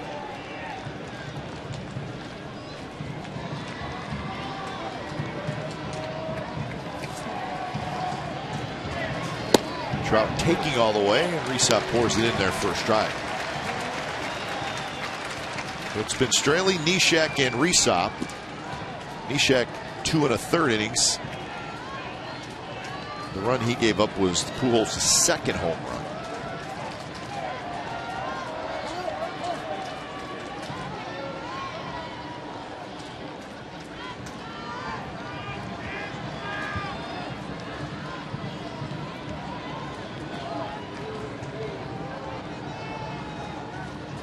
Trout will be ready to rip at a 3-1 pitch if it's anywhere around the plate. Maybe I should just be quiet. Well, or maybe we should wonder why he didn't take it. Exactly, because it's a strike and a fastball. Just granted, it was around the knees, but right down the middle of the plate. I don't think it could have been looking slider. You just don't see it hit it looking anything but fastball on 3-1. And even 3-2.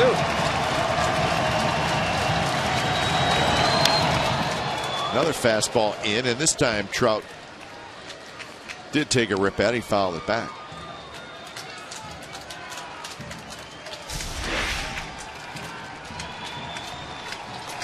Just a little bit late on the extra A little bit extra on a fastball by Resop. So the crowd trying to get this game to the bottom of the ninth.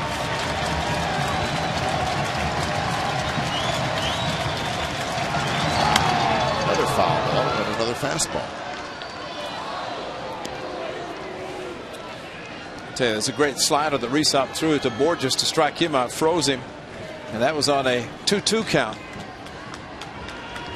But the guy in the on-deck circle might be determining the pitch selection in this at bat, and that's one Albert Pujols.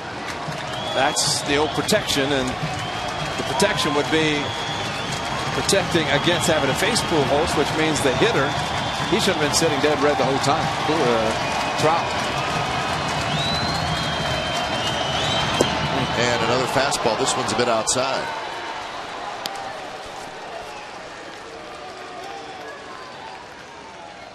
So that's the third walk the A's pitchers have issued tonight.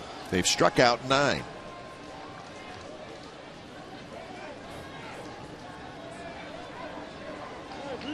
So Resop now at 30 pitches. He'll face number 5, Albert Pujols.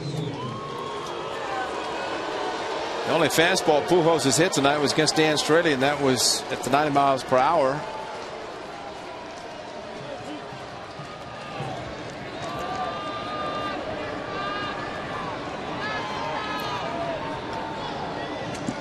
See if Trout runs. He has not been running because Pujols is hitting behind him.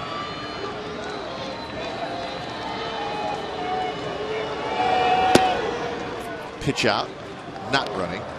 He's got 4 steals in 5 attempts. You know, the number of intentional walks have been given to Albert Pujols. Maybe in this case where Trout runs, the A's would either pitch Pujols carefully, possibly, or what other clubs have done, intentionally walk him to face Hamilton, who is eventually going to make him pay. But that's the guy hitting behind Pujols in the lineup.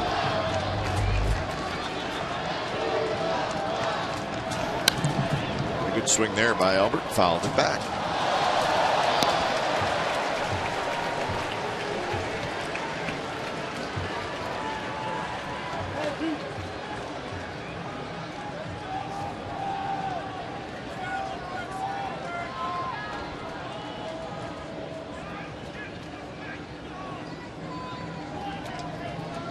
Pujols also has the RBI single, so 2 homers and 3 RBIs tonight.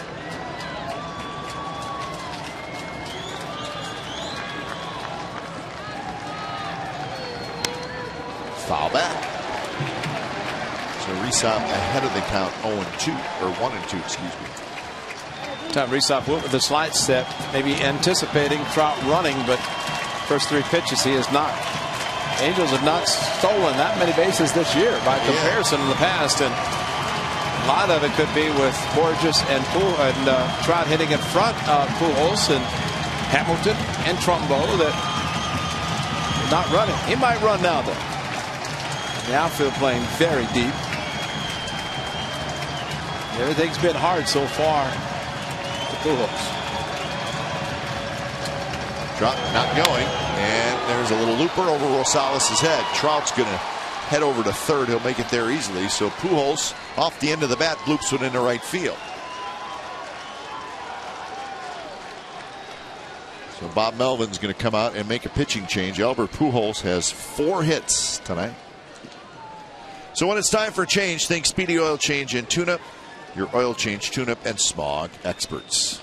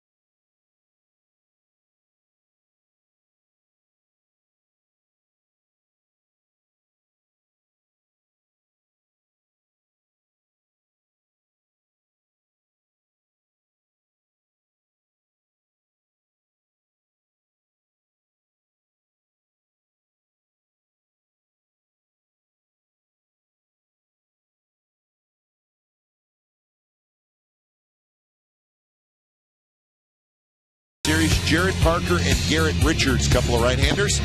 Our coverage begins, as always, at 6:30 with A's pregame live. Complete A's coverage every night on Sportsnet Central and CSNCalifornia.com. Always remember, the home of A's baseball is Comcast Sportsnet.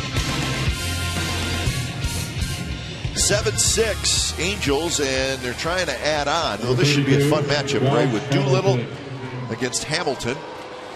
Doolittle likes to throw fastballs. Hamilton likes to swing at fastballs, and he swings early. Well, he's going to be looking fastball because that is what Sean Doolittle throws. Remember, it was against the Rangers, Hamilton's former team last year, that Doolittle made his debut and threw fastballs into the hitters. That was 95, but Hamilton took it, was ready. So Trout's at third, Pujols at first.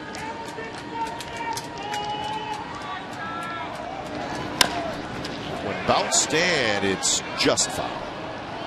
Hamilton has struck out, hit a fly to left, had a sacrifice fly to left, and then fouled out to third. So he's 0 for 3, and he's hitting .212.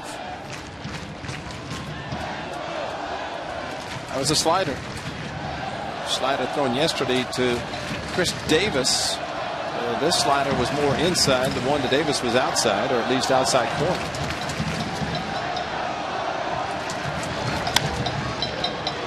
Down the left field line is Hamilton. A little late on the fastball. As many off-speed pitches as Hamilton has seen last year, second half, this first month of the season with his new club. You just have to wonder what he is even thinking about looking for. And he waves at a slider. No chance. So the Angels strand a pair. Here we go, folks. Bottom of the ninth. A's down by 1. Frieri trying to save it.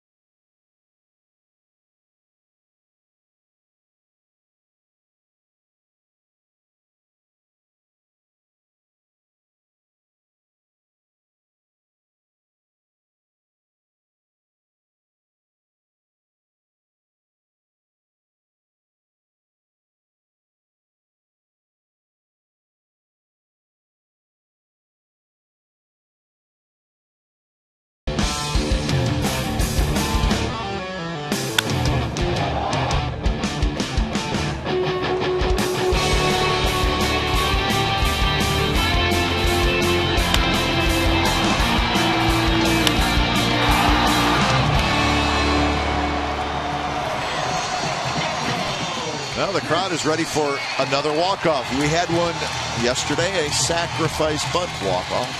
Cap, you know what's different right now?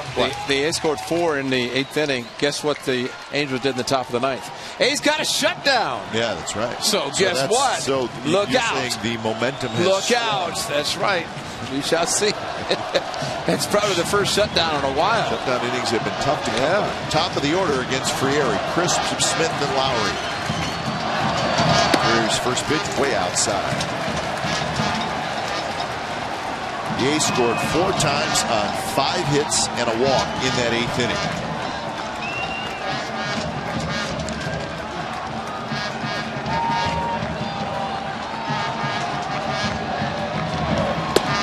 Frieri came in and he retired Adam Rosales with 2 on and 2 out.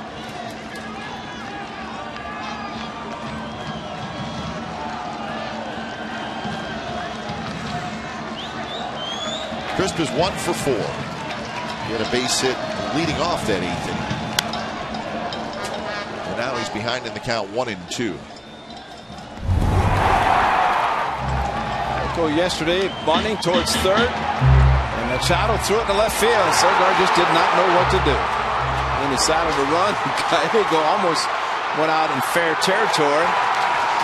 And it's Machado with his hands on his knees. The A's, that's a combined walk-off, a bunt and a run. 1-2 pitch. Check swing, he did not go. Frieri has come in and thrown nothing but fastballs.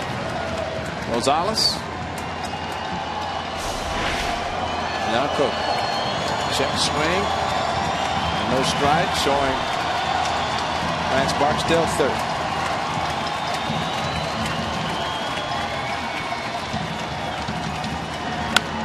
There's a shot foul headed right over top of the bullpen.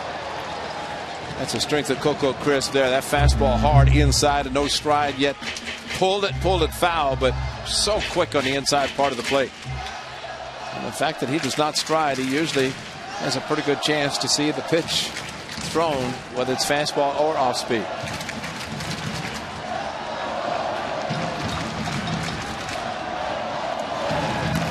Good take by Crisp, and now a full count.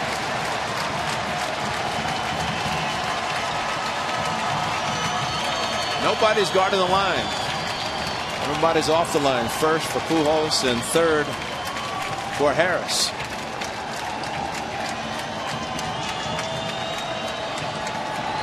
Three-two pitch, he walked in. Nice at bat by Coco Crisp. It's a great at bat. Fall behind, check swing, and then takes the changeup 2-2 to go to 3-2. And then he walked it. Now what Frieri has to worry about is Coco stealing. Yeah, that's right. Because you don't pay attention to him, he'll take off. And even with the A's down a run, having the speed at first and Coco, that makes a huge difference. Especially with a left-handed hitter, makes it a little tough for the catcher to see if Coco is running.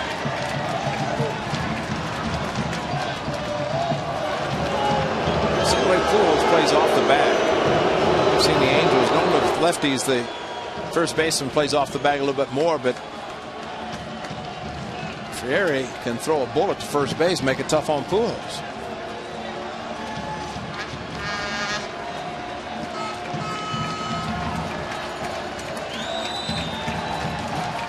First pitch to Smith, outside. Coco Crisp has 7 steals and 8 attempts this year. One thing, if Coco does happen to run, it's really imperative that Seth Smith, if he hits the ball, has to be on the ground. He cannot take a chance of hitting the ball in the air and Coco be doubled off. And it's tough because Coco has a green light. He can run when he wants to. Left-hander sometimes cannot see if he takes off.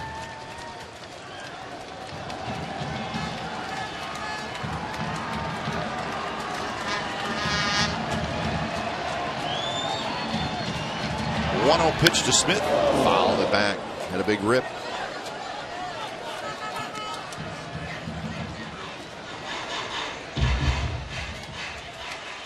Five steals of second, 2 steals of third. Well, there is a hole between first and second. I don't know if Seth Smith, with the velocity from Frieri, if he could find the hole between first and second, Coco might be holding or just trying to read him.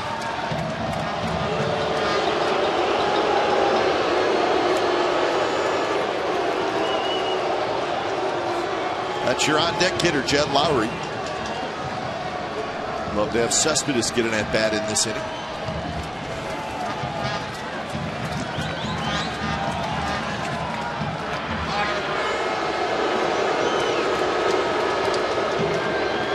One of the best swings of the night may belong to Moss and Donaldson. Yeah.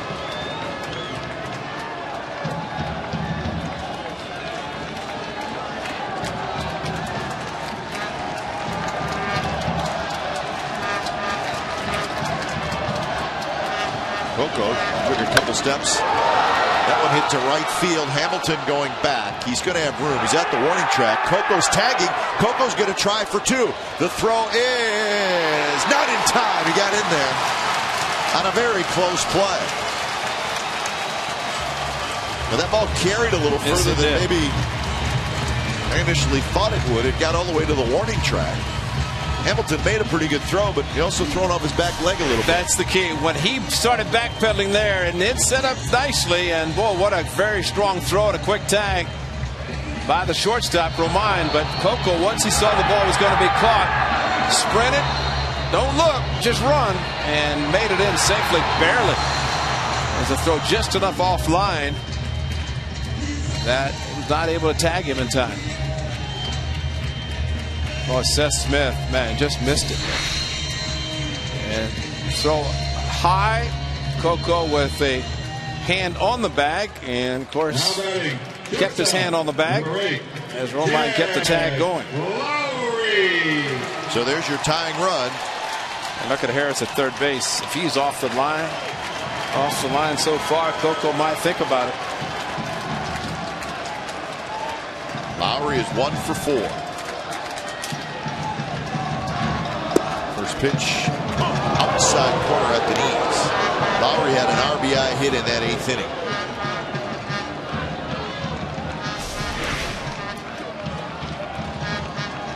It's a good strike. Full ball on the plate.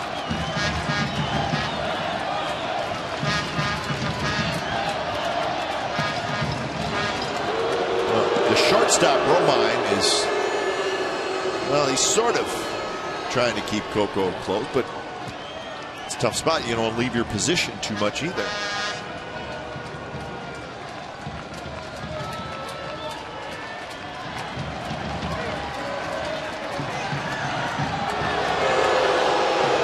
But nothing else, you like to see a pitcher do that because you know he's thinking about the runner at second. That's an inside move a couple of times, and so you have to wonder when he does throw to the plate. He wants to have 100% conviction with the pitch, but if he's thinking about Coco running, it might not.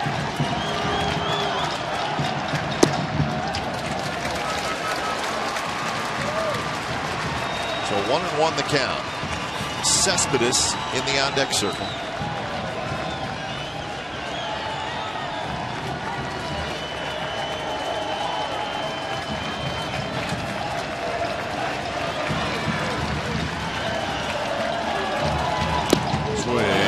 Good fastball there. That one had a little giddy up to it, a little late life.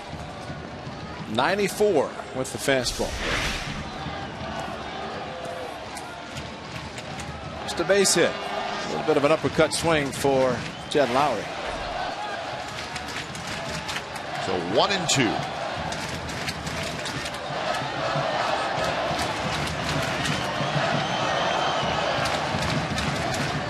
And he got him swinging.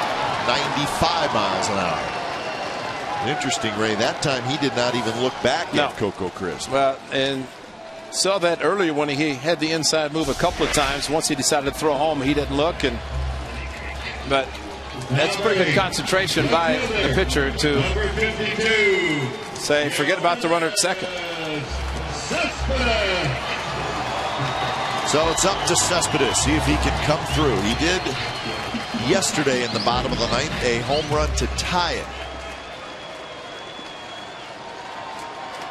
It's just a question if they stay with the fastball. Hamilton, remember going back to first inning, Hamilton made a great play to save a run in the first, and right now that run is big. It's the difference in the game, and that was the Cespedes line drive. First pitch is a bit low, and Coco will take third. So, you know, that's not a bad play. Get there because you always talk about the mistakes. Wild pitch, pass ball, anything can happen. Infielder put a little bit extra pressure on him to make a play on a ground ball.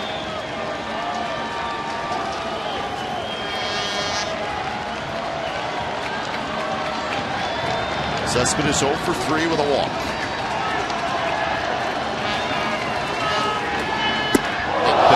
Back out of the way, 2-0. This is on a changeup. It won't get a changeup from Friere. This was from Mattis. A changeup that a 1-iron to left field.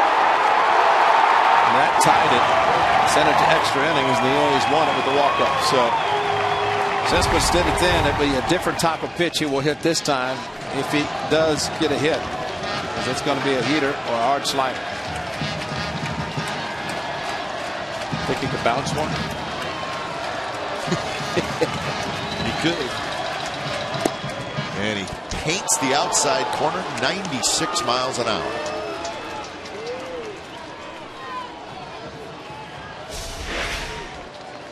And that looked like a strike. Yes, it was. And a pitcher's pitch, and there's no reason to swing. Cespedes couldn't pull the trigger. That one's drilled left center field. Trout on the move. Trout on the move. He can't get it. Coco Chris scores, and Cespedes stood at home plate and watched it. Yes, not a good idea, but at least he ties the game. Should have been at second. I didn't think it would have left his bat. Had a chance to go out. I was hopeful that Trout didn't catch it, but Cespedes was not running, but he got the job done. Got the fastball, maybe a little bit on the trademark. And he thought he got it. Didn't. He did go high, at least halfway, and he did watch it. Similar to yesterday. People behind thought it was gone. He thought it was gone. It wasn't, and at least the best thing he didn't do is not try to get to second after he didn't make it or barely made it to first. But a leadoff walk, and Cespedes does it again. So now Moss is the hitter.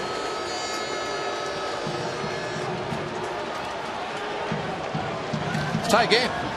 It is a tie game. Well, maybe there was a reason that the 5-run lead that Mike Scioscia thought it was going to be a little tough to get through it, and that's the case.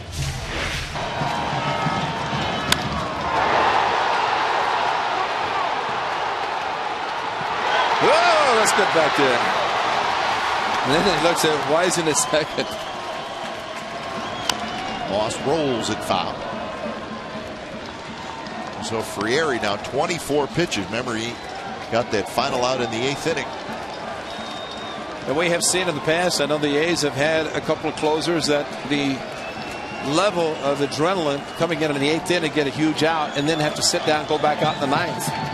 And Frieri got the big out in the 8th inning, and then walked Coco to start this 9th. And the walk has come back to haunt him.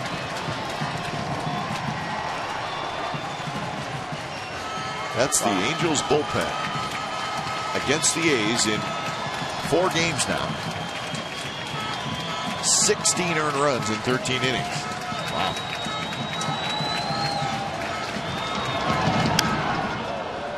And of all the guys they have down there, Frieri is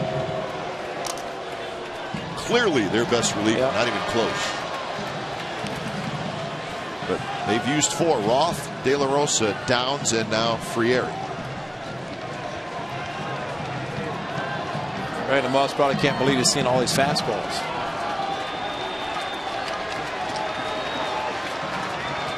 One-two pitch, got him swinging.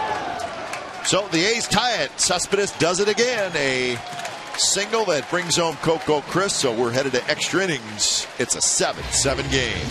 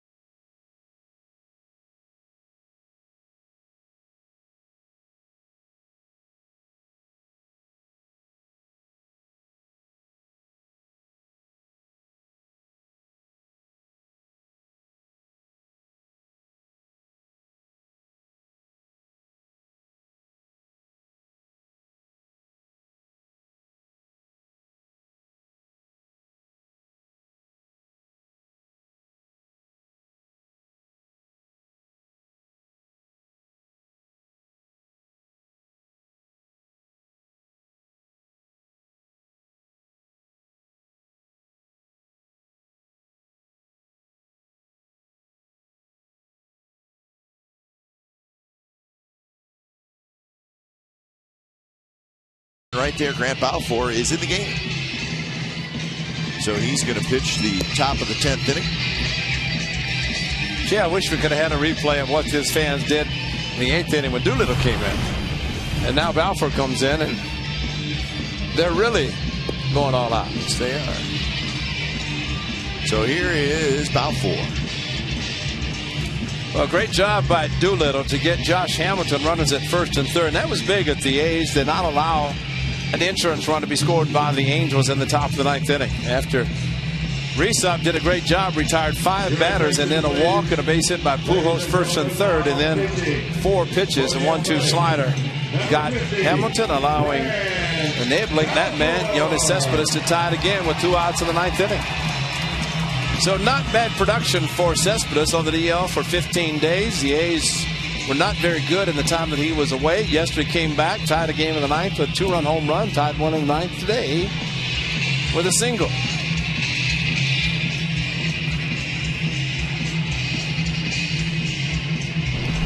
This was in that series earlier this year.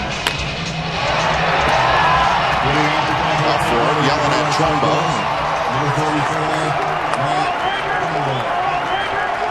Trumbo yelling back. Just because he got a base hit on a fastball down and away. Third to right field. So Balfour will face Trumbo, and then Kendrick. Trumbo's had a big night. Homer, a double, and 3 RBIs.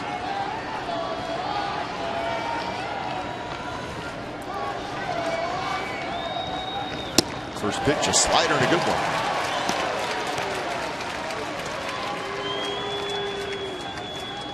So Trumbo, Kendrick, and then Brendan Harris. So 3 right-handed hitters. 4th reliever for the A's. Neshek, Reesop, Doolittle, and Balfour. Another slider, another swing and a miss. Looks like Trumbo a couple of pitches trying to gear up for the extra on the fastball from Balfour, but he's yet to get it. And back-to-back sliders, although that was up in the zone, but still Trumbo opened up just enough.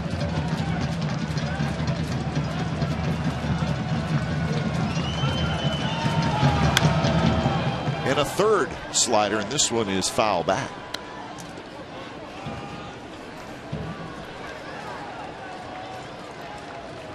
So the A's will try to win this one in extra innings.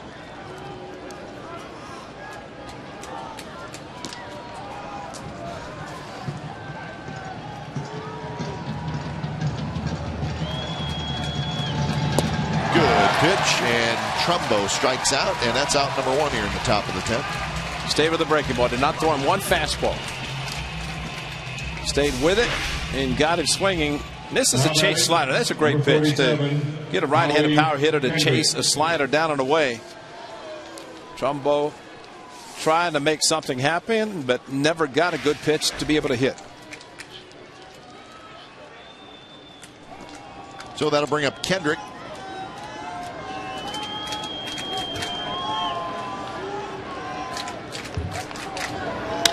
First pitch to Kendrick is hit toward Young and right. And DeShung has it. So Kendrick on 1 pitch is retired, and that's out number 2.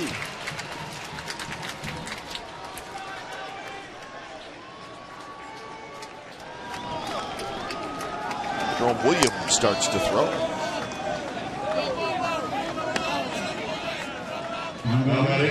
Number 20, both these teams Brendan Harris. Undefeated in extra innings. The Angels are 3-0. The A's are 2-0.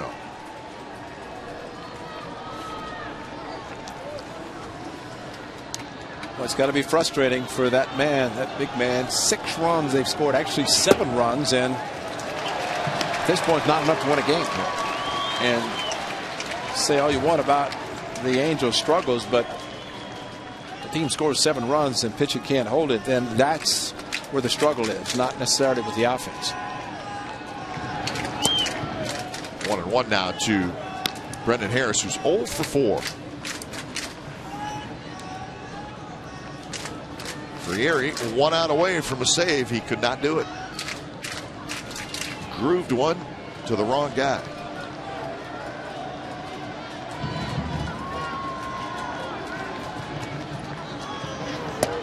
Good pitch, a fastball right on the outside corner, and it's 1-2. Perfectly thrown. Not much a hitter could do with that, except maybe a base at the right field, but throws Harris. Maybe so many sliders thrown first two batters. He's looking for one there.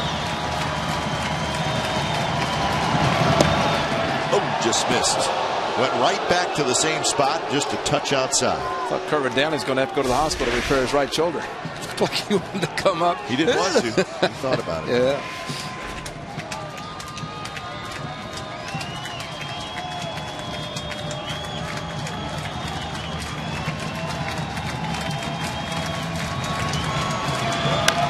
Foul back, another fastball. Angels with 9 hits, the A's with 11. 1 error for each team. So the battle of the bullpens.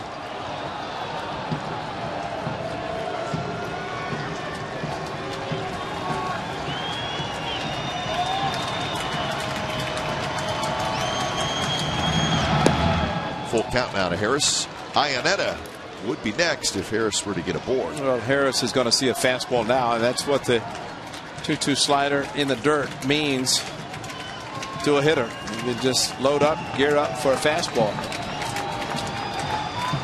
It'll be about location.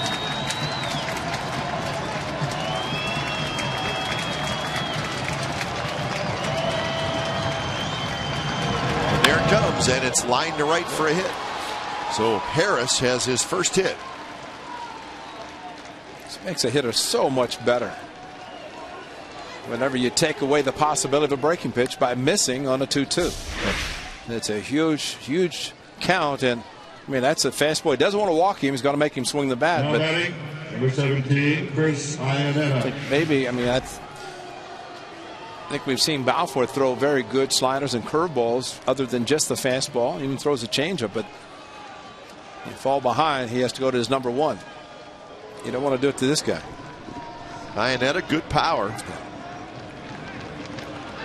He's hitless tonight, 0 for 3. 2 strikeouts, a walk, and a fly ball to right field for Iannetta.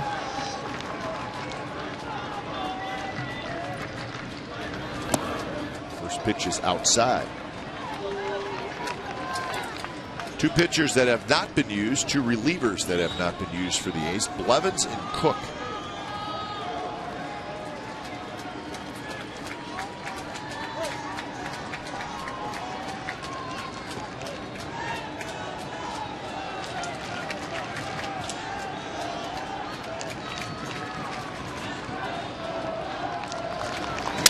Iannetta, broken back right into the glove of Rosales. Side retired. A's will try to win it in the bottom of the 10th. Donaldson, Norris, and Young were tied at 7.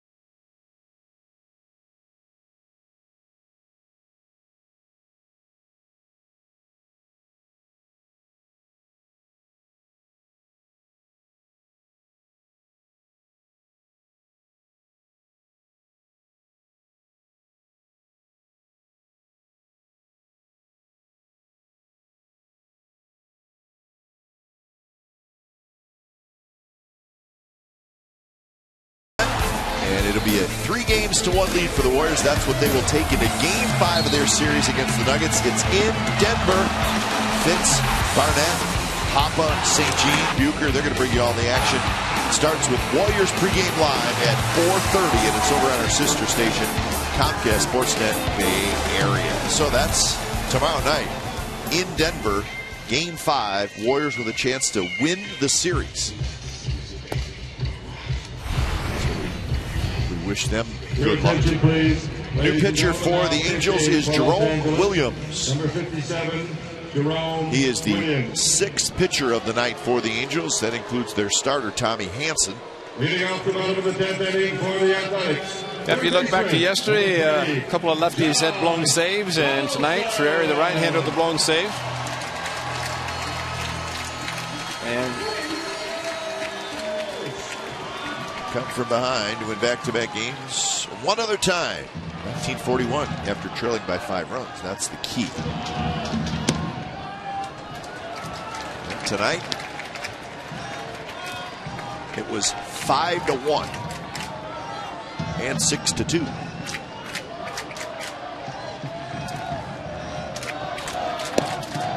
Outside corner, 1-1.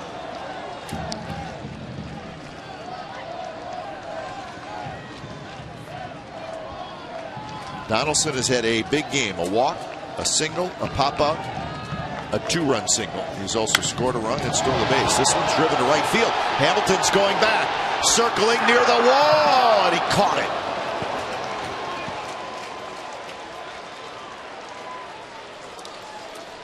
boy, he almost duplicated the home run he down the right field line against Houston or Detroit. But big swing by the very hot Josh Donaldson. And another Josh robbed him in right field. The ball just kept slicing and slicing. And the more slices it get to the more shorter wall.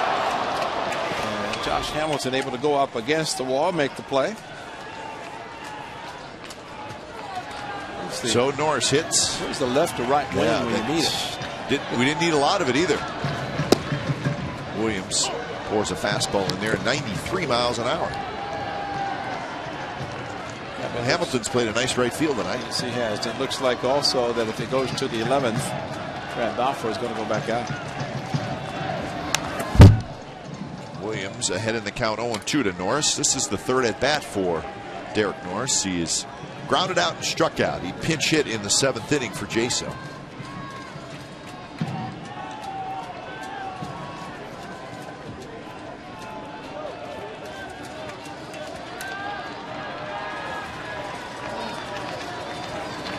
Breaking ball. Take by Norris. Chris Young will be next. Nate Fryman is the only position player that has not played tonight.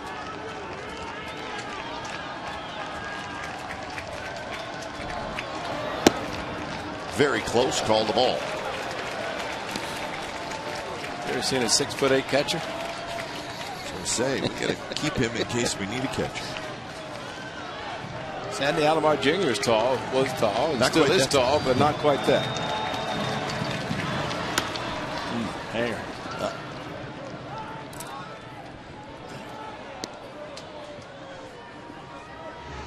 Hey, what the A's did yesterday, and it was a beautiful day game, ball was carrying well. So you're going to walk off on a couple of walks, or a walk, and then that was a base hit, and then a couple of sacrifices. But in a night like tonight where the ball's not carrying as well, that's why you want to play small ball and try to get a run, win a game with the little things to do. So a full count now. It was 0-2. Norris has worked it back to 3-2.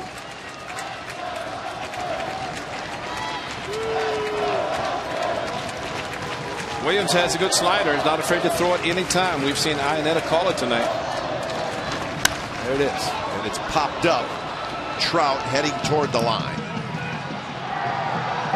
Trout has it for out number 2. So a 3-2 slider. Yeah. So see if Young can get into one. He had a huge hit in the 8th inning. Now batting right fielder. He was pinch hitting for Reddick, and he had a 2-out RBI hit It knocked in the 4th run of that inning.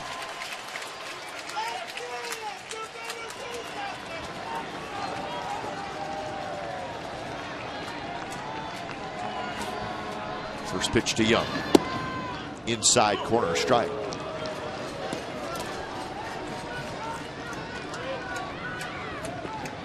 He's got a home run against Jerome Williams.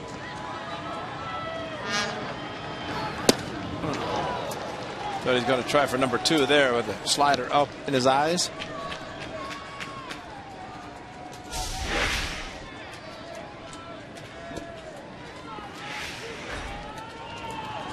So Williams ahead 0-2, setting up outside. And he hugged one. Left field. That baby is off the wall. Here goes Young to second. He's digging for third, and he's going to be held at third. Oh, man. How'd that not go out? I don't know. I thought it was gone. Everybody thought it was gone. He hung the slider. He hit it hard, and it had to be the heavy night air to keep it in the park. Yesterday afternoon, it's a walk-off, and now Bob Melvin's asking, did it go over and come back? At least he's asking. Hanging slider, a little bit towards the end of the bat. If anything kept it in, might have been that. Sounded great off the bat. Trout went back, didn't think he had a play. And now they are questioning. They're going to talk about it, but it looks like it just...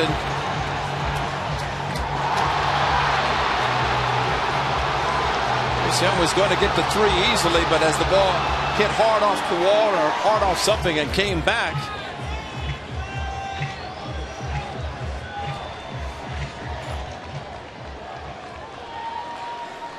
Well, there is a review process, and I'm going to slow it down, check the flight of the baseball. I don't think it went out. I think it just went over Trout's glove. And if he goes back to the wall, he probably catches it. But jumped a little bit prematurely. As Bob Melvin's asking, and it's what managers do, good managers do, at least trying to get it. Mike Scioscia waiting to come out and argue if they change it. But watch Trout.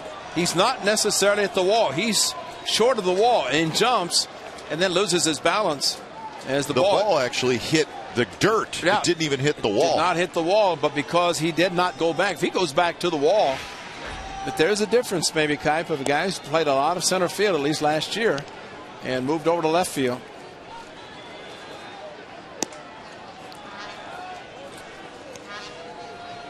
Well, they made it to third. Right at the 367 left of the chevron sign.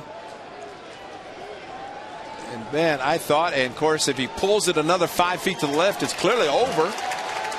Right?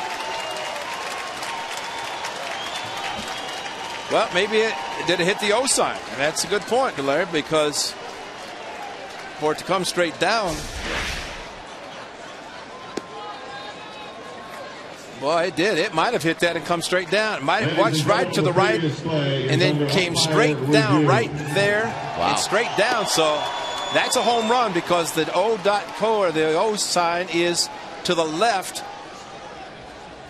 It looks like it shoots down right there. That's right, straight down. You know what? That may be a home run. I think you're right. Hold on here. I think you're right because the ball.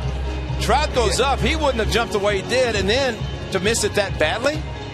Because it might have hit the sign and came straight down. You know what? That's a good call because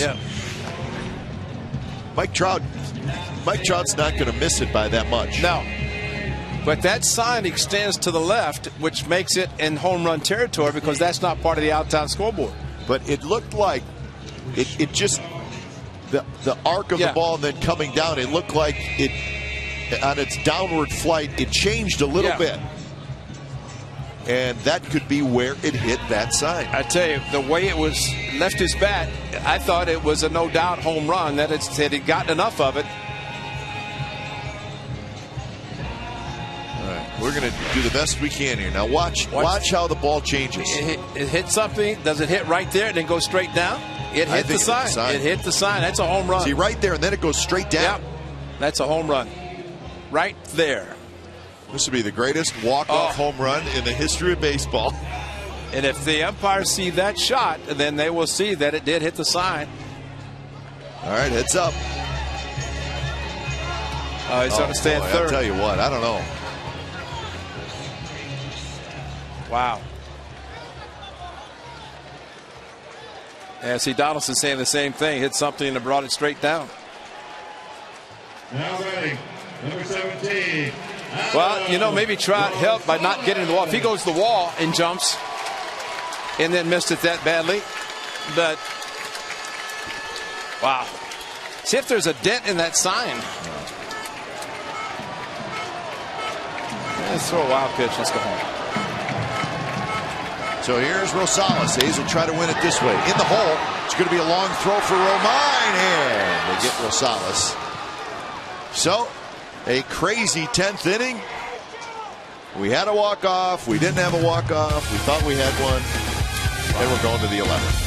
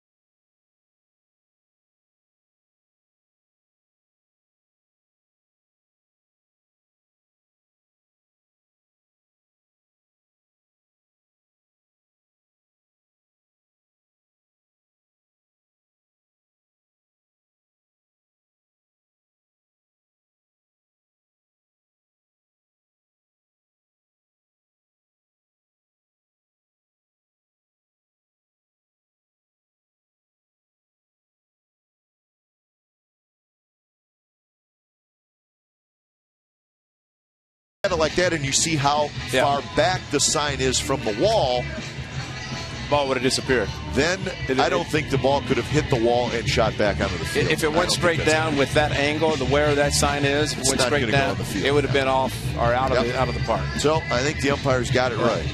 So, and you know what? We hope they did. Yeah. Well, they think they did. They believe they did. So I replayed the 11th. Well, I mean, it looks. I mean, yeah. The reality is, I don't know that a ball could hit that wall, that sign, and then go back onto the field. Yeah, considering where the sign is and that side shot.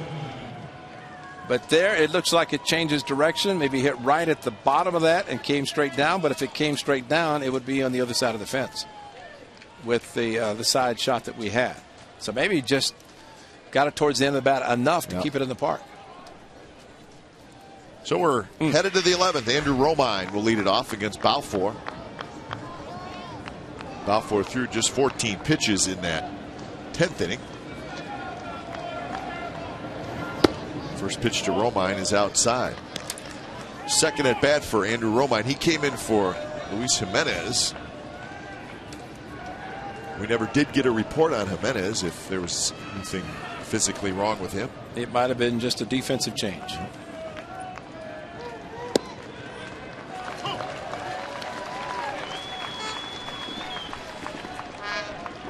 Just remembering, I remember when Santiago of the Tigers, before Josh Donaldson hit his walk-off, hit a same thing triple to left field. Under the glove of Lowry, and Romine has a base hit. And that's a big hit because now it's the top of the order. That's right. Santiago's ball was right in that corner as well, but it landed right under the yellow line. Yeah.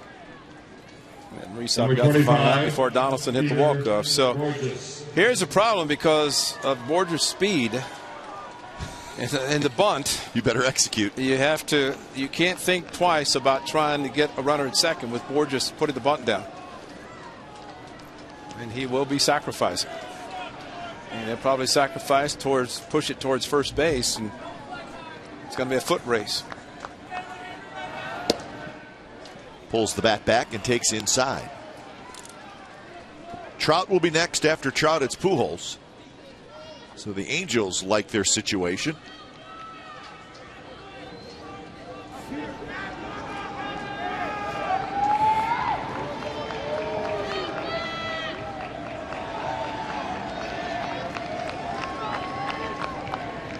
Romine at first, and it's bunted toward first, and it's a good one. Moss is going to have to hurry. It's throw just in time. And Borges pulled up. And he's holding the left hamstring.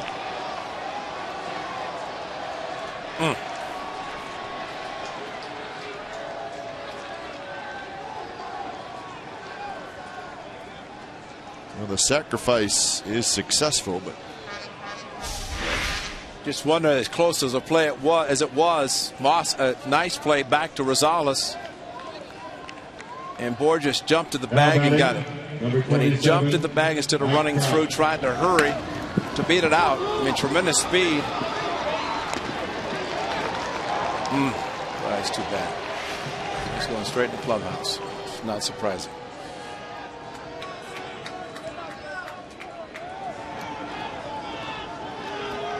so the go-ahead run is at second. It's Romine, and here's Trout.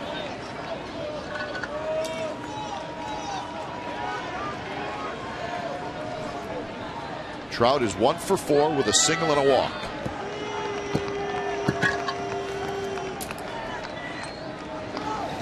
And the first pitch off speed inside.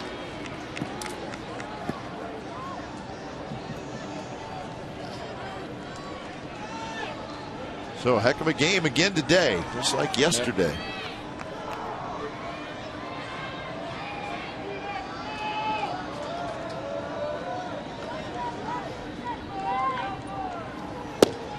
Good breaking ball, and Trout watched it drop into the strike zone.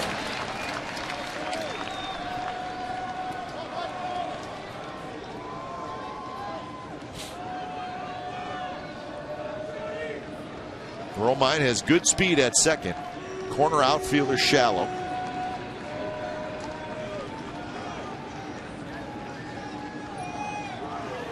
And hanging slider, and Trout missed it. I would not throw that again, but he missed that one. You know, I think it's simply because Balfour throws so hard that when he throws something other than the fastball, a swing like this, you expect Trout to hit it hard. He just a little bit late on the swing. Maybe recognizing late that it was a slider versus a fastball.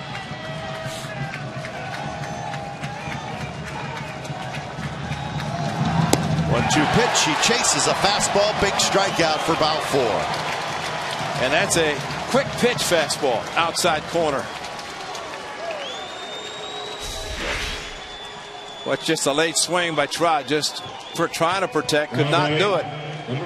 Might have been off the plate, but he quick pitched him, gave a quick look at second, and then aired it out, and great fastball.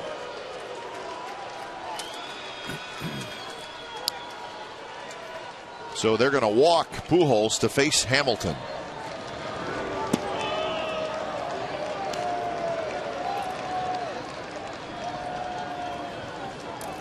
There are options in this case instead of intentionally walking a hitter, and that is to pitch him carefully. The problem with Pujols, he's so strong. And we've seen tonight where he has gone out of the strike zone and gotten base hits, especially with the bases loaded, the ball almost on the ground. So if you try to pitch a guy carefully, pitch around him, and he makes contact, you just decide, take your chances with the guy in the on-deck zone.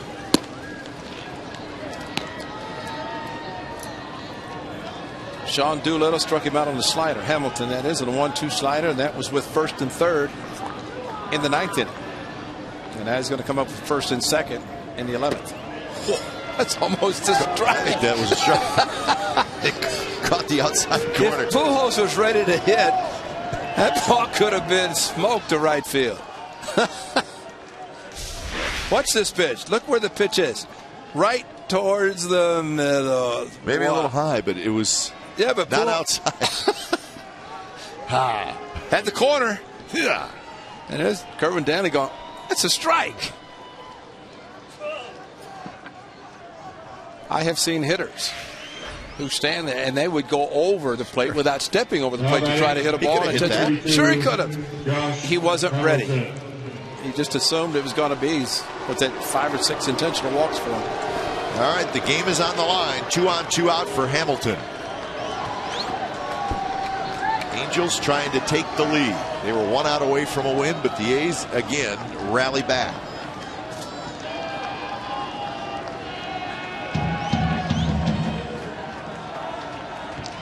Hamilton is 0 for 4 with a sacrifice fly. He has struck out twice. He likes the first pitch.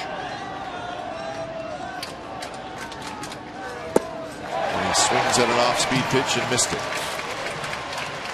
It's a great pitch to throw. A hard curveball comes out of Balfour's hand like a fastball, but with the overhand spin, curveball down, ends up out of the strike zone, almost in the dirt.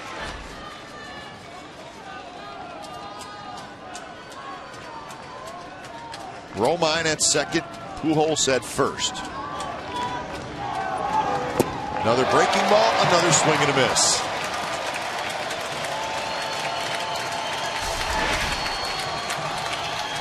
Well, he throws it hard, and that's the best part about his curveball, to be able to throw it that hard and to keep it in the location down out of the strike zone. You almost want to see him bounce it if he throws it again, not take a chance of leaving it up.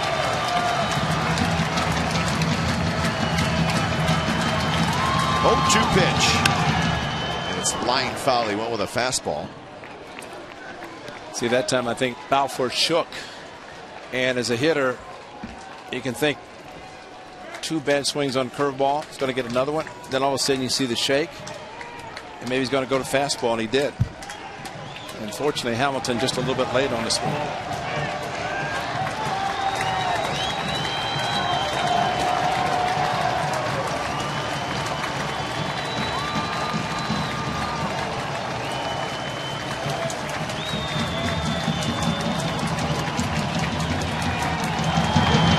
Pitch, little flare, center field. Coco coming in. He'll get there, and Hamilton is retired again. He's 0 for 5. So the Angels strand a pair. Bottom of the 11th coming up.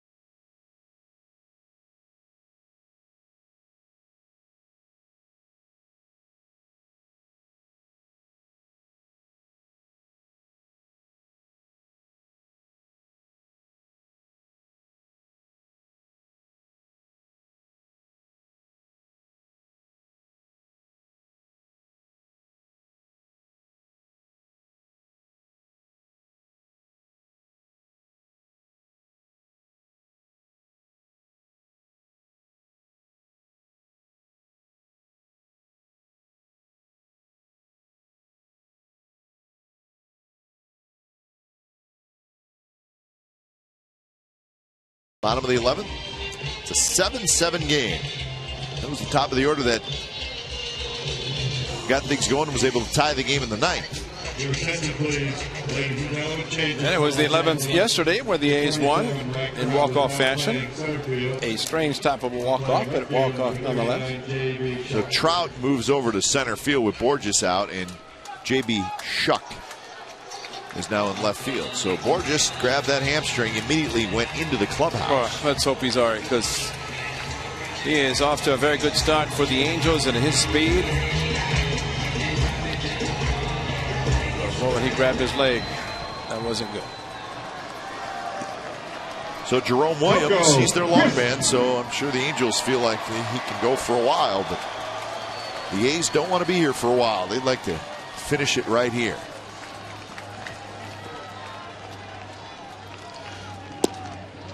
Coco trying to little slap base hit, but he missed it. 0-1. He's trying an Alfredo Griffin slap back.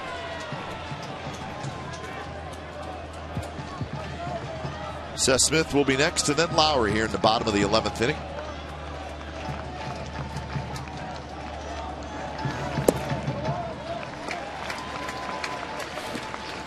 Cook is starting to throw in the A's bullpen, so about for 2 innings of work.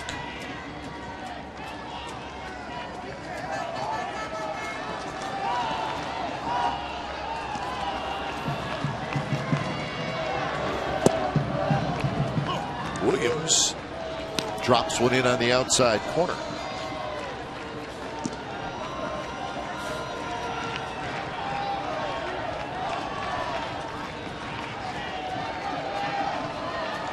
Coco's 1 for 4 with a walk. He has scored 2 runs.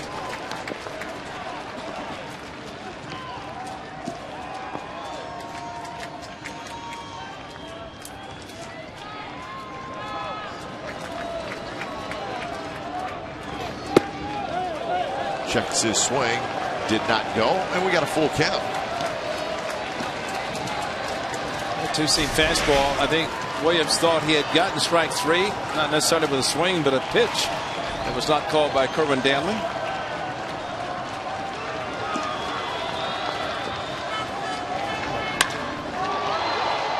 Toward Trout in center, who goes back, still going back, and Trout makes the catch for out number 1.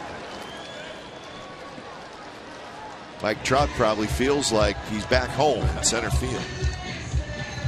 Actually, it looked like he came close to tripping as he reached up for the ball. Coco running hard all the way, but hit it to the wrong part of the field.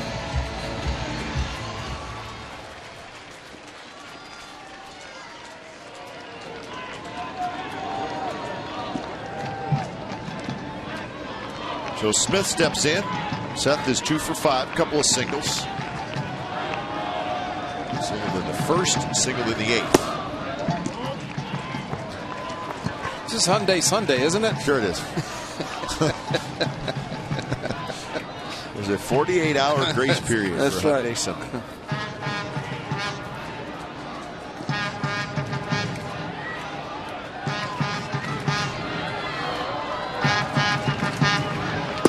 Curveball in for a strike.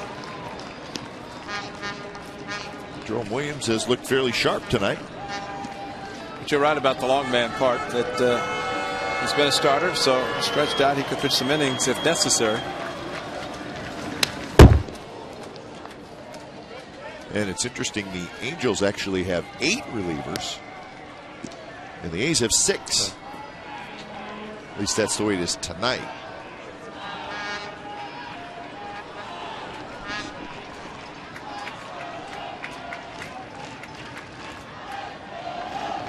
Swing and a miss. Nasty pitch there from Williams.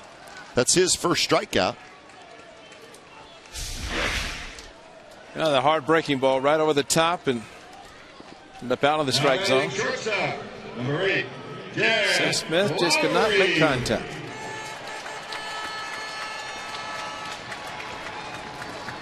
Two outs for Jed Lowry.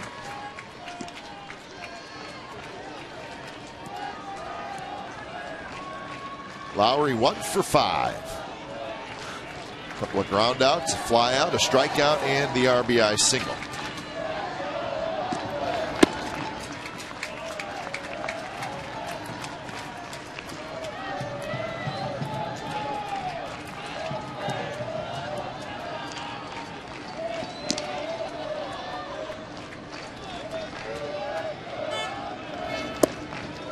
Up 2-0. Cespedes would love to get a chance to hit in this inning.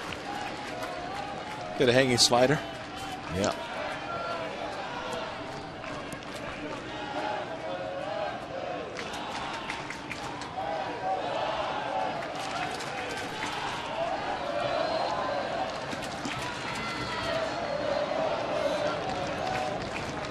So 2-0 to Lowry. 3-0 to Lowry. Anybody with power, you can see that Williams just trying to stay away from. Even with Coco. Coco kept the 3-2 fastball away from him. He tried to pull it, hit it straightaway center. That one, 93 on the corner. I'd be surprised if Jed Lowry gets anything but fastballs away or pitches away from him.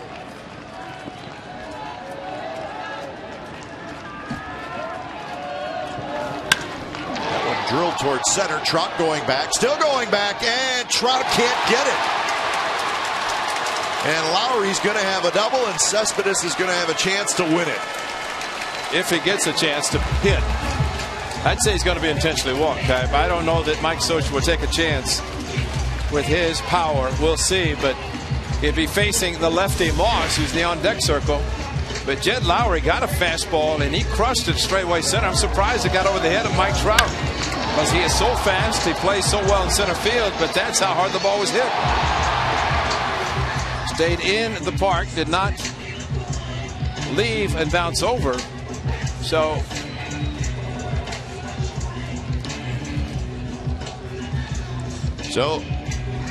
Mike Butcher talking about it.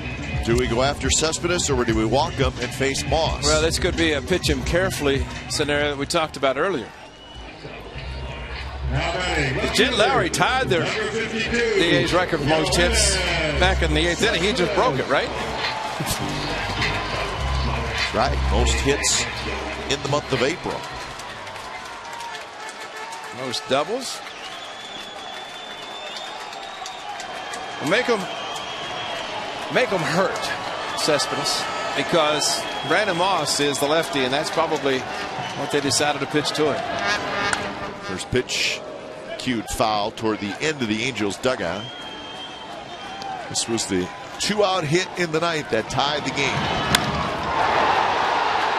It's the same pose he had yesterday when he hit the home run, but this one was off the wall. Cespedes, you could see, just making it to first base. But I would say that Jerome Williams is going to throw nothing but sliders away and try to get him to chase. And if he makes a mistake in a part of the plate, that's one thing. But away again. They have no intention to give him anything to hit. Try to get him to chase a bad pitch and make a mistake from his standpoint and make an out. But I'd be shocked if he gets anything decent to hit. Which, that's fine. Put it in the hands of Brandon Moss if he walks him.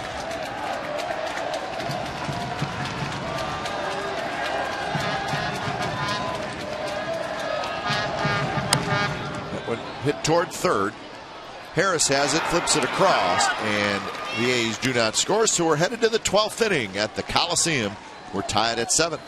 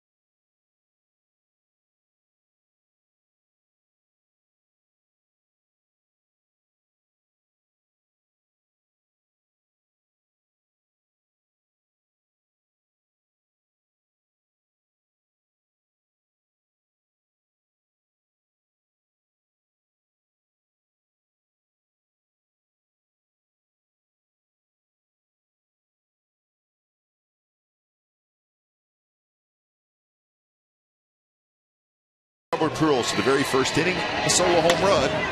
And he hit another home run in the 7th inning. Pair of solo home runs. Pujols has had 4 hits in the game. Trumbo, 475-foot home run. That's what we've been told.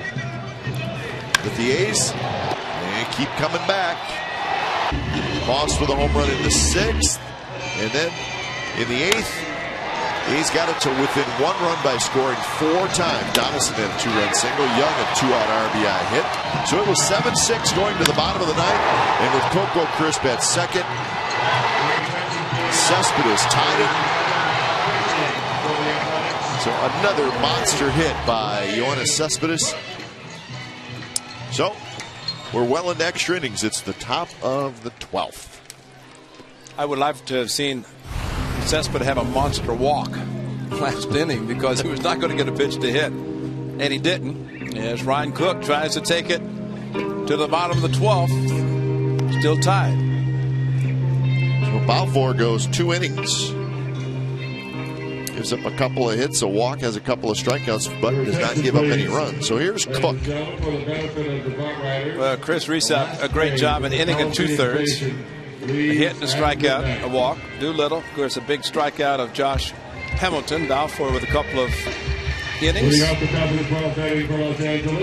Pat Neshek 2 1/3 innings, giving up just 1 run. So bullpen's done great tonight after Dan Straley just 4 2/3 innings. And they need to continue. So the BART passengers got a decision to make. And they're leaving. Find your ride home.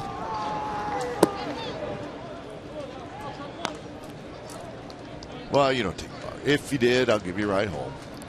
Oh, I didn't take it tonight. Okay. No, these people, I'm just saying, these people are departing. And gotta go. Yeah, they better walk fast. It's 11:30. Trumbo fouls it right at the plate. Trumbo, Kendrick Harris here in the top of the 12th inning. Is this the last game being played? This is definitely the last game being played.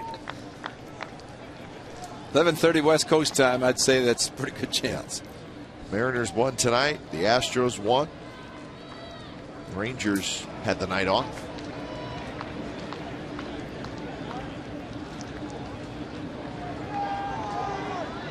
One pitch. Swing and a miss. Trumbo late on a 95-mile-an-hour heater from Cook. Well, that location, and it's a fastball, you know it's got some giddy up because Trumbo's a good fastball hitter. That's the same location that he hit a home run back in the 2nd when it was still daylight. That fastball that he just got was a little bit harder. Big chopper toward Lowry, who's got it.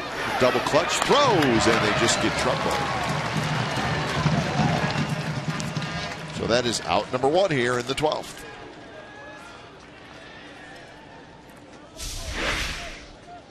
Well, glad the big guy was running because there's a double clutch. You can see him change the grip on the baseball. It's a great shot, Tommy, to see him have the ball in his hand, realize he didn't have a good grip, kind of rotated the ball in his hand, got 4-seam, and made a strong throw to first.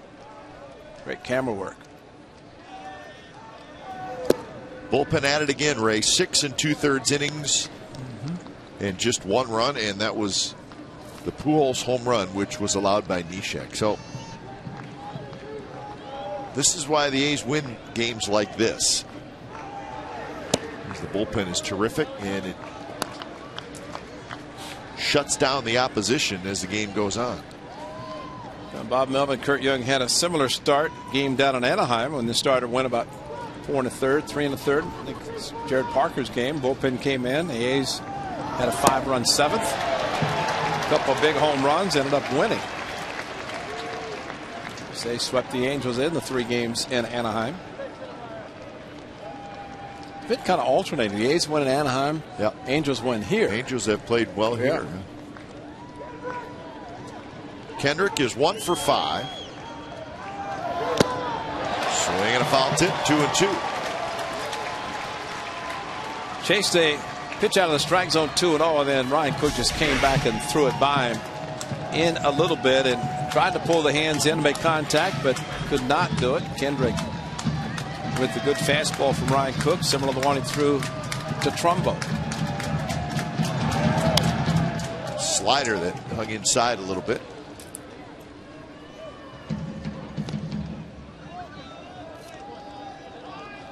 So the only reliever now that has not pitched for the A's is Jerry Blevins.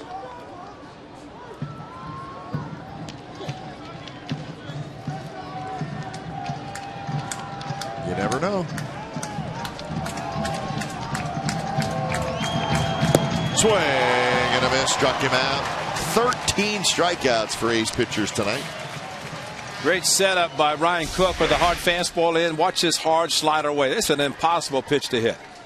Hard slider, down and away, looks good, ends up off the plate. And well, that's the reason you throw sliders, you throw breaking pitches that hard, so a hitter does not have a chance to make an adjustment. And Ryan Cook has the nasty slider. He can do it.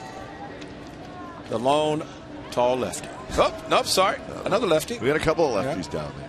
It's getting thin down there, though. Casey Chavez.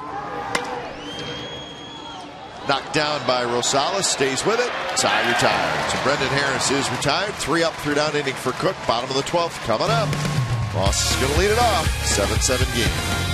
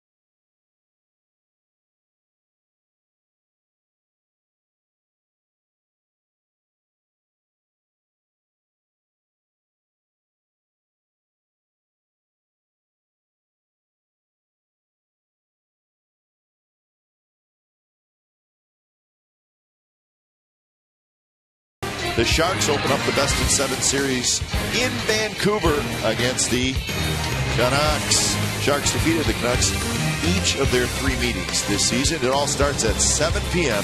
with Sharks pregame live. So that's Wednesday night. Does that mean it's an automatic in postseason? If you do it in regular season, you don't even play, right? What's that?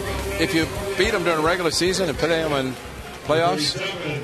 You got to well, forget about that, it right? used to be that way, and it's not anymore. They're going to have to play. There's your schedule. First 2 games in Vancouver, then games 3 and 4 at the Shark Tank. So it's a good time. Yeah. The Warriors in the playoffs, Sharks starting the playoffs. Baseball season well underway. Box scores every day. Shutouts. Shutouts all over the place. 4-hour games. 4.5 here.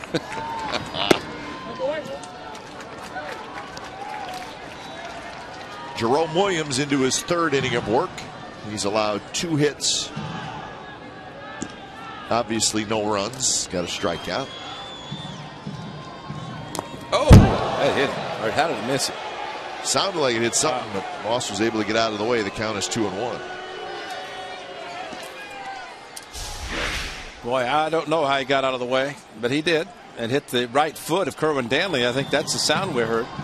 Brandon Moss. He got out of the way. I'd have missed it.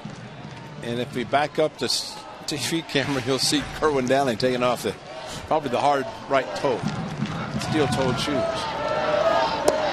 3-1 now to Moss. Donaldson on deck, and then Norris. Well, with Blevins warming up, Cook evidently just a 1-inning appearance tonight.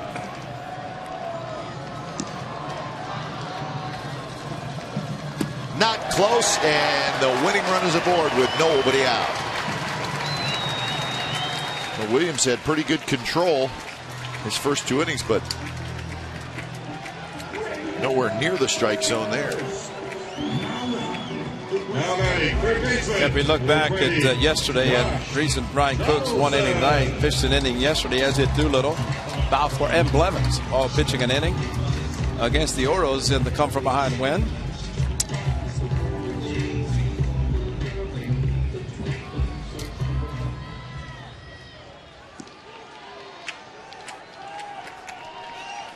So here's Donaldson. Walk, single, foul out, 2-run single, fly ball to right. There's a shot to left, and that's a base hit. Moss is going to round second. He'll stop there. Is he locked in or what? Boy. Goodness. Everything, Josh Donaldson. That's a walk and a base hit tonight. A 2-run single.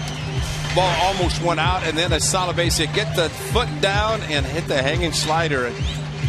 You know what? He is swinging like Jose Bautista. Yeah. He knows the strike zone, but he gets the leg kick, gets the foot down, and he is aggressive. And boy, every time he makes contact, it is hit hard. I mean, that's the confidence a player has, and he's showing it.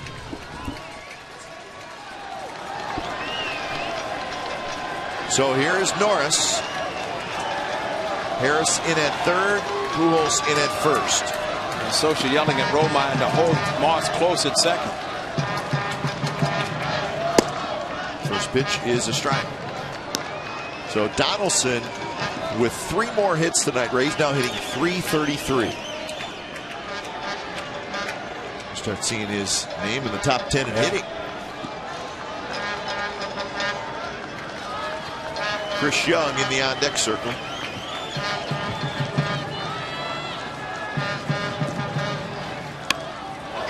Popped up, and they let it drop.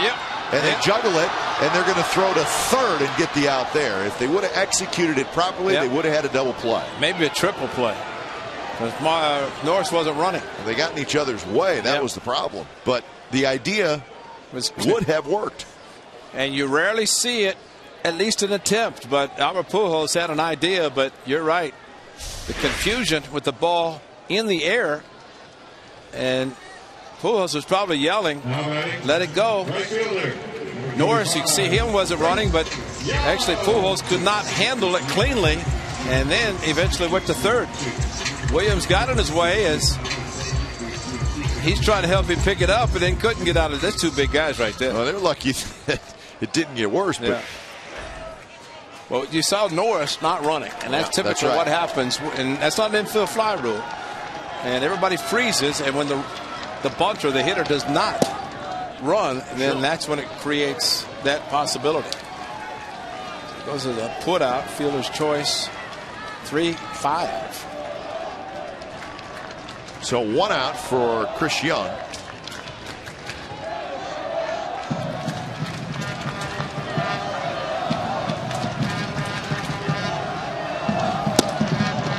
Fastball a little bit outside. 1-1 to count. Young pinch hit in the 8th inning, had an RBI single. And then in the 10th, he tripled off the wall in left field. So for not starting the game, Young has had a very productive game.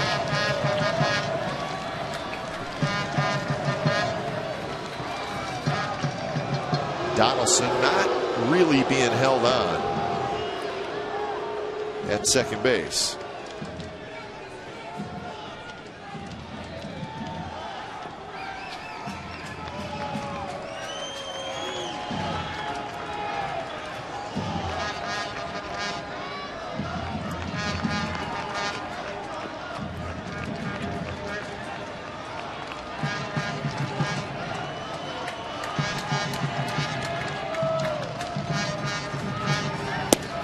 Fastball again outside, 2-1.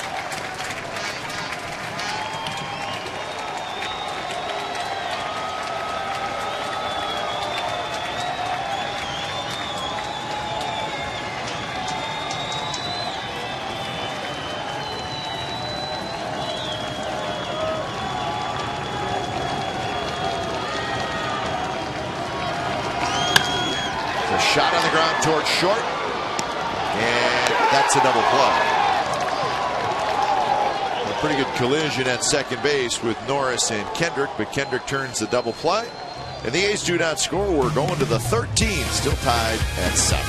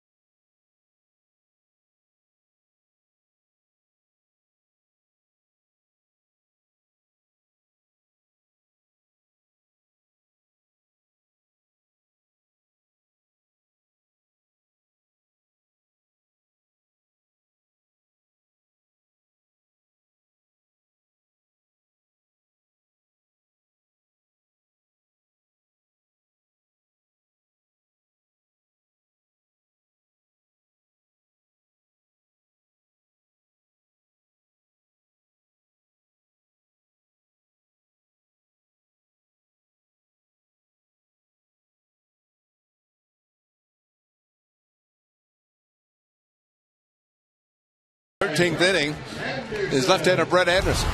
So indeed, it is Anderson. First ever relief appearance in the big leagues after 73 starts. So Brett Anderson said, "I'm ready. Let's go." Another reminder. He's going to face Iannetta, Romine, and then J.B. Shuck. At midnight. So Shuck is a left-handed hitter, so he'll face a couple of lefties. So Neshek's been used, Resop, Doolittle, Balfour, Cook, and Jerry Blevins, the only reliever not being used.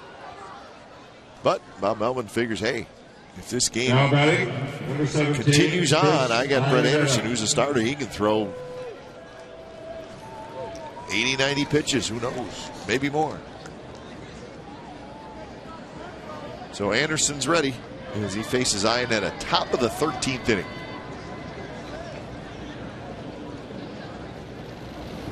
First pitch is close, but outside.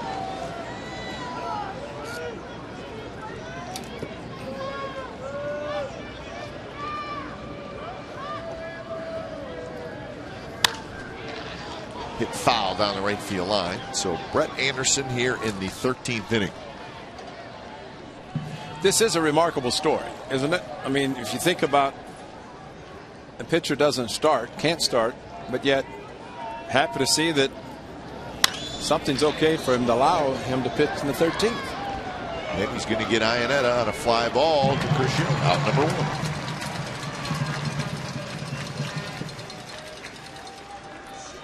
So that'll bring up Andrew Romine. Let's see if we get to midnight. Does that mean the A's can bring up another reliever? Yes, it's a new day. So they're on the phone to Sacramento right now. That's right. We're the Rivercats in Fresno, though, I think, right? Are they? I don't know. I think they're in Fresno. Big breaking ball is outside to Romine, who's 1 for 2.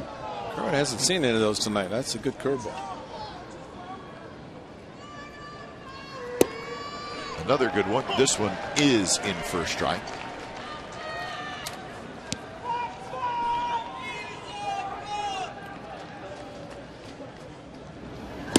Swing and a miss, a fastball, 94 miles an hour. Yeah, think about if you're Derek Norris. Is this fastball supposed to be outside, ends up inside, which is a good pitch. No chance. Romine strikes out. If you're Derek Norris, you have a game plan when you're starting the game with a pitcher, but if that same pitcher as a starter comes in relief, is it the same game plan? Number 39, And it evidently is, because that's good breaking ball outside, off the plate. And the lefty on lefty couldn't handle it. Well, this is Peter Borges' spot, which is Shuck. J.B. Shuck. So Shuck his first at bat. Borges left in the 11th inning, and he running to first base on a sacrifice bunt, grabbed his right hamstring. So there has to be a fair amount of concern as far as that goes with the Angels.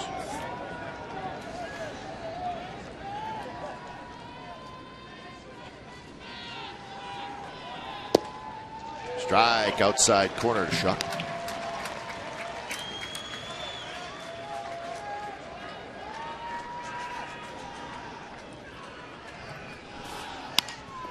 Slowly hit. Rosales, quick throw to first, and Shuck is retired. Brett Anderson comes in. 3 up, 3 down. Bottom of the 13th coming up. Rosales to lead it off.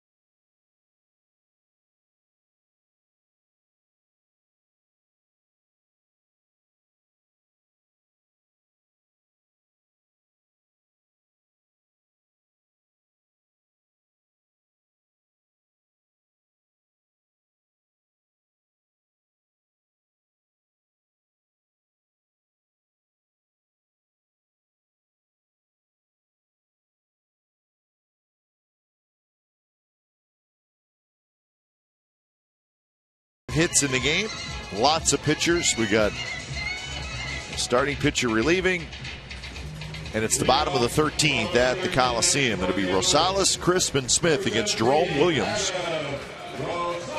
Jerome Williams has pitched 3 innings out of the Angels bullpen, and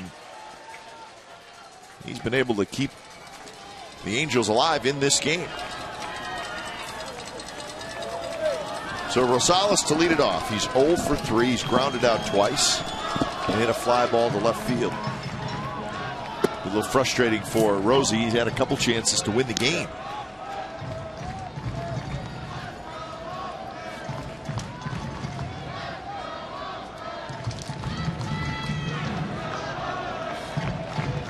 Pitch number 46 from Williams. And he's going to get an out on pitch number 46 as Rosales grounds out for out number 1.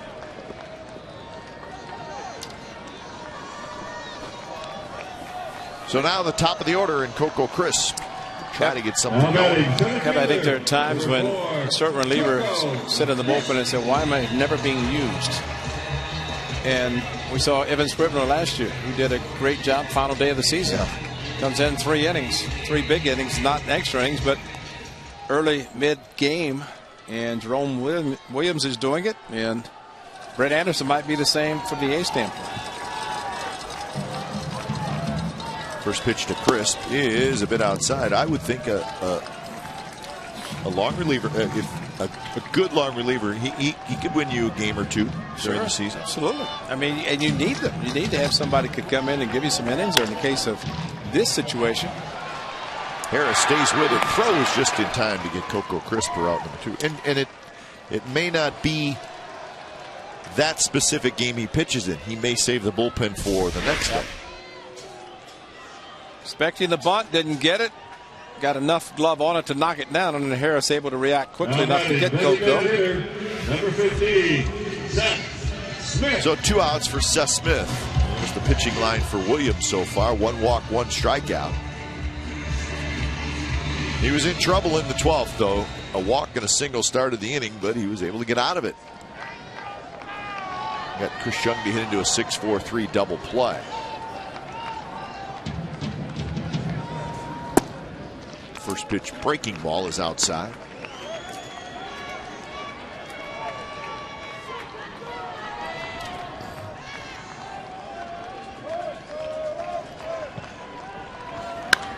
Popped up. Middle of the diamond. Kendricks got it, and that's a quick 3-up, 3-down inning for Jerome Williams. And let's head to the 14th. It's going to be Trout, Pujols, Hamilton.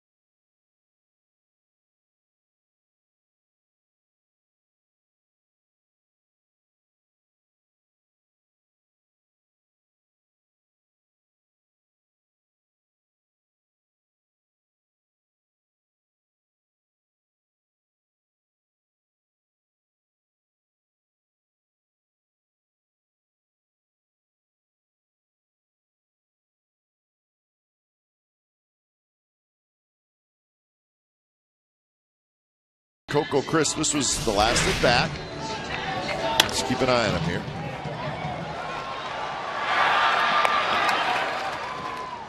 Pulled up a little bit. Mike Trout. Well, they pulled up enough that he's out of the game. And Brandon Moss saw him. Actually, before the last out, saw Moss going up the tunnel up towards the clubhouse. There was a reason, so he could get his fielder's glove instead of his first baseman's mitt. So Young is now in center. Moss is in right, and Nate Fryman is at first. So the A's have used their last position play. Indeed.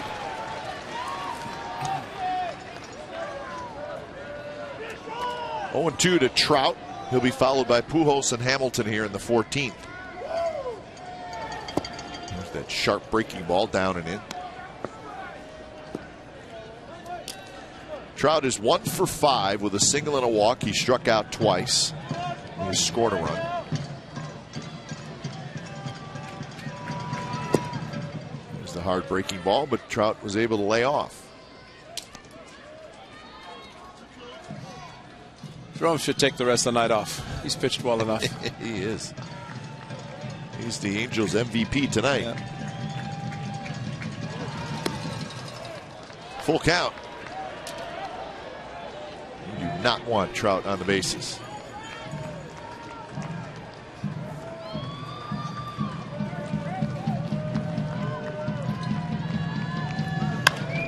When bounced toward Rosales, who charges, juggles, guns it to first. Trout is retired. Nice to have the strong arm that Rosales possesses, because in a ball like that, you double clutch, you take a little bit extra time. Trout is not hesitating. He's running hard. Ball came up, got in the end of the glove, popped right up to Rosie, and of course a very strong arm from the second base position, which makes it nice. Shorter throw, strong arm. First pitch to Pujols, up and away. Homer ground out, single homer, single walk for Albert Pujols. Pretty good night. to right field where Moss is under it. He's got it, and that's out number 2. Now, Brandon Moss is a very good outfielder. Remember, he was playing the outfield in AAA when he went to Darren Bush, the A's bullpen coach. Darren was managing at AAA, and Brandon Moss said, I can't get to the big leagues as an outfielder, and he became a first baseman, and now he goes back to the outfield. I mean, he's got a strong arm, accurate arm, and can move around. You're going to throw that breaking ball, Brett, throw it hard. Don't give this guy a chance to hit a hanger. Hamilton is 0 for 5 tonight. His average at 208. There it is. He just swings at everything. I mean, I agree.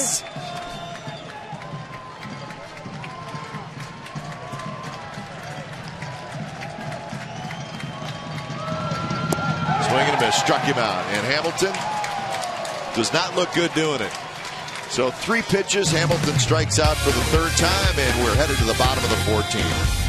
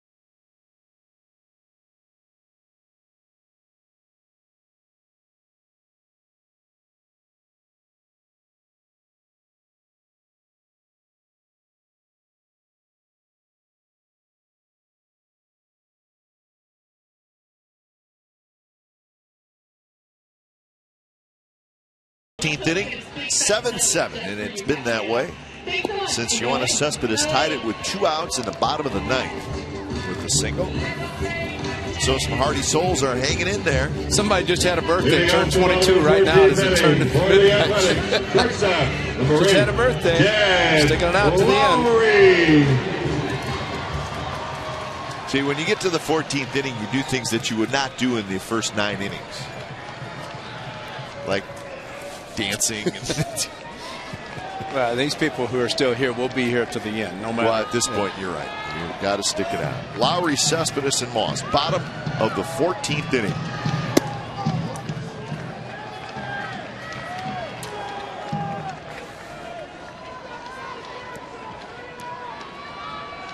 Fifth inning of work for Jerome Williams. Takes a little off, catches the outside corner. Lowry, let's see, I got him for 2 for 6 with a single and a double. He lines that one toward right field, but Hamilton comes in. He was playing fairly shallow and he makes the catch.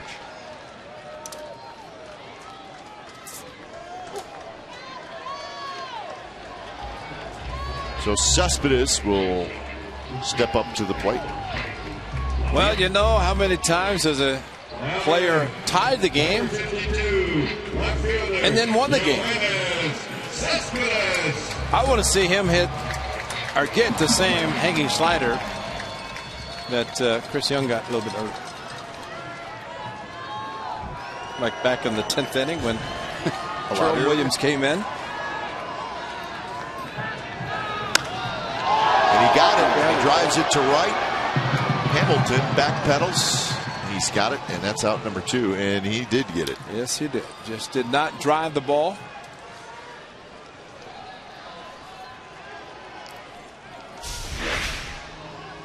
Just got under it. Caught it back in the swing a little bit. Not able to get out in front and pull it. 37, Brandon Moss. So here's Moss.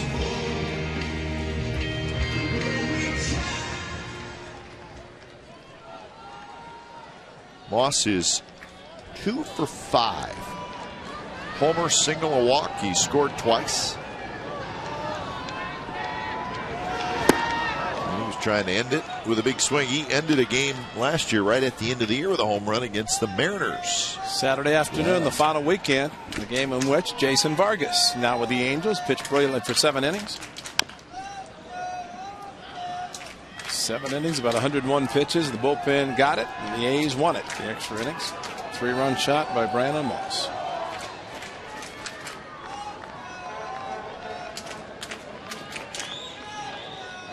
So 0-2 the count to Moss.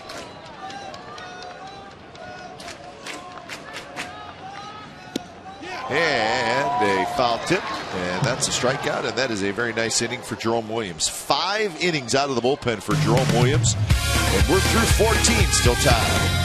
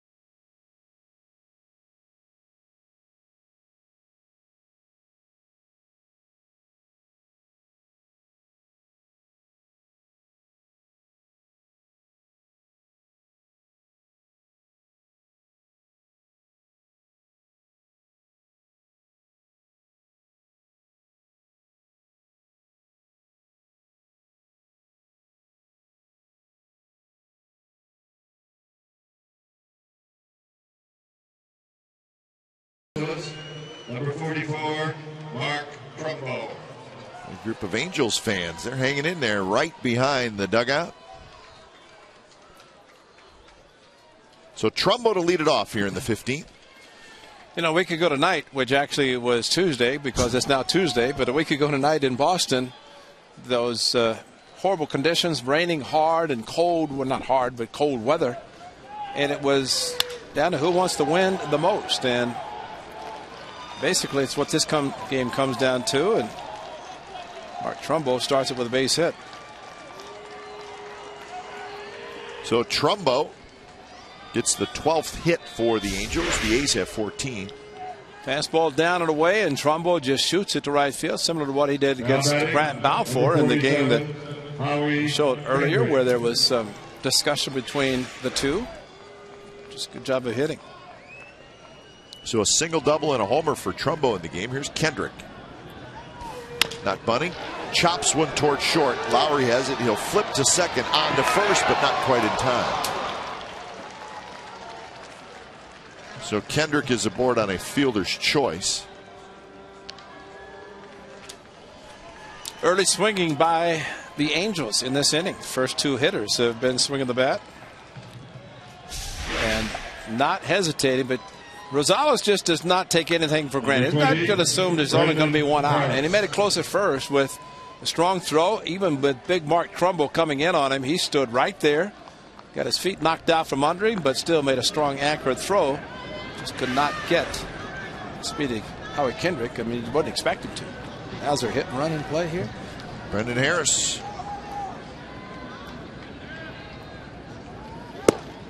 Strike to Harris. Well, Rose, remember the triple play he turned last year with Brett Anderson on the mound. He stood there just like that, took the hard blow, but completed the triple play. Trouble. Hard slide, and he is big. Yes, he is. But Rosie just as big, and he said, come on, I'll take whatever you've got. Brendan Harris is 1 for 6. He had a single in the 10th inning.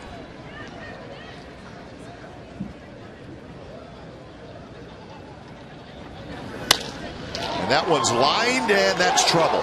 It's headed for the corner. Howie Kendrick digging around third, and they're going to hold him at third. And Brendan Harris with a big double.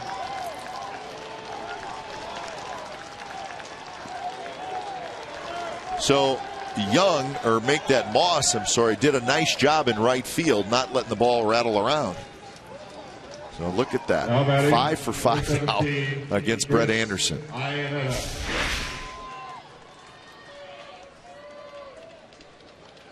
Just slapped it. That's what we said earlier about Harris, that chokes up, just trying to make contact. And you're right. Brandon Moss did a great job getting down on the ball. So the infield comes in, but they're going to walk Iannetta, and they're going to face Andrew Romine, a left-handed hitter.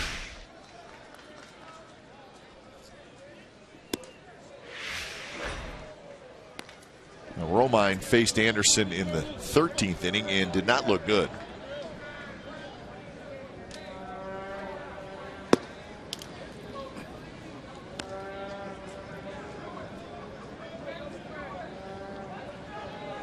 The only other player that has not, position player that has not played in this game is Hank Conger. He's the switch hitting backup catcher for the Angels.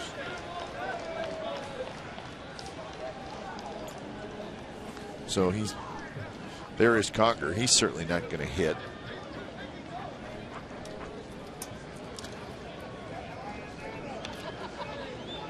Mike Scioscia got the attention of Dino Ebel, the third base coach, and you have to always be concerned about the one thing that the Angels do a lot of, and that's squeeze. Now batting. Even with the bases loaded, right? You get a good bunt down, the guy is going to score. Oh, yeah. And of course the infield's going to play in Brett Anderson, hoping for the strikeout, and that's what he did the last time this lefty was up. First pitch, there's a strike to Romine.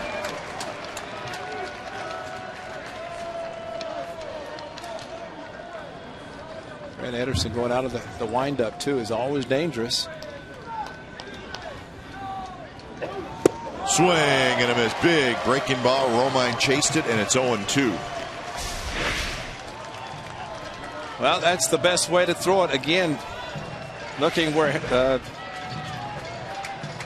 Norris is set up outside. That's a good hook, but it's outside. J.B. Shuck, another left-handed hitter, waits in the on-deck circle.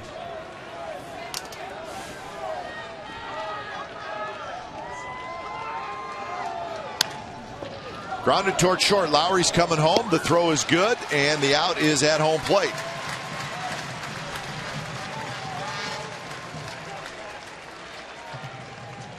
So 2 outs. Now batting, number 39.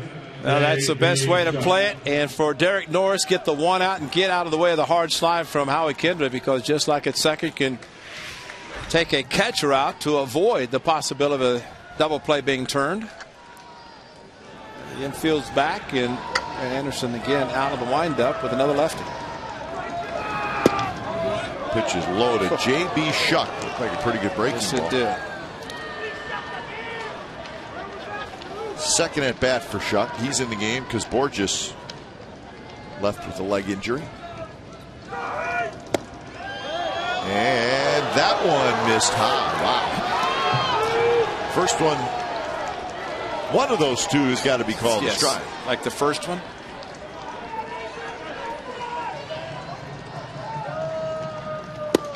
Three and 0. He's got to throw 2 strikes now. He might have to throw 3. Because I don't know that Shuck, he's definitely not swinging 3-0, and question about 3-1 if he gets a fastball for a strike. And it's inside, and the run comes in. So 8-7 Angels.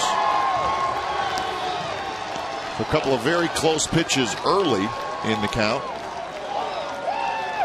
And Anderson could not come back. Now batting. So J.B. Shuck gets the bases loaded walk. Well, now you got to make sure you get Trout. Yeah. Harris comes in to score. Ionetta is now at third. Romine at second. Shuck at first. Trout fouls it straight back, swinging at the first pitch.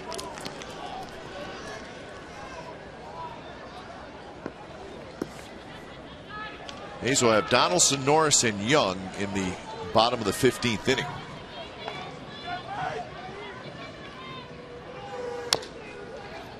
It's 0-2. The first pitch was not called to Shuck, then he was going to just take until he got a strike. He never did get he never did get one. All four out of the strike zone.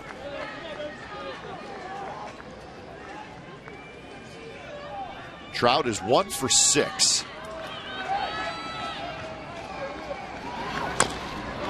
Hanging in there. Now this is the first pitch to Shuck, which is close. And this is the second one. So you're right. One's low and one's high, but you got to give the pitcher one of the two. Well, it becomes a very tight strike zone, and on two curveballs, almost like the umpire was fooled with the curveball break.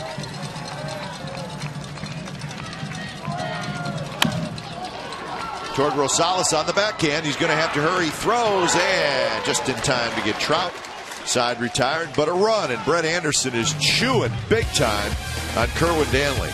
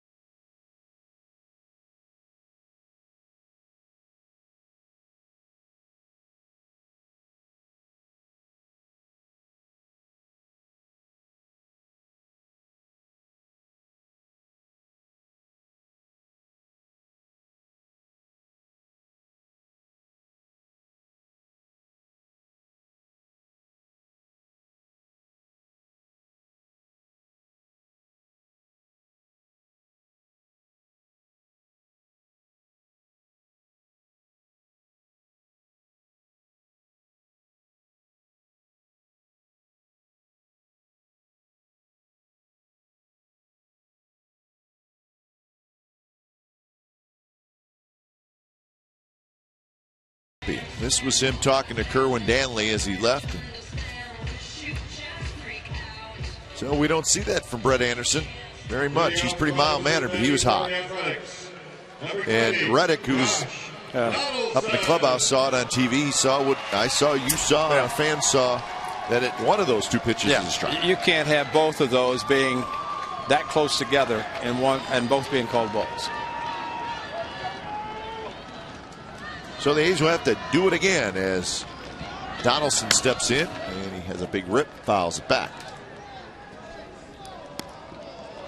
5 innings for Williams. So he is trying to get a W. 3 more hits for Donaldson tonight. Bounce toward Kendrick. Tough hop. He drops it, picks it up, throws, and they call him safe. Here come the A's.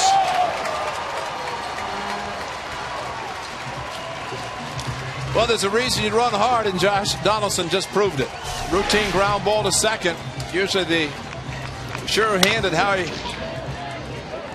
Kendrick is going to handle it, bobble it, and he dropped it. Yeah, he dropped it because I thought Norris. Still running hard, and Albert just clanked it straight down, and Donaldson's foot got on the bag, and before he could pick it up. So Pujols should get the air. So here's Norris. Yeah, Kendrick, well, if he handles it easily, could throw a pitch probably chest high. Instead, when he rushed it, kept it down low, and then Albert couldn't handle it.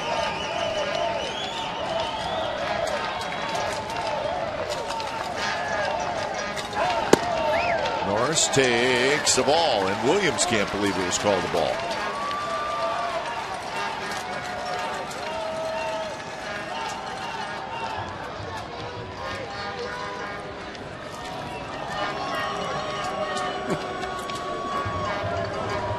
Chris Young will be next. After Young, Rosales. 3-0.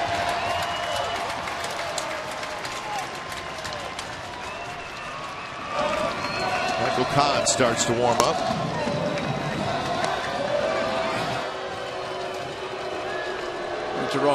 Jerome Williams is trying to be the long man, now the closer, now that his club has given him the lead on a questionable call.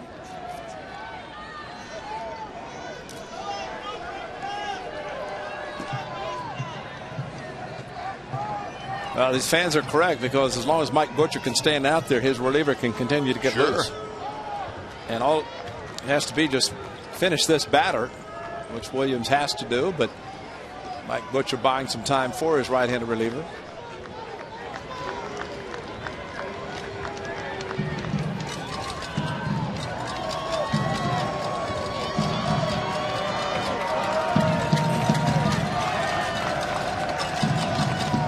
Pitch is caught the ball. Jeez. Unbelievable. Hayes will take it. 2 on and nobody out. Wow.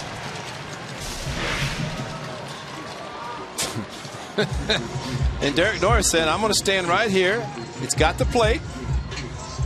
Granted, it's not right down the middle, but Derek Norris did the best thing. He stood there waiting. So here's Chris Young.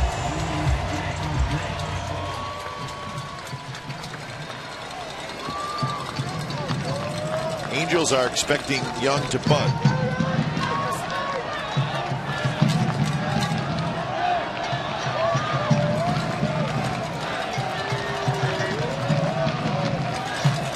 He's not bunting, and he takes a strike on the outside corner.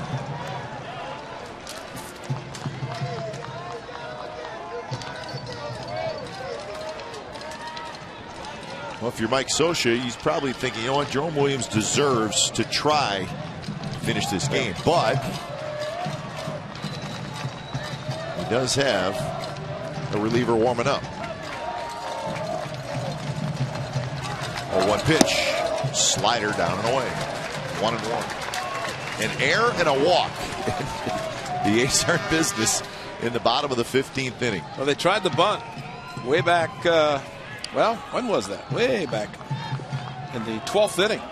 Tried to bunt first and second. Pujols and Williams let the ball drop and ended up getting it out of third. So Chris Young is just given the opportunity to swing the bat. Bounces it to third. Harris has it. He steps on third. He slips. Still gets the out. Throws across, and it's a double play. Brendan Harris slipped as he stepped on third base, and Chris Young is not moving real well. But he was not running to first very well, and then when he hit the bag,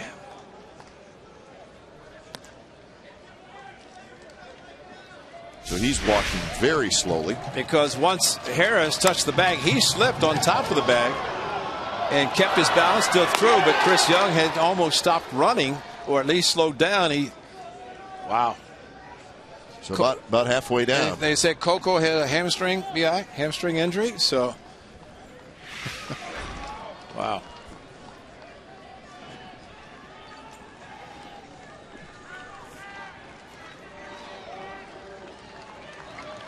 Well, Ray, if the A's tie this game, Tommy Milone. Tommy Milone, somebody's going to have to. Yeah. There's going to be a pitcher that's going to have to go out and play.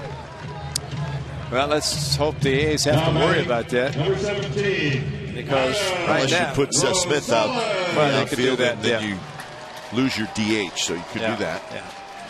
That always is a possibility rather than a pitcher. So Rosales has a chance to tie it. Norris is the runner at second. First pitch is just a bit low.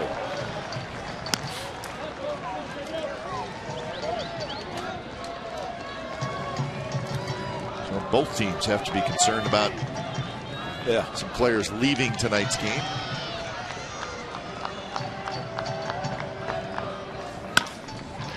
Up the middle, base hit center field. Here comes Norris. The throw to the plate, not in time, and we're tied. Rosie, you give him enough chances, he'll come through, and he is happy. And he was busted around the bag at first and got into second with the throw coming all the way in.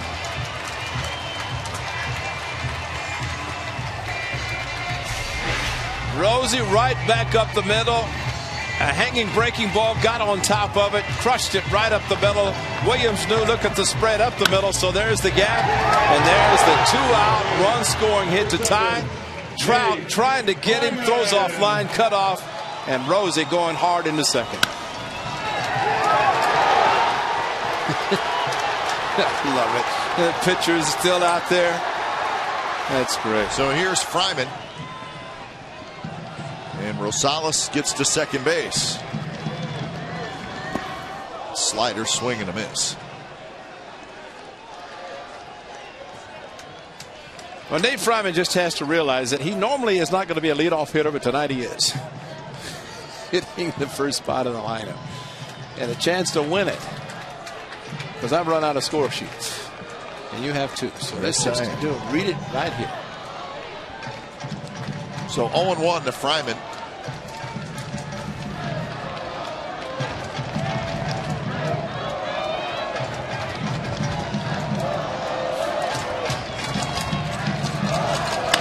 That one hit hard right past Mike Gallego.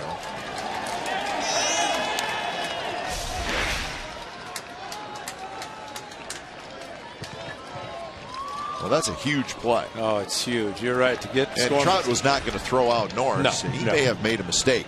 Yeah. Well, that's why Pujols came across at the pitcher's mound and cut it off. But he threw an off-balance throw to second.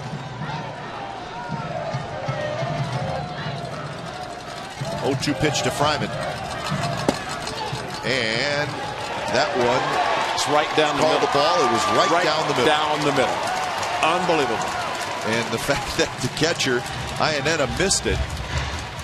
Watch the location of this pitch. This is a slider right down the middle. And it backed up a little bit, but still a strike. Wow.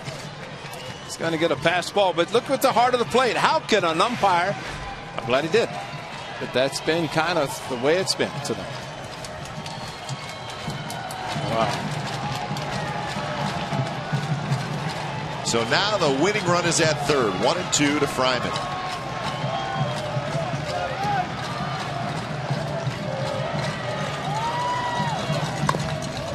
Check swing and it hits his bat, rolls back behind home plate.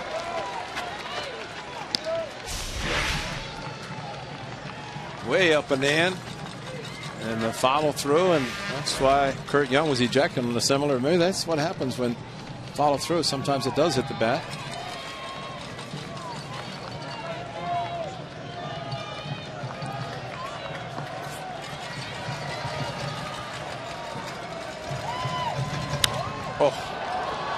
Pop up, shallow center.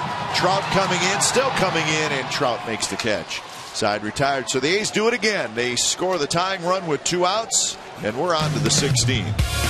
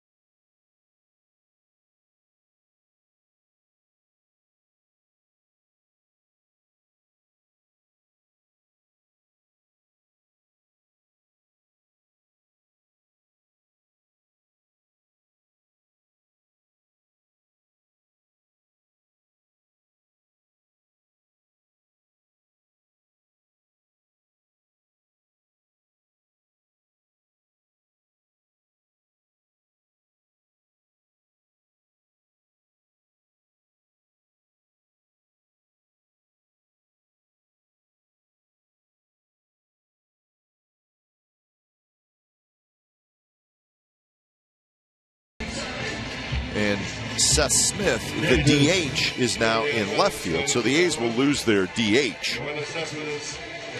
And that, so the pitcher spot becomes the 8th spot. Is that correct? I believe so. Chris Young's that's spot. right. That's right. You're right. Yeah. So that is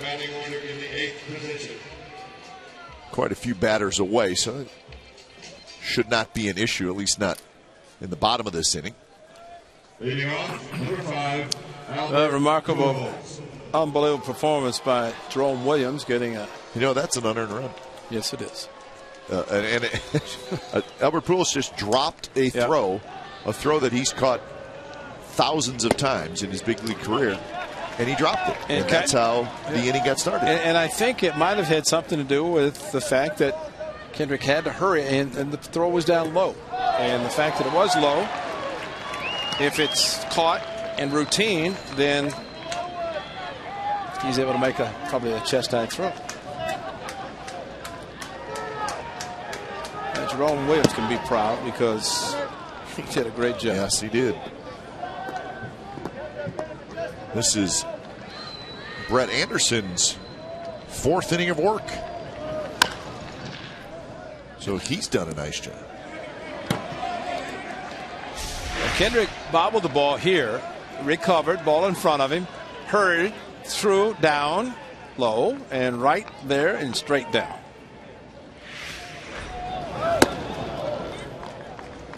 So 2-2 the count. Pujols, Hamilton, Trumbo. So it's the big fellas.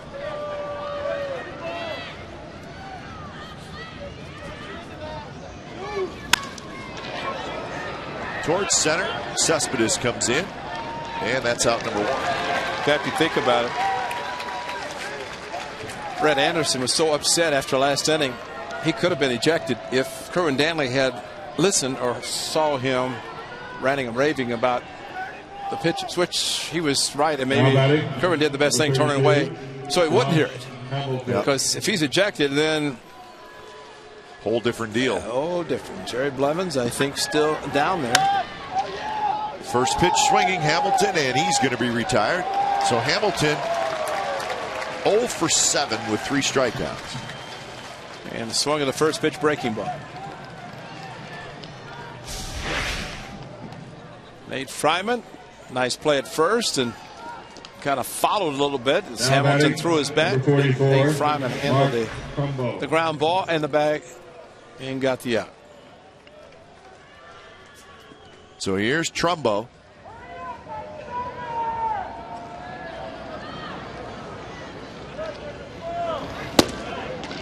Strike on the outside corner.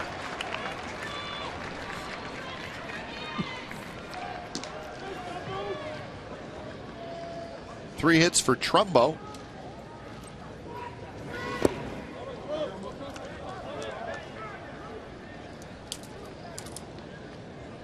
So I remember you and I doing a game here. Oh, it was probably 4 or 5 years ago. It was against the Dodgers, and I think it went 16, 17 innings. And the A's won the game, and they won on I think it was a bases loaded walk, if I remember correctly. Yeah, you're right. You're right. Bobby Crosby. How about the game in New York? So it's a long time ago, though. That went forever. Team across the bay was upset because there was a monumental home runs going on there, but this is going. It is. Well, you're not at the BART train now. You missed it. Last one left about a half hour ago.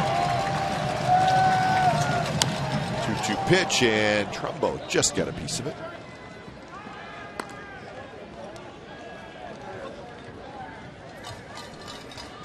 Single, double, and a homer for Trumbo. He's driven in 3 runs.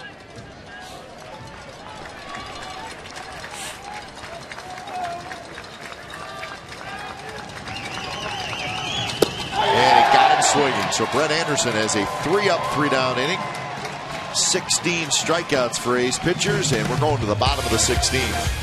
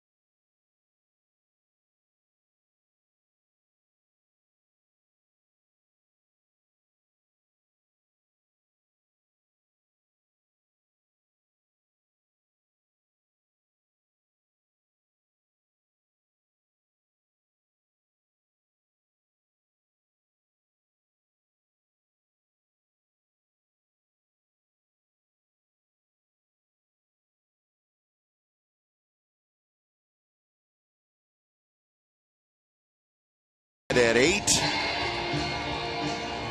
And their terrific performance by Jerome Williams. You have him for 6 innings? I got him for 6. Yeah. You got the starter Hansen for 6. Remember, he was the pitcher of record with a 5-run lead when he left. And this is Michael Kahn who takes over. Jerome Williams. What a performance. But unearned run in the 15th for the A's to tie it. And Seth Smith, who is now in the game, he was DH'd for 2, 4, 6, 7 plate appearances.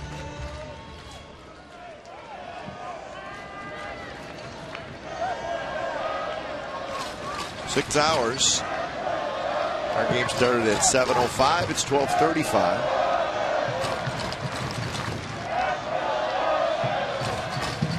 First pitch to Smith is outside. So we're about 5.5 hours into this one.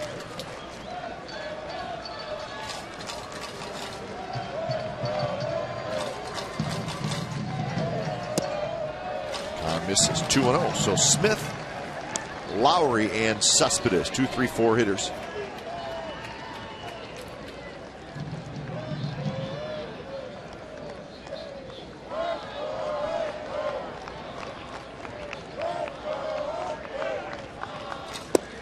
Right at the knees by Kahn. So Michael Kahn, Hansen, Roth, De La Rosa, Downs, Frieri, Williams, Kahn. There's your pitchers tonight for the Angels.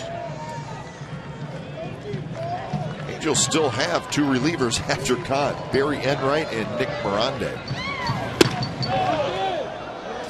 That's a swing, says Lance Barksdale.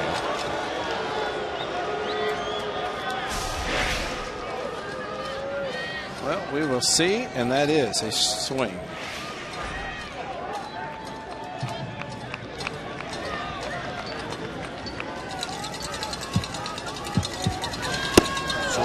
High fastball and a good one from Kahn.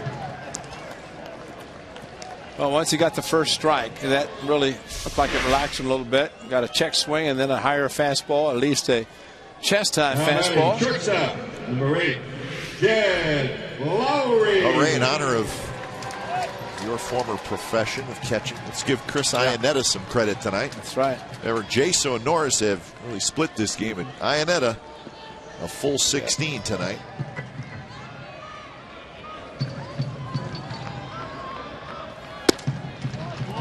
I go back a few years when I caught 23, and it's similar. I think it was about the 19th. Run was scored. It's it's over, and then it's tied. Of course, yeah.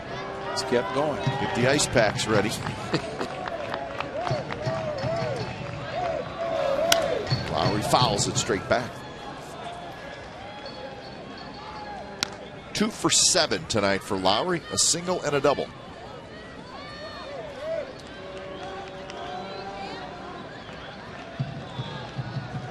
It was 7-7 for a long time, about 5 innings worth.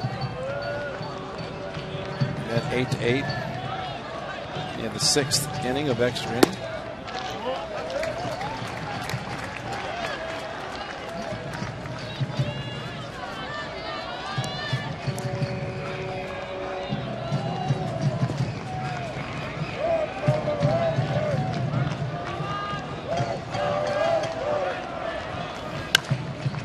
Pop-up, it should reach the seats, and it will.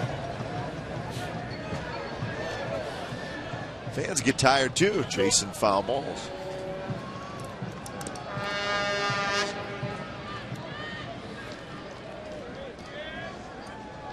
Let's get your number on.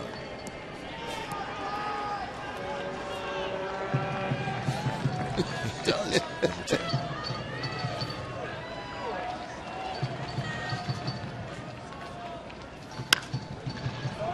So deep in 5. So you're thinking tomorrow Hank Conger is going to be catching? I think Hank Conger should be ready to be in the lineup.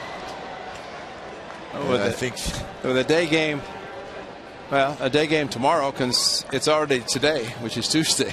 So with the day game, Mike Scioscia maybe was going to have Conger catch one of them, and I think we know which one it's going to be now. It'll be tonight.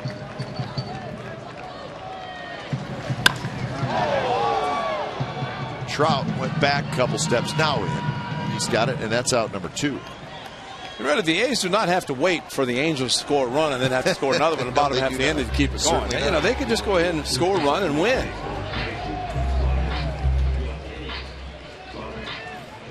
Now batting center fielder, number 52, Yoenis Cespedes. So here's Cespedes.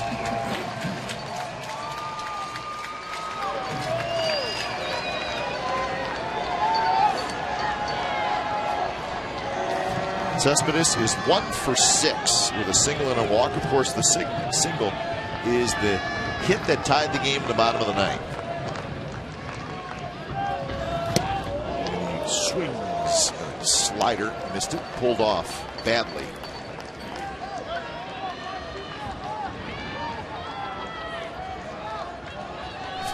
Hard not to try to win it with a home run in extra inning, especially when it's now the 16th inning.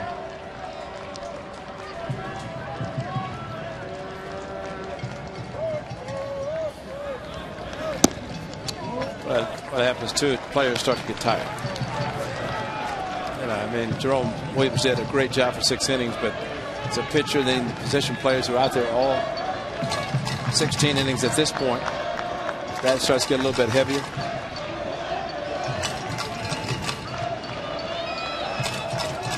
Michael Kahn, 1-1 pitch. High fastball, swing and a miss. 94 miles an hour.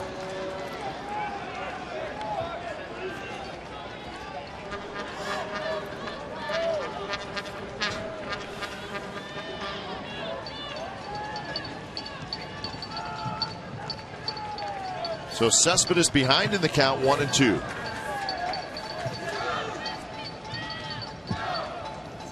And a fastball right by him at 95 miles an hour. So very good inning by Michael Kahn. 3 up, 3 down. Let's head to the 17th, folks. We're tied at 8.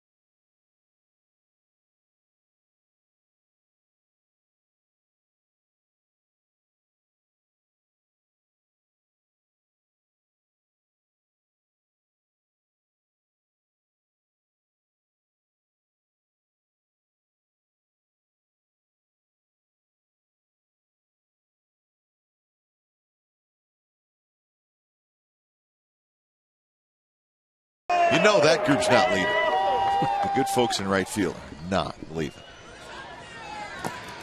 First pitch to Kendrick. Kendrick Harris Iannetta, I think. Is that what you got? Kendrick Harris Iannetta. We've ran out of score sheets, and that's never happened before.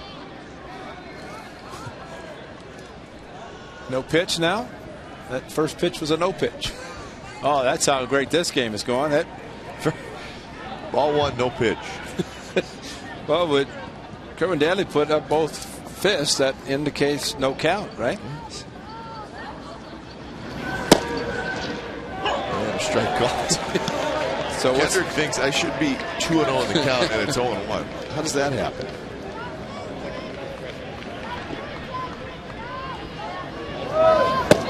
That's a good pitch there, and it is 0-2. 57 pitches thrown by Anderson.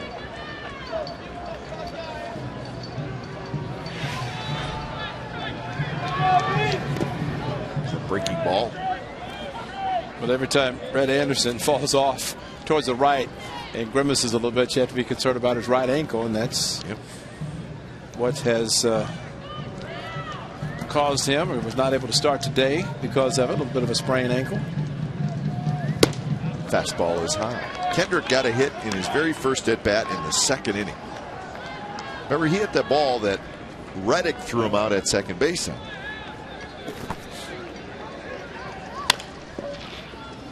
Donaldson ranging to his left, throws on the run, and that's out number 1. So, Kai, if I go to a new page, do I put 4:30, April 30th, since it's tomorrow or today? I think you do, but you have to somehow indicate that same game, different day. I just put 4:29, 17th inning. Now batting. Nice play by Josh Donaldson, because the ball was not hit that hard, and he had to range in front of Jed Lowry.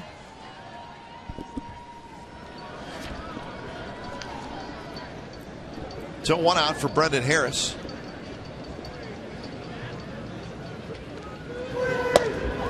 First pitch strike.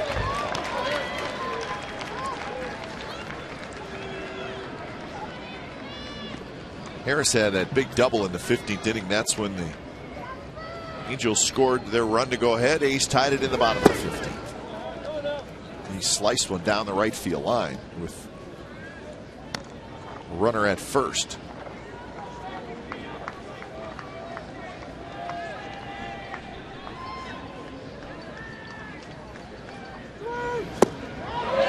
Now 1-2, and right after he got that double, he showed he's 5 for 5 in his career against Brett Anderson.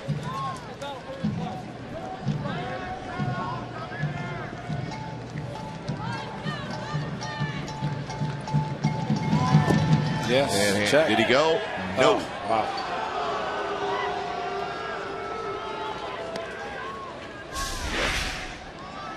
Well, he started. Yeah, definitely held up. Body went forward, and that's why you appeal to the first or third base umpire. Fastball is high. Anderson slips and falls.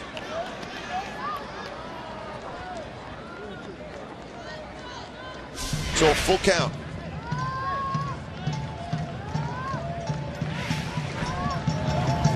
Nasty breaking ball, and there's another strikeout. 17 strikeouts for A's pitchers. Of course, we have played 17 innings. Yeah, and a strong breaking ball.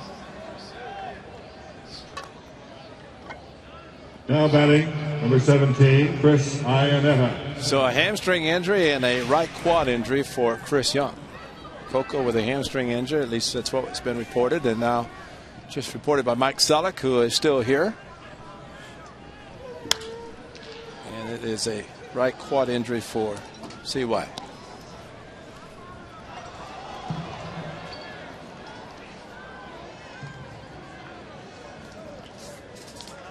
So the A's lose a couple of outfielders. The Angels lose Peter Borges. Popped up. Rosales out. Moss in. Side retired. So another nice inning for Brett Anderson. Bottom of the 17th coming up. Tied at 8.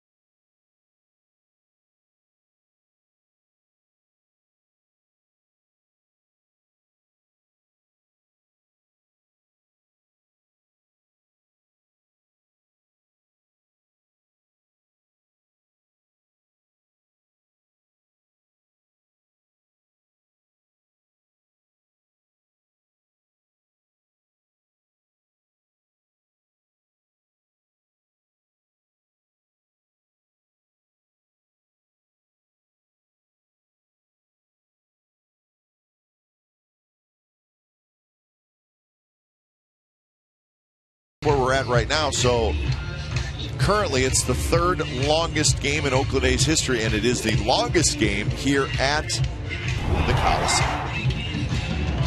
Brett Anderson out of the bullpen, and Brett Anderson has been very, very good. That's the big pitch right there. You get the 3-2 breaking ball to Harris with 3-2, and the guy owns him, really. 5 for 5 before that at bat. So he came in the 13th inning. So he has pitched 5 innings. Michael Kahn is pitching his 2nd inning as he faces Moss, Donaldson, and Norris. If anybody were to get on, then that would be that pitcher's spot.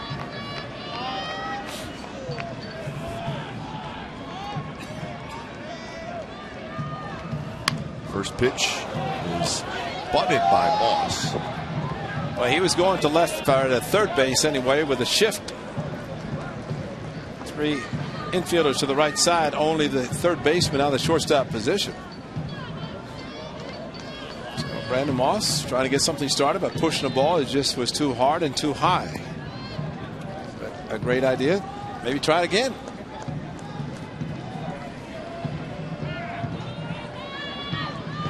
Moss has a couple of hits, a single and a home run.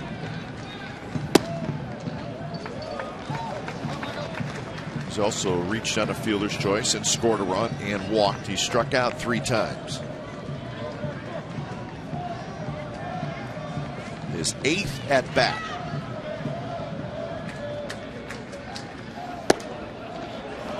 Close pitch, a bit outside. 2-1.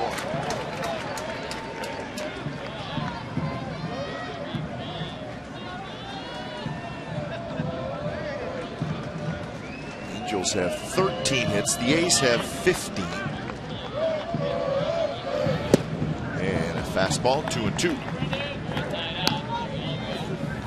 You have to wonder if a pitcher just threw nothing but fastballs this late of a game, if they'd have success.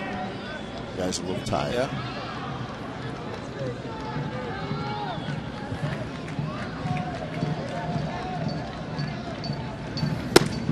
There is a good fastball, and that's another strikeout. So Moss strikes out for the 4th time. Stayed with it. Brandon just a little bit behind with his swing. Now batting third baseman, number 20, Josh Donaldson. So Donaldson hits with 1 out, bottom of the 17th.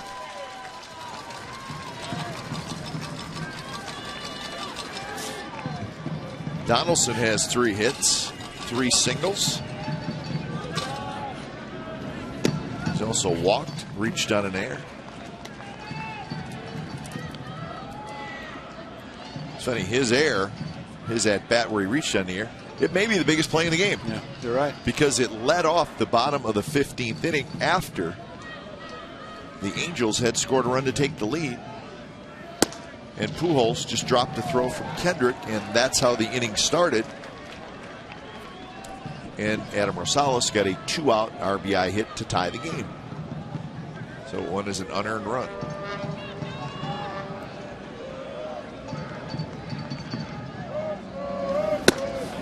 High fastball. Young man's got a good arm. And you know what young third baseman's trying to do also. He knew a fastball was coming, and Josh Donaldson loaded and reloaded and unloaded. Just could not make contact. But he did not swing like he was tired.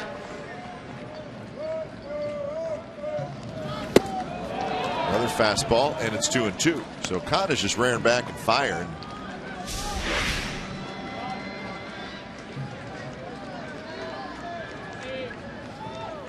You know, he was warming up in the pen when the Angels scored their run, and yet Jerome Williams was left in the game. It's true. And pitching his 6th inning. And this kid's coming in, and of course maybe had not experienced coming in and trying to save a game, but the way he's throwing nothing but fastballs and throwing by the A's hitters. It's in hindsight, you had the veteran Jerome Williams on the mound pitching the 6th inning. Josh Donaldson Now batting, number 36. A little bit extra on the fastball. Norris. So the A's have now struck out 15 times. The Angels have struck out 17 times. So here's Norris. He's got a walk-off home run in his young career against the Giants last year. And you know what?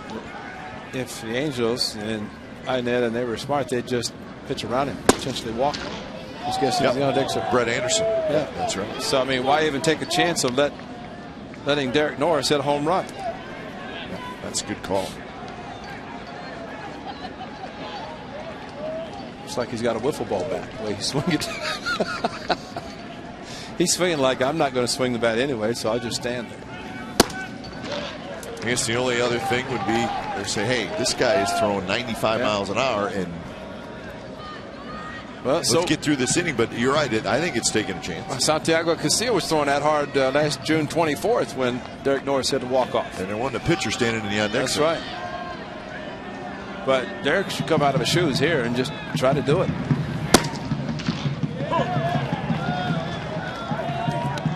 So 2-1 the count. Of course, they're saying that if Derek Norris does say if they put him on and Anderson's going to hit, stay in the game, whereas they might pinch hit for him next inning. If that's the case, if he pitches top of the inning, which looks like he will. It's the 18th if it goes to that.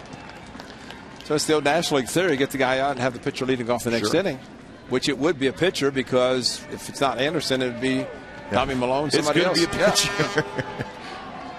But you're right. But you are taking a chance. And more likely it would be Anderson, because if you only have one reliever left, and then after that you have to go to your starters. So really, I commend Brett Anderson for coming into this game, because the A's pitching with one short because of Dan Straley coming up, and Chavez was sent down. One less reliever, so Brett Anderson, the starter, comes in the game, and I think regardless he's going to pitch the 18th if it goes the 18th. 2-2 pitch. Chop toward third. And we're moving on, folks. Top of the 18th coming up, and it's still 8-8.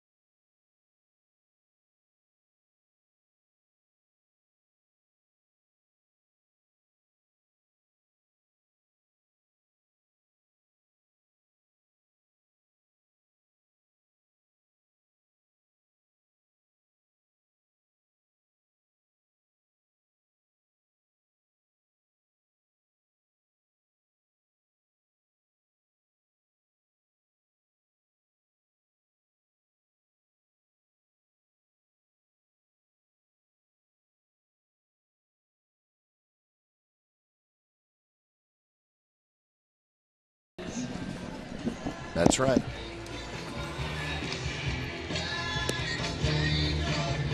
Yeah, you're right. If you're here at this point, you have to stay for the. And you know, unfortunately, just recently, a pitcher by the name of Rick Kemp passed away. Yes. 59 years young, very young. But the reason I mention that is because this game going to the 18th inning, it was Kemp who hit a home run. As a member of the Atlanta Braves, I think it was against the Mets in 22nd, whatever, 27th inning, whatever it was. That's right. And I think that was a game, the fireworks, July 4th, that it ended up ending about 4 in the morning. And they shot the fireworks. That's right. Hey, can you imagine those folks getting the wake-up call to go to work? Didn't Rick Kemp, didn't he get the win as well? Yeah, he hit the home run. And nobody expected him, and he hit the home run, and that was it. But unfortunately, he passed away. So it's Romine, Shuck, and Trout against Brett Anderson.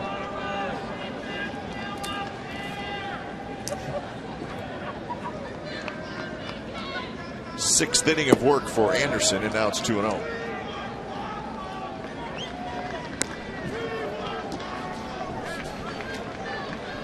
Keep your footing, Brett. Keep your footing. Fastball in for a strike. 71 pitches for Anderson. Should have started. He could have been in the clubhouse eating.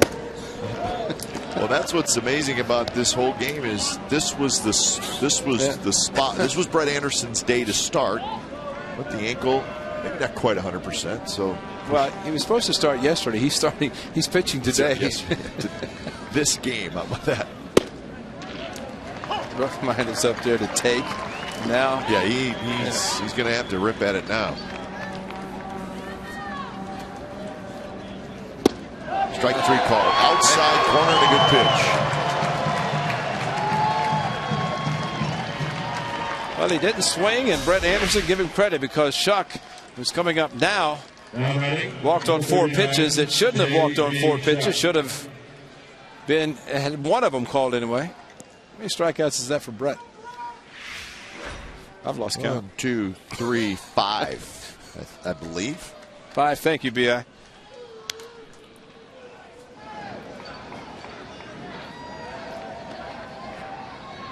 So Shuck indeed walked with the bases loaded to get the RBI. You know, players today don't like to play double headers. They're playing one right now. Yes, this is the 18th inning of what would be the final inning of the second game of a doubleheader, assuming they both went 9.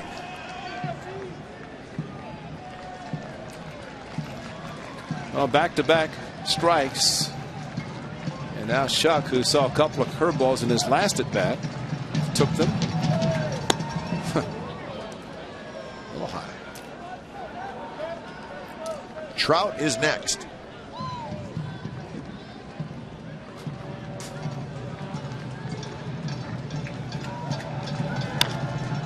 Shuck goes after that high fastball.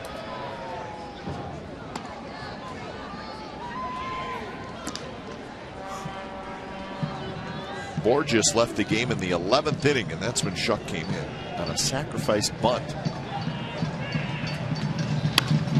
Bounced up the middle, and that's going to get through for a hit. It was a curveball that Shuck just kind of hung in there.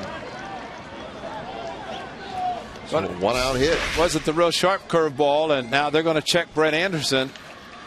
Is Bob Melvin going out? You know, Jerry Blevins, Kipe, and he's the remaining pitcher. See what happens here. He reached back and then stumbled a little bit. He had no chance to catch the ball as he had fallen off towards third base, and the ball clearly over the top of the mound. Yeah, they're like.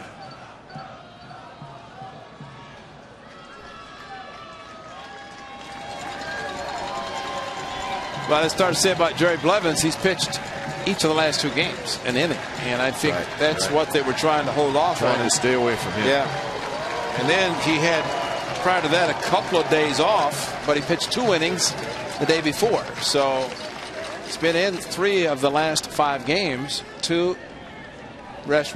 Your attention, please. Ladies and gentlemen, coming in.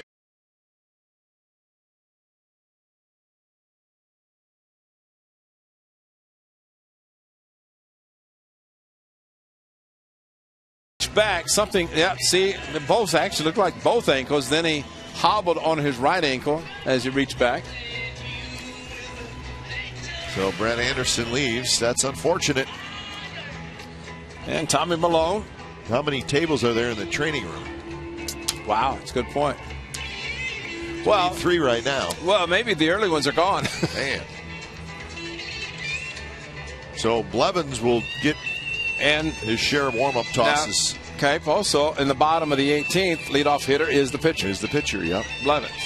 That's right. So if any pitcher comes in now, it's going to have to be a starter. And there's no position players left to pitch. What a predicament here into ODOT Colt Coliseum.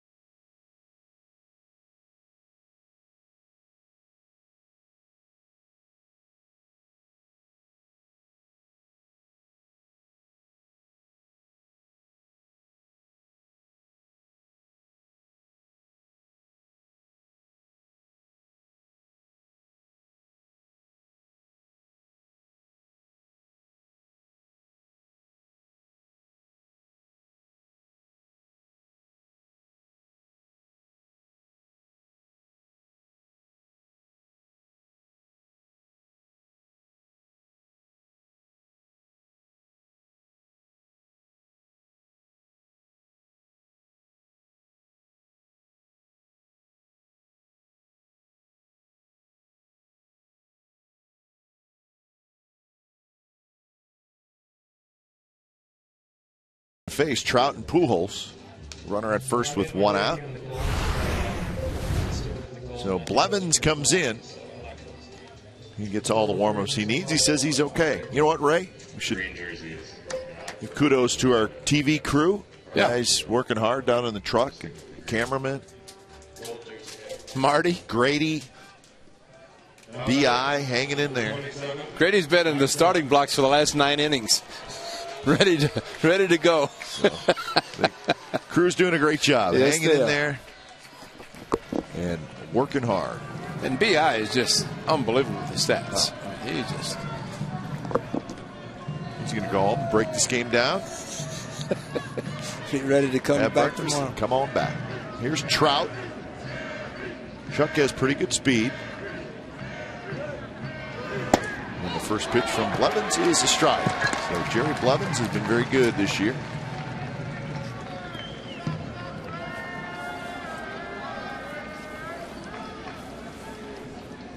Trout's hit was a single in the 5th inning.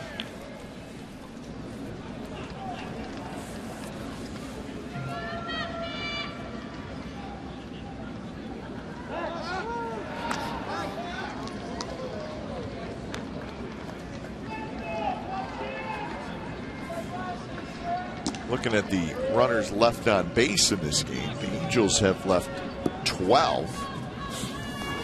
A's have left 11, so that's not real high numbers for the inning we're in.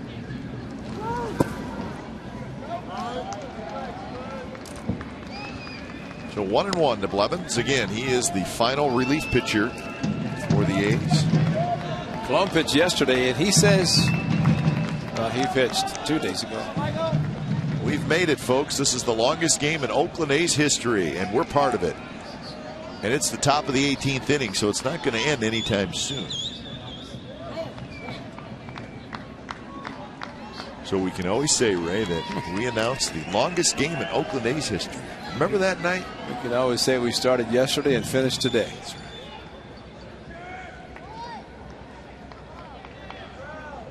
Wow.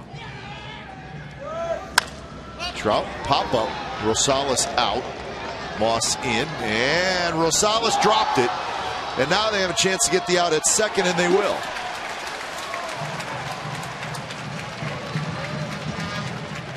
And Shuck had nothing he could do.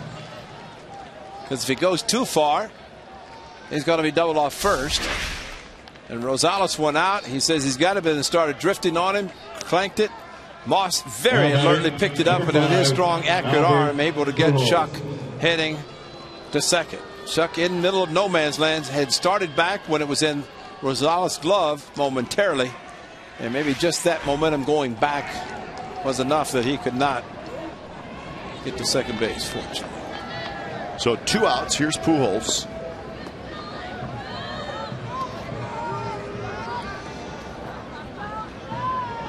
Pujols has 2 singles and 2 homers. He's also walked. His 9th at bat in the game.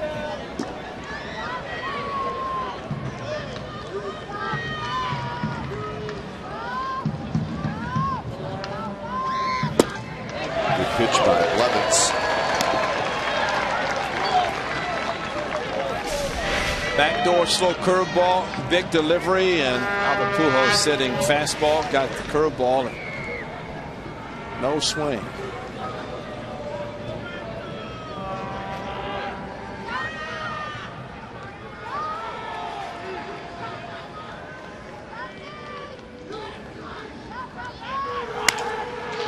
Drive to center.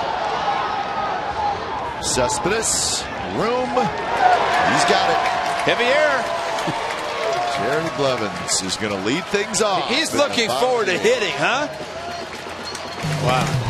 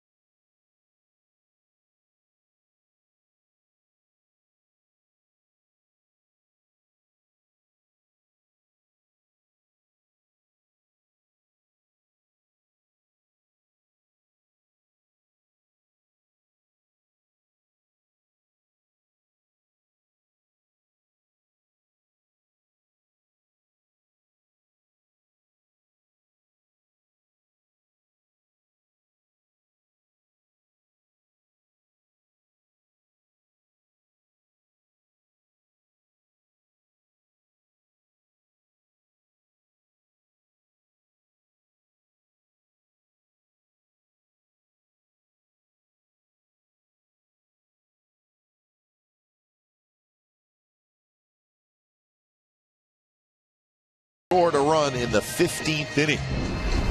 This is how the Angels got their run. It was a bases loaded walk. Chuck got the walk, and the Angels were 1 out away from winning this. See if he's thrown out there, he's still okay. His ankle's okay. But Adam Rosales with a base hit up the middle, and that would tie the game. Again, that came with 2 outs. A's could not get Rosales home with the winning run, but that's how it all came about in the 15th inning. And we're now in the bottom of the 8th inning. The A's, what inning? Bottom of the 18th. What did I say? 8th. So here's Blevins. A's are out of position players. A's had to put Seth Smith, the DH, in the outfield. So Blevins hits, and he takes a first pitch strike. Just hit a home run, Jerry. That's right. As the rule goes, if you put your DH out in the field, you lose the DH. So it basically becomes the pitcher spot. Blevins takes low. Okay. It's Barry Enright. We got a new pitcher, Ray. Barry Enright. And you know, if Peter Borges had not left this game because of the hamstring, I hope he is all right. I guess it's a hamstring. Angels have only used 2 other position players. And that's Shuck in Borges' place, and Romine came in for defense for Jimenez. I guess that's the reason he came in. Move Harris over to third. So Barry Enright is the pitcher. Blevins, not a bad swing, fouls it back, so the count 2-2. That's a pretty good swing by Blevins. Rosales will be next, and then Fryman.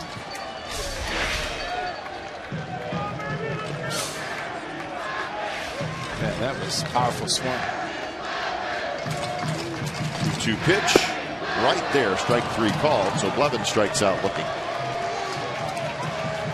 See, normally when the interleague play starts, pitchers hit, but not relievers. It's usually the starting pitchers. Relievers very rarely get an opportunity to swing the bat. So Jerry Blevins at a disadvantage, and the A's, unlike the Angels, whose pitchers started hitting in spring training because they opened the season in Cincinnati with no DH, Blevins definitely at a disadvantage.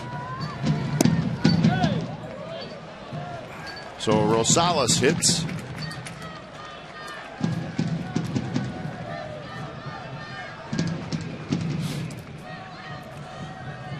You know this is a long game when you pinch hit in the 7th inning, and this is your 6th at bat. And that's the case for Rosales. And he got the big hit to tie it to keep it going. What was the extra inning game in the National League? Who was that? Miami and somebody that went 15, I think. Nothing compared to this one, though. Barry Enright. 1, 2, 3, 4, 5, 6, 7, 8. Enright is the 8th pitcher. 7th reliever for Mike Scioscia.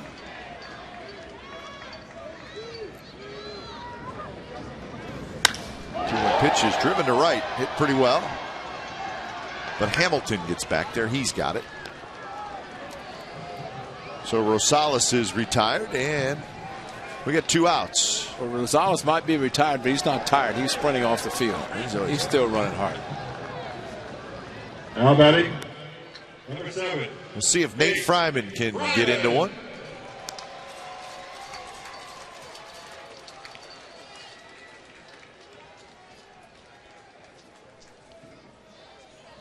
This is Fryman's 2nd at bat. And a fly ball to center field in the 15th inning. Breaking ball and a good one from Enright. Drops in for a strike.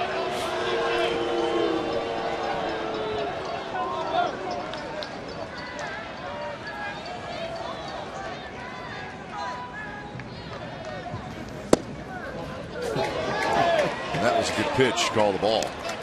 I guess a 6'8" frame. You know, higher kneecaps or something, maybe.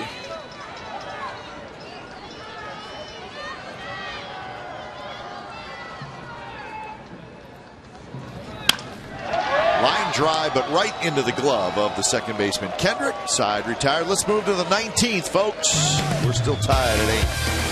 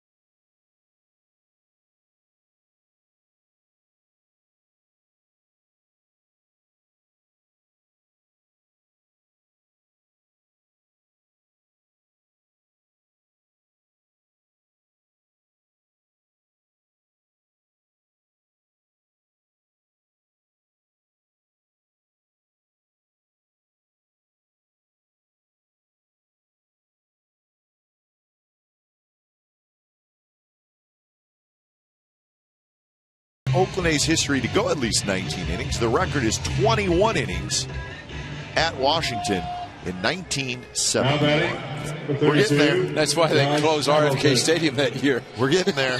They decided too many long games here.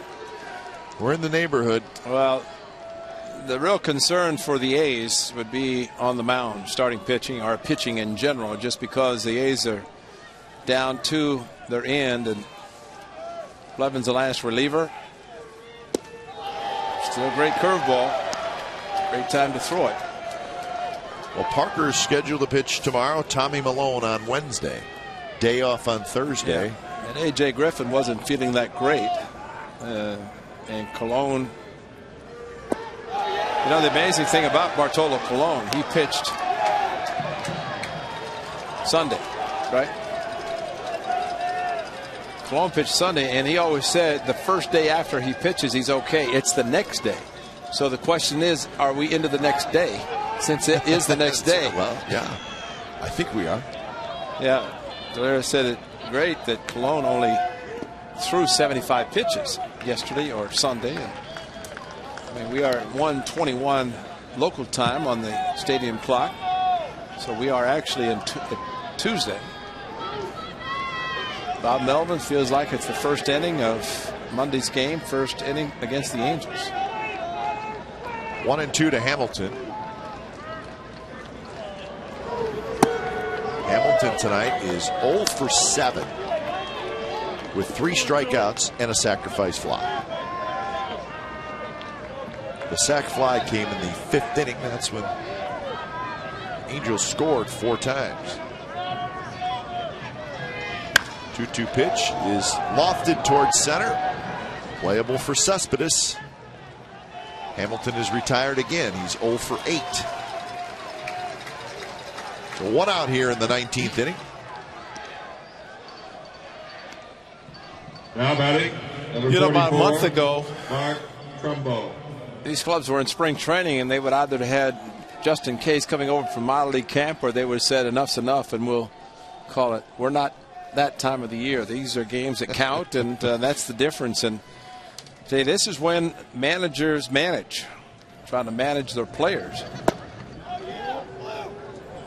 And Bob Melvin, Chip Hale, the bench coach, Kurt Young, the pitching coach, have kind of gotten down to the wire. Yeah.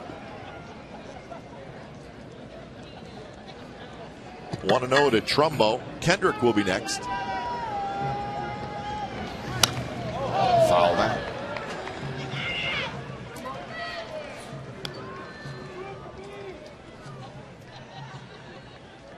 Probably tough too, Ray, to hold your concentration. 19 innings, that's a long time.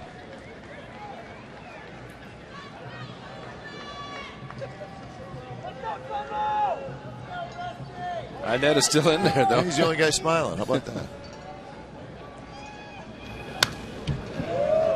1-2 now to Trumbo. Second inning. See the daylight? Dan Strady knew it was gone. This ball may still be rolling someplace. He crushed it. Made it 2-0. A long time ago. At about 7:20.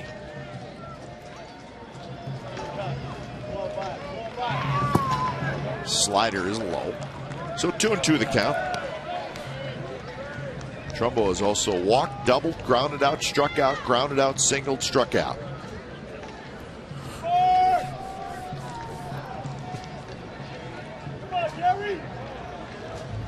Hang in there, Kerwin.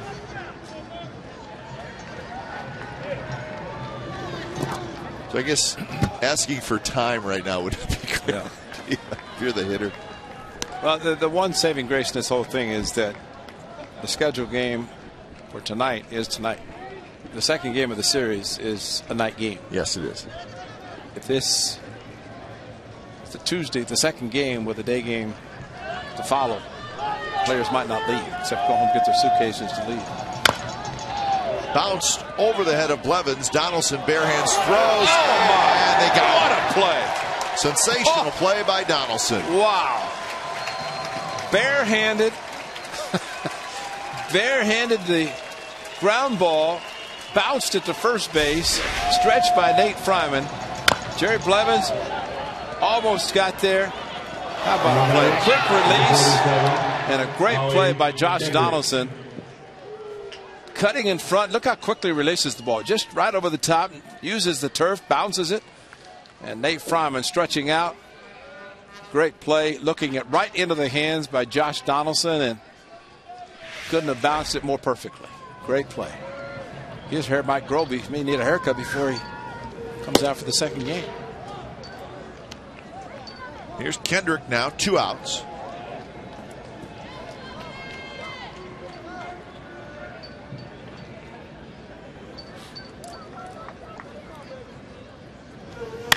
And there's a line drive to left field. That's a base hit. So Kendrick gets a hit, 2-out single.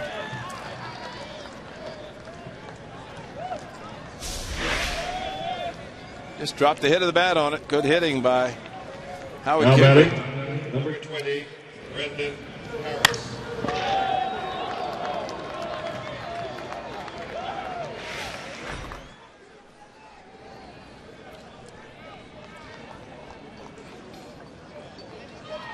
So Harris steps in. He struck out his last at bat. That was in the 17th inning.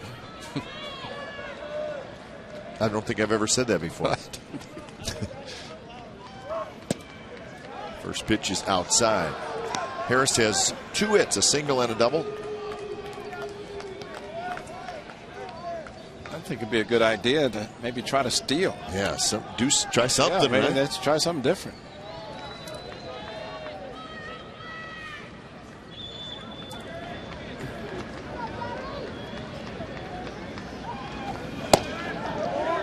Touch outside.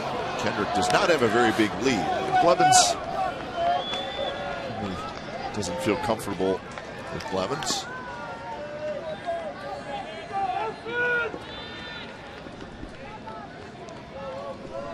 It's a strange look from Mike Scioscia. I don't know if what he was looking at.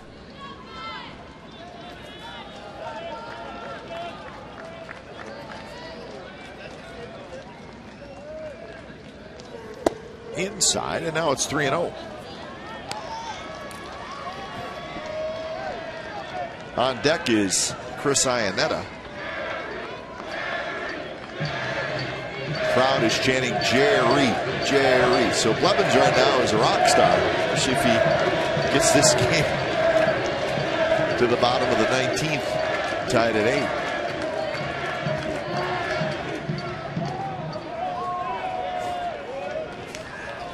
8. It broke up their momentum there with a throw to first. I felt the momentum shift. I did.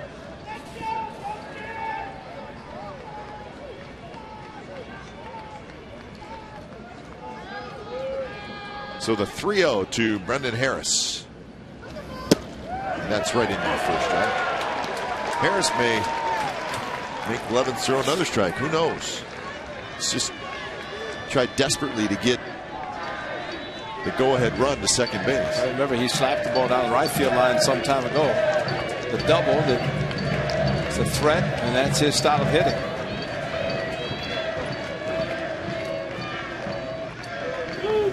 And that one on the inside corner, strike 2, 3-2.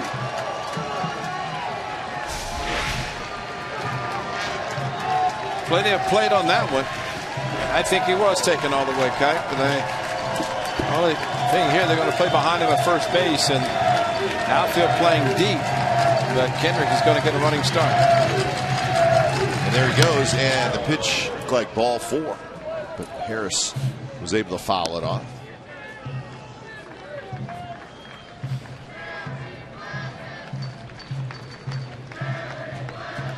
Is that Tommy Henson?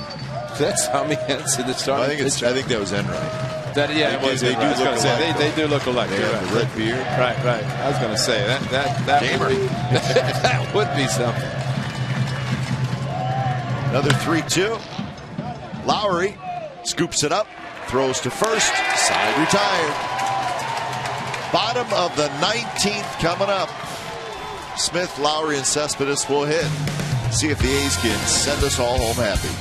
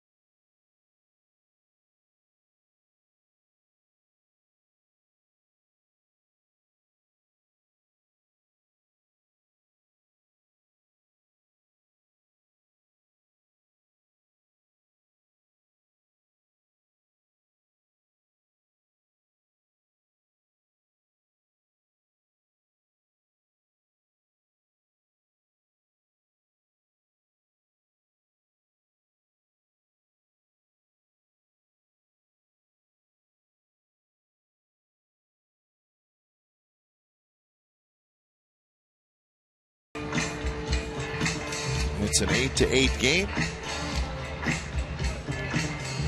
Well, so for both these teams, longest game in franchise history. So bottom of the 19th. Number 15. Albert's got to be thinking, I could be DHing tonight. I could have been sitting, but he's been standing up there for now 19 innings. 19 innings.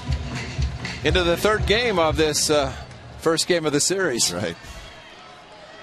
Is that Tommy Henson pitching? Ice down and is back to work. It's Barry Enright.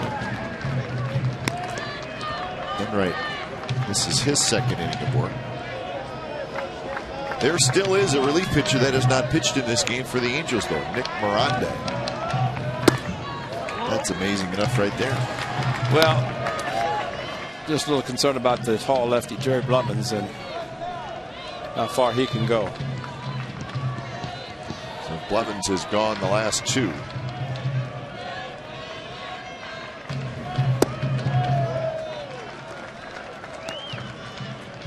So Jerry came in the middle of the 18th inning. Yeah, 1 1/3, but again, remember he's pitched an inning each of the last 2 games.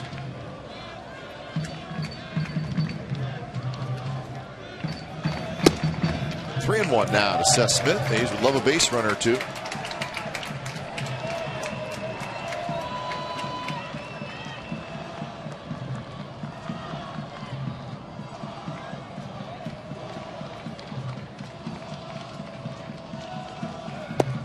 And it's a leadoff walk, close pitch.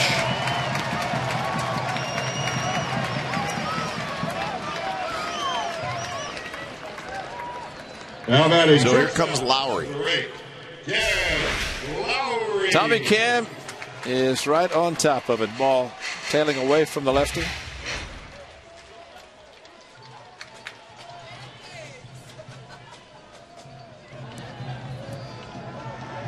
So Lowry steps in.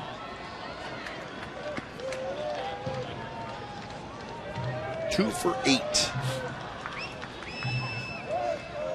Curve and a good one from Enright for a strike. Each team now with 15 hits. A couple of errors by the Angels, 1 error by the A's.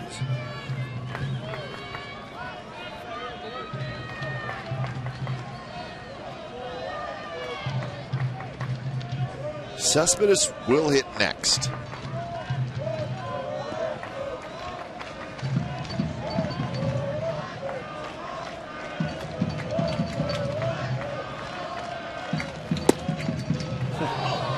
So how about earlier in this game? I don't remember exactly when it was. I think it was the 3rd inning with Seth Smith. Looked like he hurt himself. Great Forgot point. about that. Yeah. Great point. Grabbed his hip area. Yeah, that was his second at bat. Yeah. Second at bat in the 3rd inning. Ground ball to first, and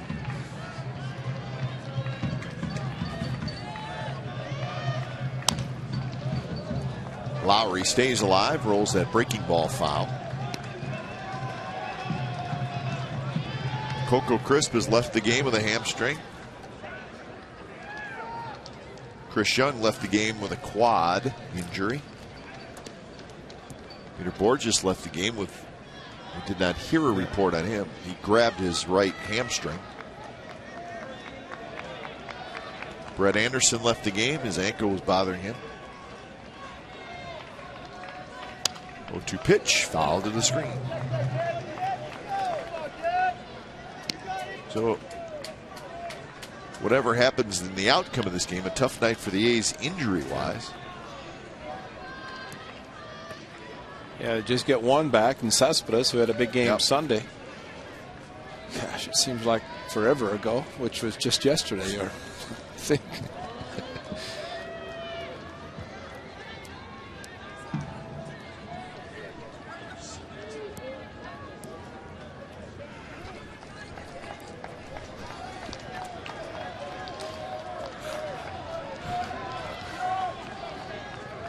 So 0-2 with the leadoff man Smith aboard at first.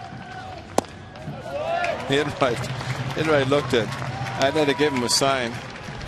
I got set up, and Enright kept looking at him like he wanted to change it. he decided, okay, I think I'll go with my catcher. He's been out here longer. Changing it here. He's out here longer than me.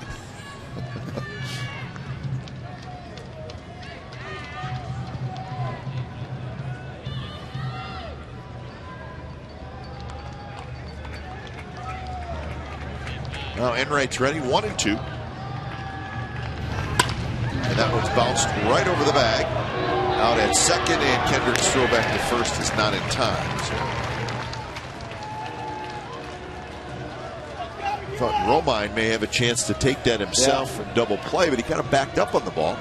Backed up, and instead of charging and taking himself to get 2, it's a good point. But maybe wanted to get the better hop, ate him up a little bit, which took away any possibility of a double play. So here's Cespedes. Did you say this is the last game being played? Yeah, this is. All the games are final around Major League Baseball. Any day games today? No, not that I know of. Try not to look too far ahead. You know, Cap, I was thinking several innings ago just what kind of post-game spread that Steve Vucinich, Brian Davis on the home side, and Michael Cloudman on the visiting side had for the guys. And if it's already been consumed by those who have left the game, or are they waiting for the game to be over, and is the food still edible? And they're very hungry. Yeah, we are. I think we should do the A-team tonight.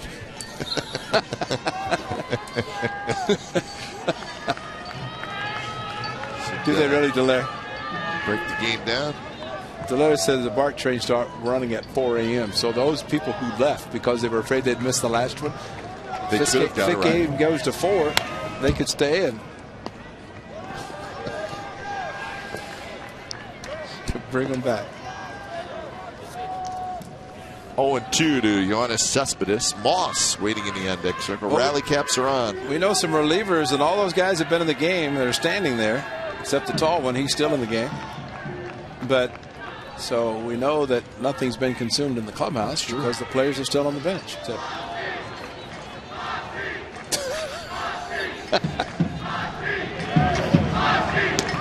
Well, you know it's a good night when the crowd is chanting my partner's name.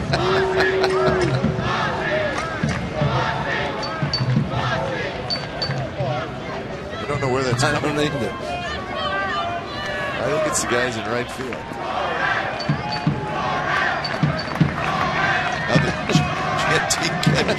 It's like the roll call in Yankee Stadium.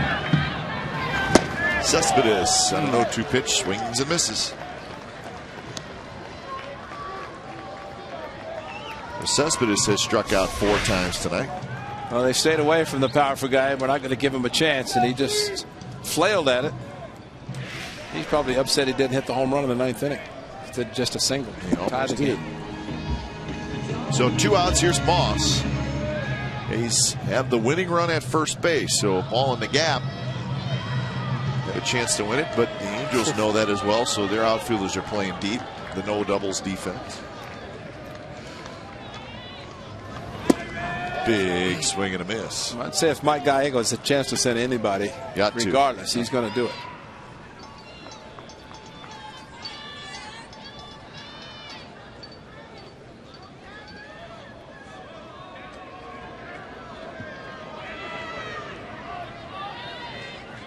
Moss has a single, a homer, and a walk.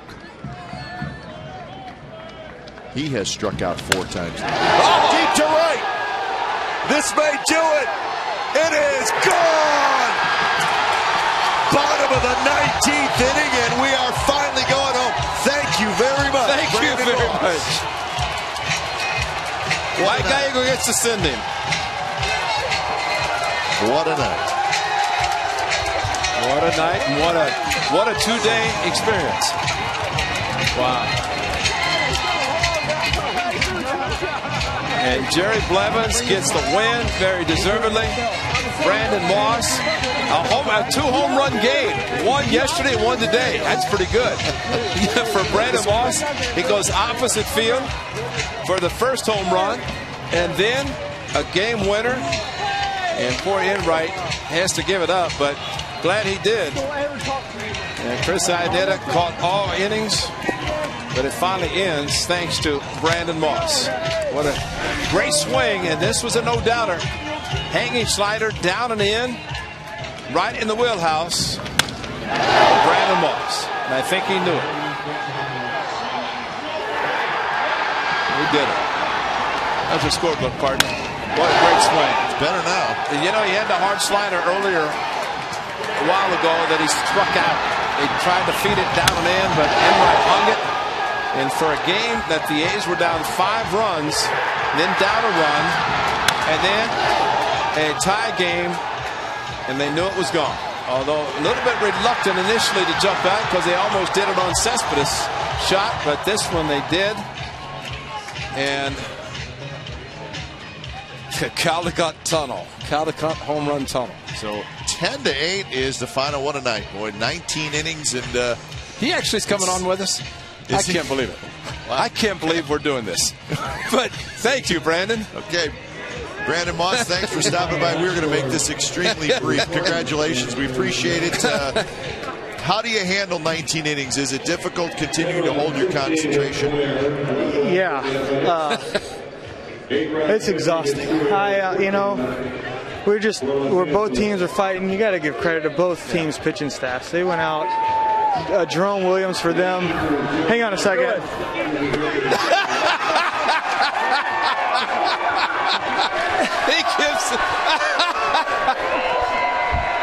He gave himself a pie. How about that?